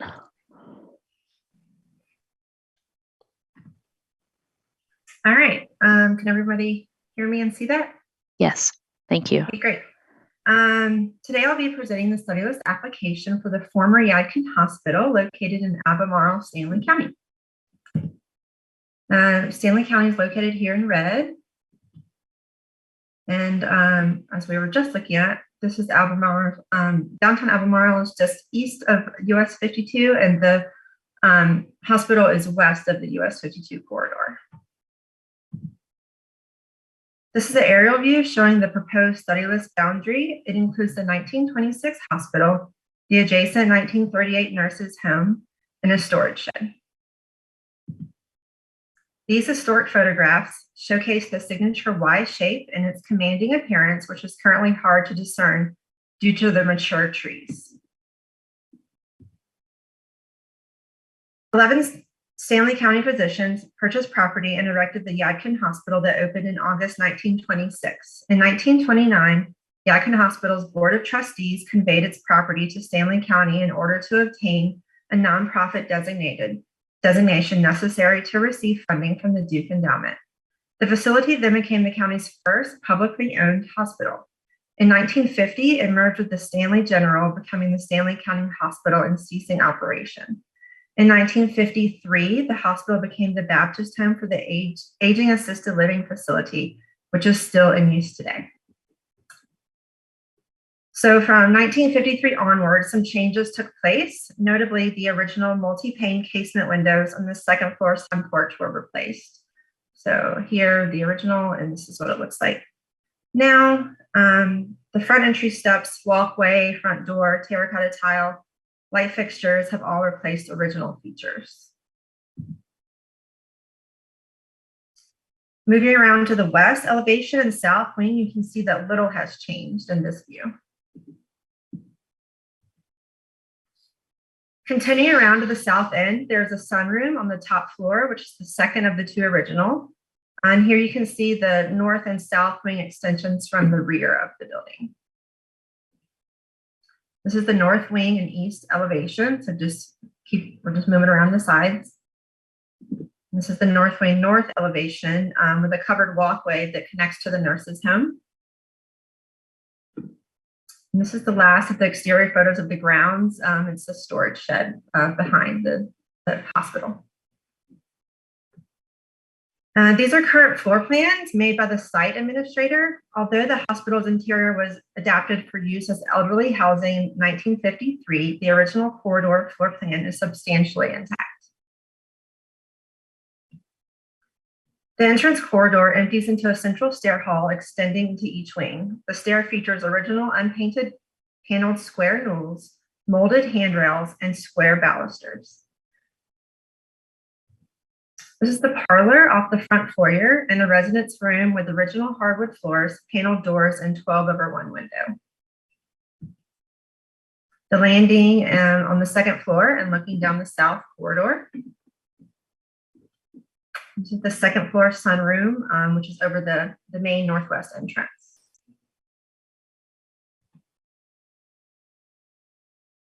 Moving to the basement, there is a chapel or meeting room in the southwest corner, which historically served as the ward for African American patients.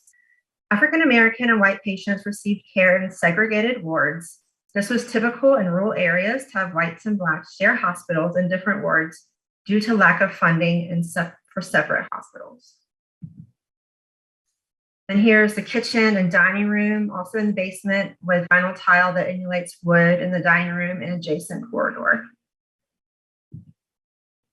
Now we're moving on to the colonial revival style nurses home that was constructed in 1938. Although the footprint and main exterior features of the home remain, the most problematic aspect is the full width entrance terrace, which was enlarged to improve accessibility. Here are the south and west elevations of the nurses home. So just moving around the back and to the other side. This is the foyer looking east into the parlor and sunroom. Although the building's interior was remodeled in 2007, the application states the original floor plan remains mostly intact. The most problematic feature on the interior is the wall between the kitchen and the living room that was removed, creating a single open room. The east wall was veneered with variegated stone around a large fireplace and classical mantels in both the living room and sun porch. Full height openings into the sunroom were also created. In the sunroom, you can see the altered openings as well as the fireplace around.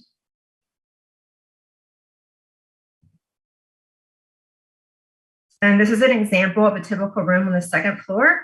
Vinyl tile with new vanities and fixtures were installed in the restrooms, but it retains original hardwood floors, paneled doors, and windows. Although there were 2 earlier hospitals in Stanley County and several in surrounding counties around the same time, some ceased operation early, were not a public hospital, or no longer standing or not as austere as the Yadkin Hospital. And here are some similar examples that have been listed on the National Register, including City Hospital that was built in 1926 as part of Gaston Memorial Hospital, which was nominated, including the nurses' home or nurses' school and dormitory.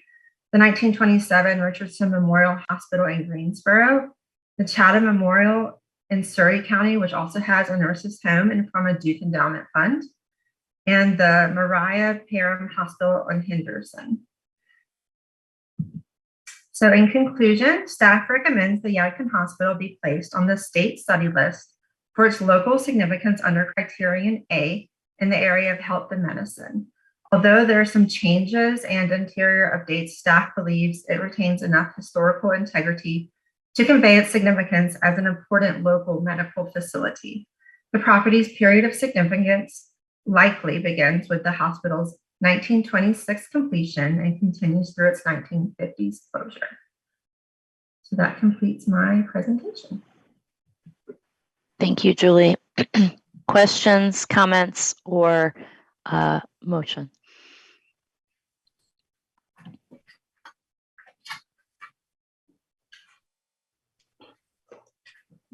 I'll move approval. All right, is there a second? I'll second. Okay, thank you. So the motion to approve was Dr. Denard, and the second was from Ms. Ward. All right, we will move into our vote. Dr. Bryan. Yes, yes. Thank you. Alicia McGill, yes. Matt Jorgensen. Yes. Thank you. David Ruffin. Yes. Thank you. Fred Belladin. Yes. Thank you. Dr. Brothers. Yes. David Bergstone. Yes. Sean Patch. Yes. Thank you. And Dr. Johnson. Yes. All right. Thank you. So we will move on to the next presentation from Jeff Smith.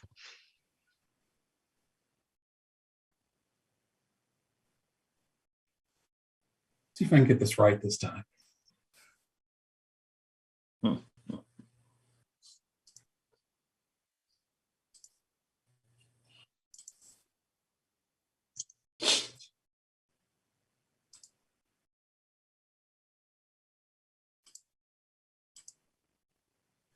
All right, small victory.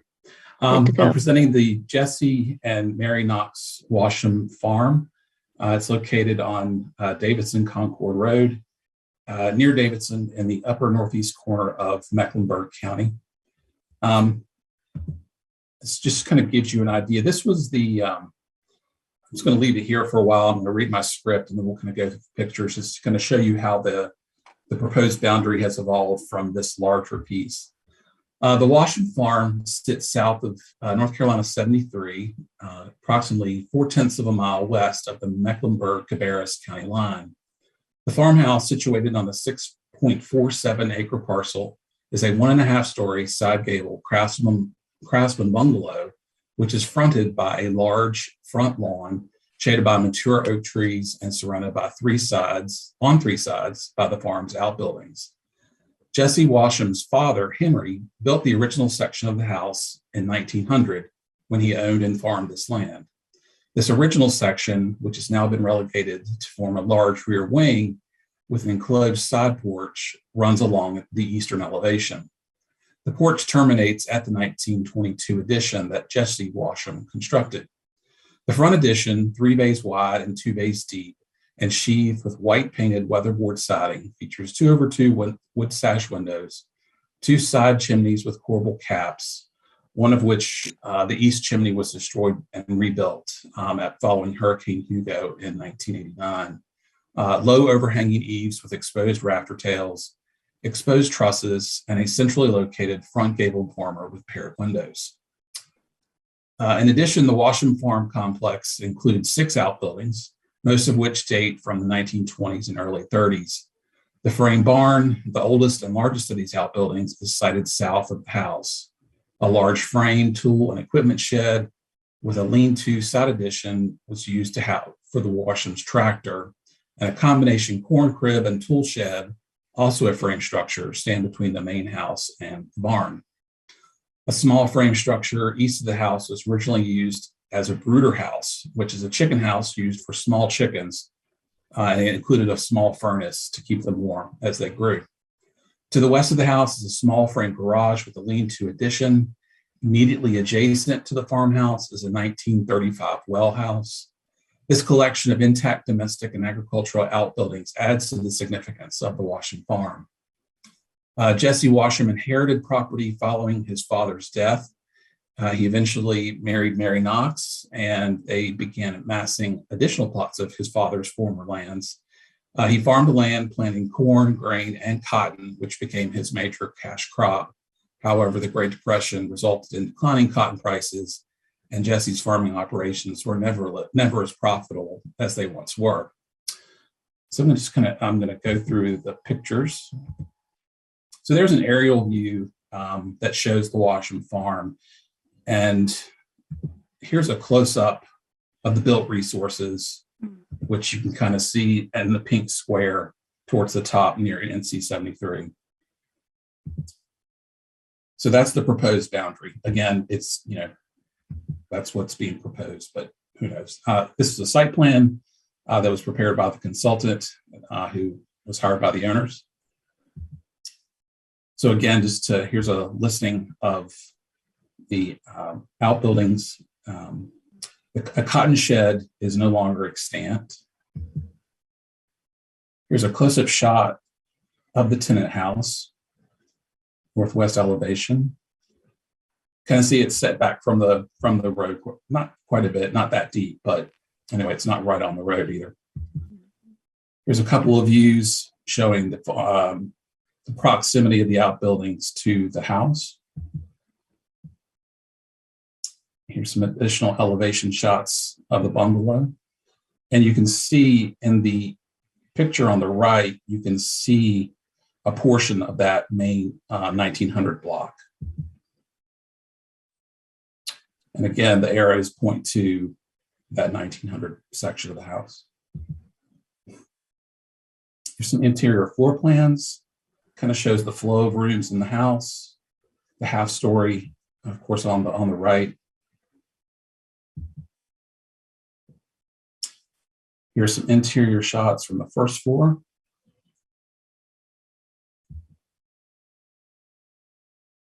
And then from the second floor, but staircase, obviously on the far left. There's a lot more, I guess, a higher degree of integrity as far as the interior finishes on the half story, at least from what I can see from the pictures. And here are some of the outbuildings. Here's the very sizable barn on the left. There's the well house on the left, and there's the brooder house. I did a comp, just kind of looking at other farms in our database. Came up with about 30 in Mecklenburg County. Approximately 12 of those farms are no longer extant. Of the remaining farms, most were anchored by a 2-story frame house as opposed to a 1.5-story bungalow. The frame house being much more common. The earliest of those houses date to 1853, while most were dated to the turn of the 20th century. Many properties that date to 1900 lacked integrity, had lost their outbuildings, or had been encroached upon by dense suburban development. The most similar comparable property is the Presley Farmhouse, which is located in Charlotte. While it exhibits the Craftsman architectural style, it possesses low integrity. Another similar comp is another Craftsman Farmhouse, also in Charlotte.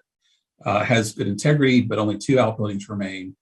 And again, dense suburban development is adjacent on both sides of the parcel. The Charlotte-Mecklenburg Historic Landmark Commission designated the Washam Farm a Mecklenburg County landmark in 2003. In 2011, this property was was reviewed by our office as part of a Section 106 consultation. It was recommended eligible for the National Register under Criterion C, and our office concurred with that. So in conclusion, staff recommends placement of the Jesse and Mary Knox Washam Farm on the state study list. Further, staff recommends the Washam Farm is potentially eligible for the National Register at the local level of significance under Criterion C as an intact representative of a rural North Carolina farmstead, a rapidly diminishing resource on North Carolina's landscape. In addition, the Washam Tenant House itself is a rare surviving example of a bungalow farmhouse in Mecklenburg County. Although bungalows are popular throughout the county's numerous small towns and in Charlotte, the Washam Tenant House represents a break from the area's typical farmhouse, which again is the simple 2-story frame house. So I will stop sharing. Thank you, Jeff.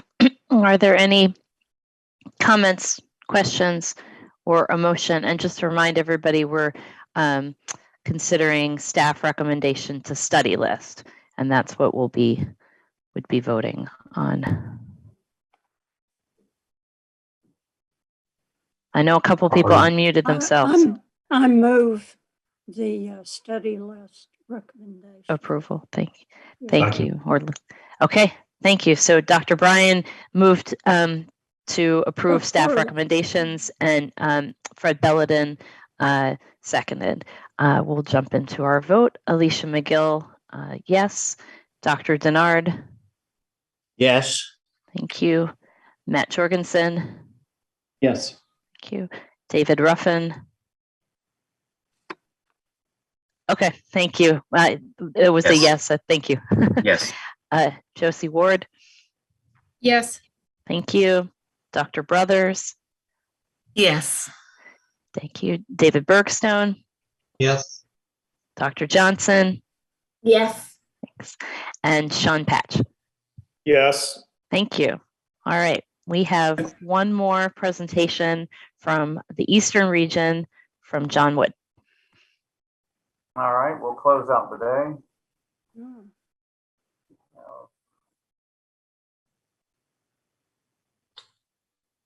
Y'all see that PowerPoint? Yes. Okay. So our only study list from the east is the Elms, and this is an owner submitted application. And the Elms is located in rural central Edgecombe County, east of the town of Whitaker, and the property abuts the Edgecombe-Halifax County line, which is the green county line is shown there just behind the arrow. So this image with the house site marked by the red arrows, just to show you how rural the area is. Essentially, it's a flat landscape that consists primarily of farm fields and timber tracts that are dotted with occasional house or farm complexes. So very rural, very bucolic agricultural setting. The property consists of 480 acres, of which 250 is in farmland, and the remainder of the property is in timber. The house and the complex of outbuildings sit 1 mile off the road, which is the east-west running gray line towards the bottom of the screen. And to enter the property, you proceed northward up a 3/4 mile long dirt lane that runs along the western edge of the property. And there you come to a tenant house and a gin house, which is shown at the bottom of the screen here. And from there, you continue northward through a 1/4 mile long alley of trees, at which point the driveway turns to the northeast, leading to the house and the farm complex, which is located at the top of the screen. The agricultural and domestic outbuildings are arranged in a rough arc to the north and east of the house. And as I mentioned, the driveway curves and leads to the main house. So the bottom image you see here is what you see as you approach the house. The house itself was constructed in the mid-1820s by a gentleman named L. Drawn, and this was the center of a large farm property, like I mentioned. And this property has actually been in continual family ownership since the 1820s, with the current owner, I believe, actually being the 8th generation owner of this property.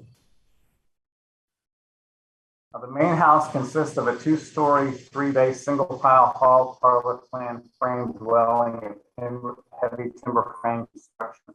And sometime around 1900 to 1915, the house was greatly enlarged with an expansive 1-story addition to the rear that added multiple rooms. So what you're seeing on the floor plan, if you look to the left of the image, the 2 rooms to the left with the chimneys, that's the 1820s portion of the house, and everything to the right of that is that Victorian addition to the house. Changes to the original house undertaken at the same time as that large Victorian addition include the addition of the 1-story wraparound porch with Victorian detailing that you see there, and the replacement of the wood sash windows with 1/1 sash windows. And so I'll walk you around the building. This is going towards the rear, facing towards the front of the house. This is the very back of the house. Coming around the side, you see to the left of the screen, that's was originally an open porch that had been enclosed at some point with a bank windows, and then continue around the other side. This is the west elevation of the house, and then back to the front. So really the other than minor changes to accommodate bathrooms and an enlarged kitchen, the floor plan remains unchanged since the Victorian addition. And as you see here, those 2 rooms, like I said, to the left of the 1820s, and everything to the right is the Victorian addition, which included bedrooms, a kitchen and pantry, and the room marked as down was probably the original kitchen, and you had a short hallway and some closet space. On the second floor of the 1820s part, it was just 2 rooms with where the stair came up. The western, or I guess the eastern room, has been subdivided to create a bathroom space. So the house was recently rehabilitated, and it took some significant work. The work included the repair of structural damage, the removal of all the plaster, refinishing of old woodwork. There was some replacement of some insect damaged flooring, sanding and refinishing of remaining historic floors, the installation of spray foam and fiberglass fat insulation in the wall cavities, installation of gypsum board walls and little plaster. And as part of the project, the 1/1 Victorian wood sash windows were restored. So those 1/1 windows you saw are actually the 1900, 1915 windows that were put in. And then they also upgraded mechanical and HVAC and electrical system. So to take you inside, this is the 2 first floor rooms in the 1820s part. So you see some really spectacular 3-part Federal mantels, flat panel wainscot, and again, the walls are gypsum board.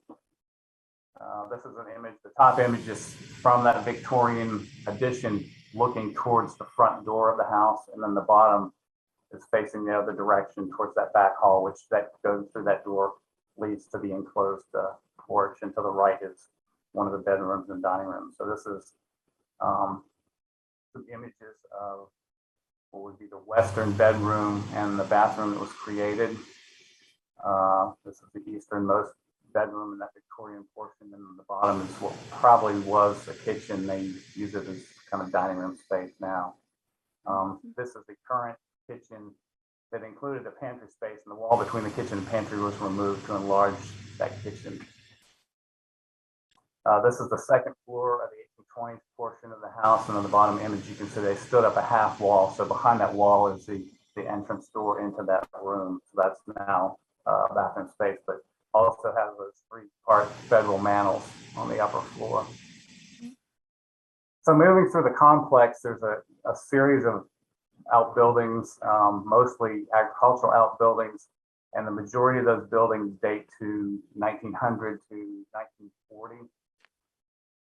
Immediately out the back, there's the blacksmith shop or farm shop, which has a neat little forge and anvil in it. So this is probably where a lot of the farm repairs were done. I actually have a nice 1940s farm tractor to go with it. The only remaining domestic outbuilding is this smokehouse, which probably dates to the 1850s, 60s, and then there's a later little lean-to or shed roof addition off to one side. 1938 chicken coop. A pack house that has what looks like a little grading building and maybe an ordering pit down in that portion of the building. That's the 1900 building. A fairly large sheep barn that has equipment sheds that are of pole construction that dates the 1930s. That's a pretty sizable barn on the property. That's the back side of it. Some other buildings that they did not provide photographs of include a barn, a 1913 one-car garage, some modern metal grain bins, a bulk barn, and there's a family cemetery. And then south of that alley of trees, I mentioned the gin house, which still has ginning equipment in it. And then a tenant house, which has an 1820s portion, a 1918 edition, and then a 1950s edition to that. And again, they're not pictures of either of those buildings. So the property is potentially eligible under criterion A in the area of agriculture, and the continual occupation of the property by the same family may show how the Drawn family lived and used the house and managed and operated their farming operations through changing agricultural and social trends from the mid-1820s through the 1940s. Now, Edgecombe County was a prime cotton producing county, and by 1860 was producing more cotton than any other county in the state. And the Drawn plantation was likely a significant cotton producer, as is evidenced by Wells Drawn large slave holdings, which in 1850 was 46 slaves. So there was a quite a significant enslaved population that occupied the farm. Tenant houses on and near the farm show the transition from enslaved labor to tenant farming after the Civil War. And then between 1880 and 1900, the production of tobacco in Edgecombe County rose dramatically. And during that period, Edgecombe County moved from 80th to 11th in the state as far as tobacco output. And while the accent outbuildings on the farm indicate that a diverse farm economy that included cotton, tobacco, and livestock existed on the farm, a more in-depth analysis of historic field patterns and field layout would be needed if this property were to be listed under criterion A. Unfortunately, the owner did not provide any information on the Drawn family, so we can't assess the significance of the people who live there associated with the property under criterion B. The property is not a strong candidate for listing under criterion C. Now, Edgecombe County has quite a few high style and very intact federal period houses, and the elms represent a well-built but fairly modest federal period house. And the large Victorian addition and changes are also modest utilitarian modifications that represent the continued use and evolution of the property. And we see numerous farmhouses that have been changed over time, and the staff thinks that the evolutionary changes that have been made to the elms did not appear to rise to the level of significance necessary for a criterion C argument. And while the rehabilitation work is of high quality, the staff also has concerns that the level of that work has resulted in the loss of much of the patina that typically characterizes historic houses. The outbuildings are associated with the farm complex, represent common building types and forms that primarily date to the period 1900 to 1940. And due to the deteriorated condition, many of these buildings have significant integrity issues.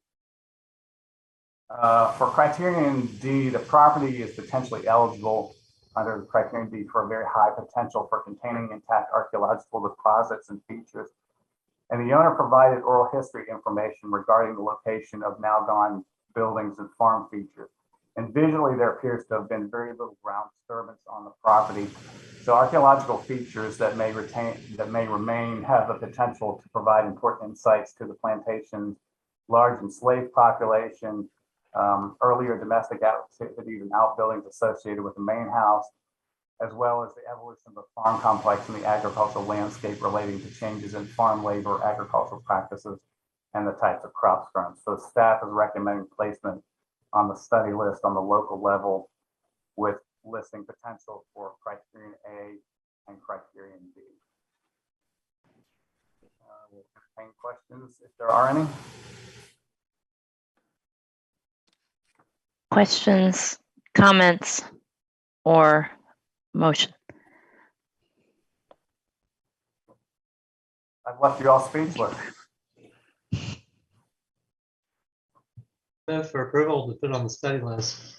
All right, great. That was David Bergstone. Is there a second? Second. Dr. Bryan, thank you. All right, we'll move into our final vote of the day. Alicia McGill, I vote yes to approve staff recommendations to put the elms on the study list. Dr. Denard. I vote yes. Thank you. Mr. Jorgensen. Yes. Thank you. Ms. Ward. Yes. Thank you. Dr. Brothers. Yes. Thank you. Dr. Johnson. Yes.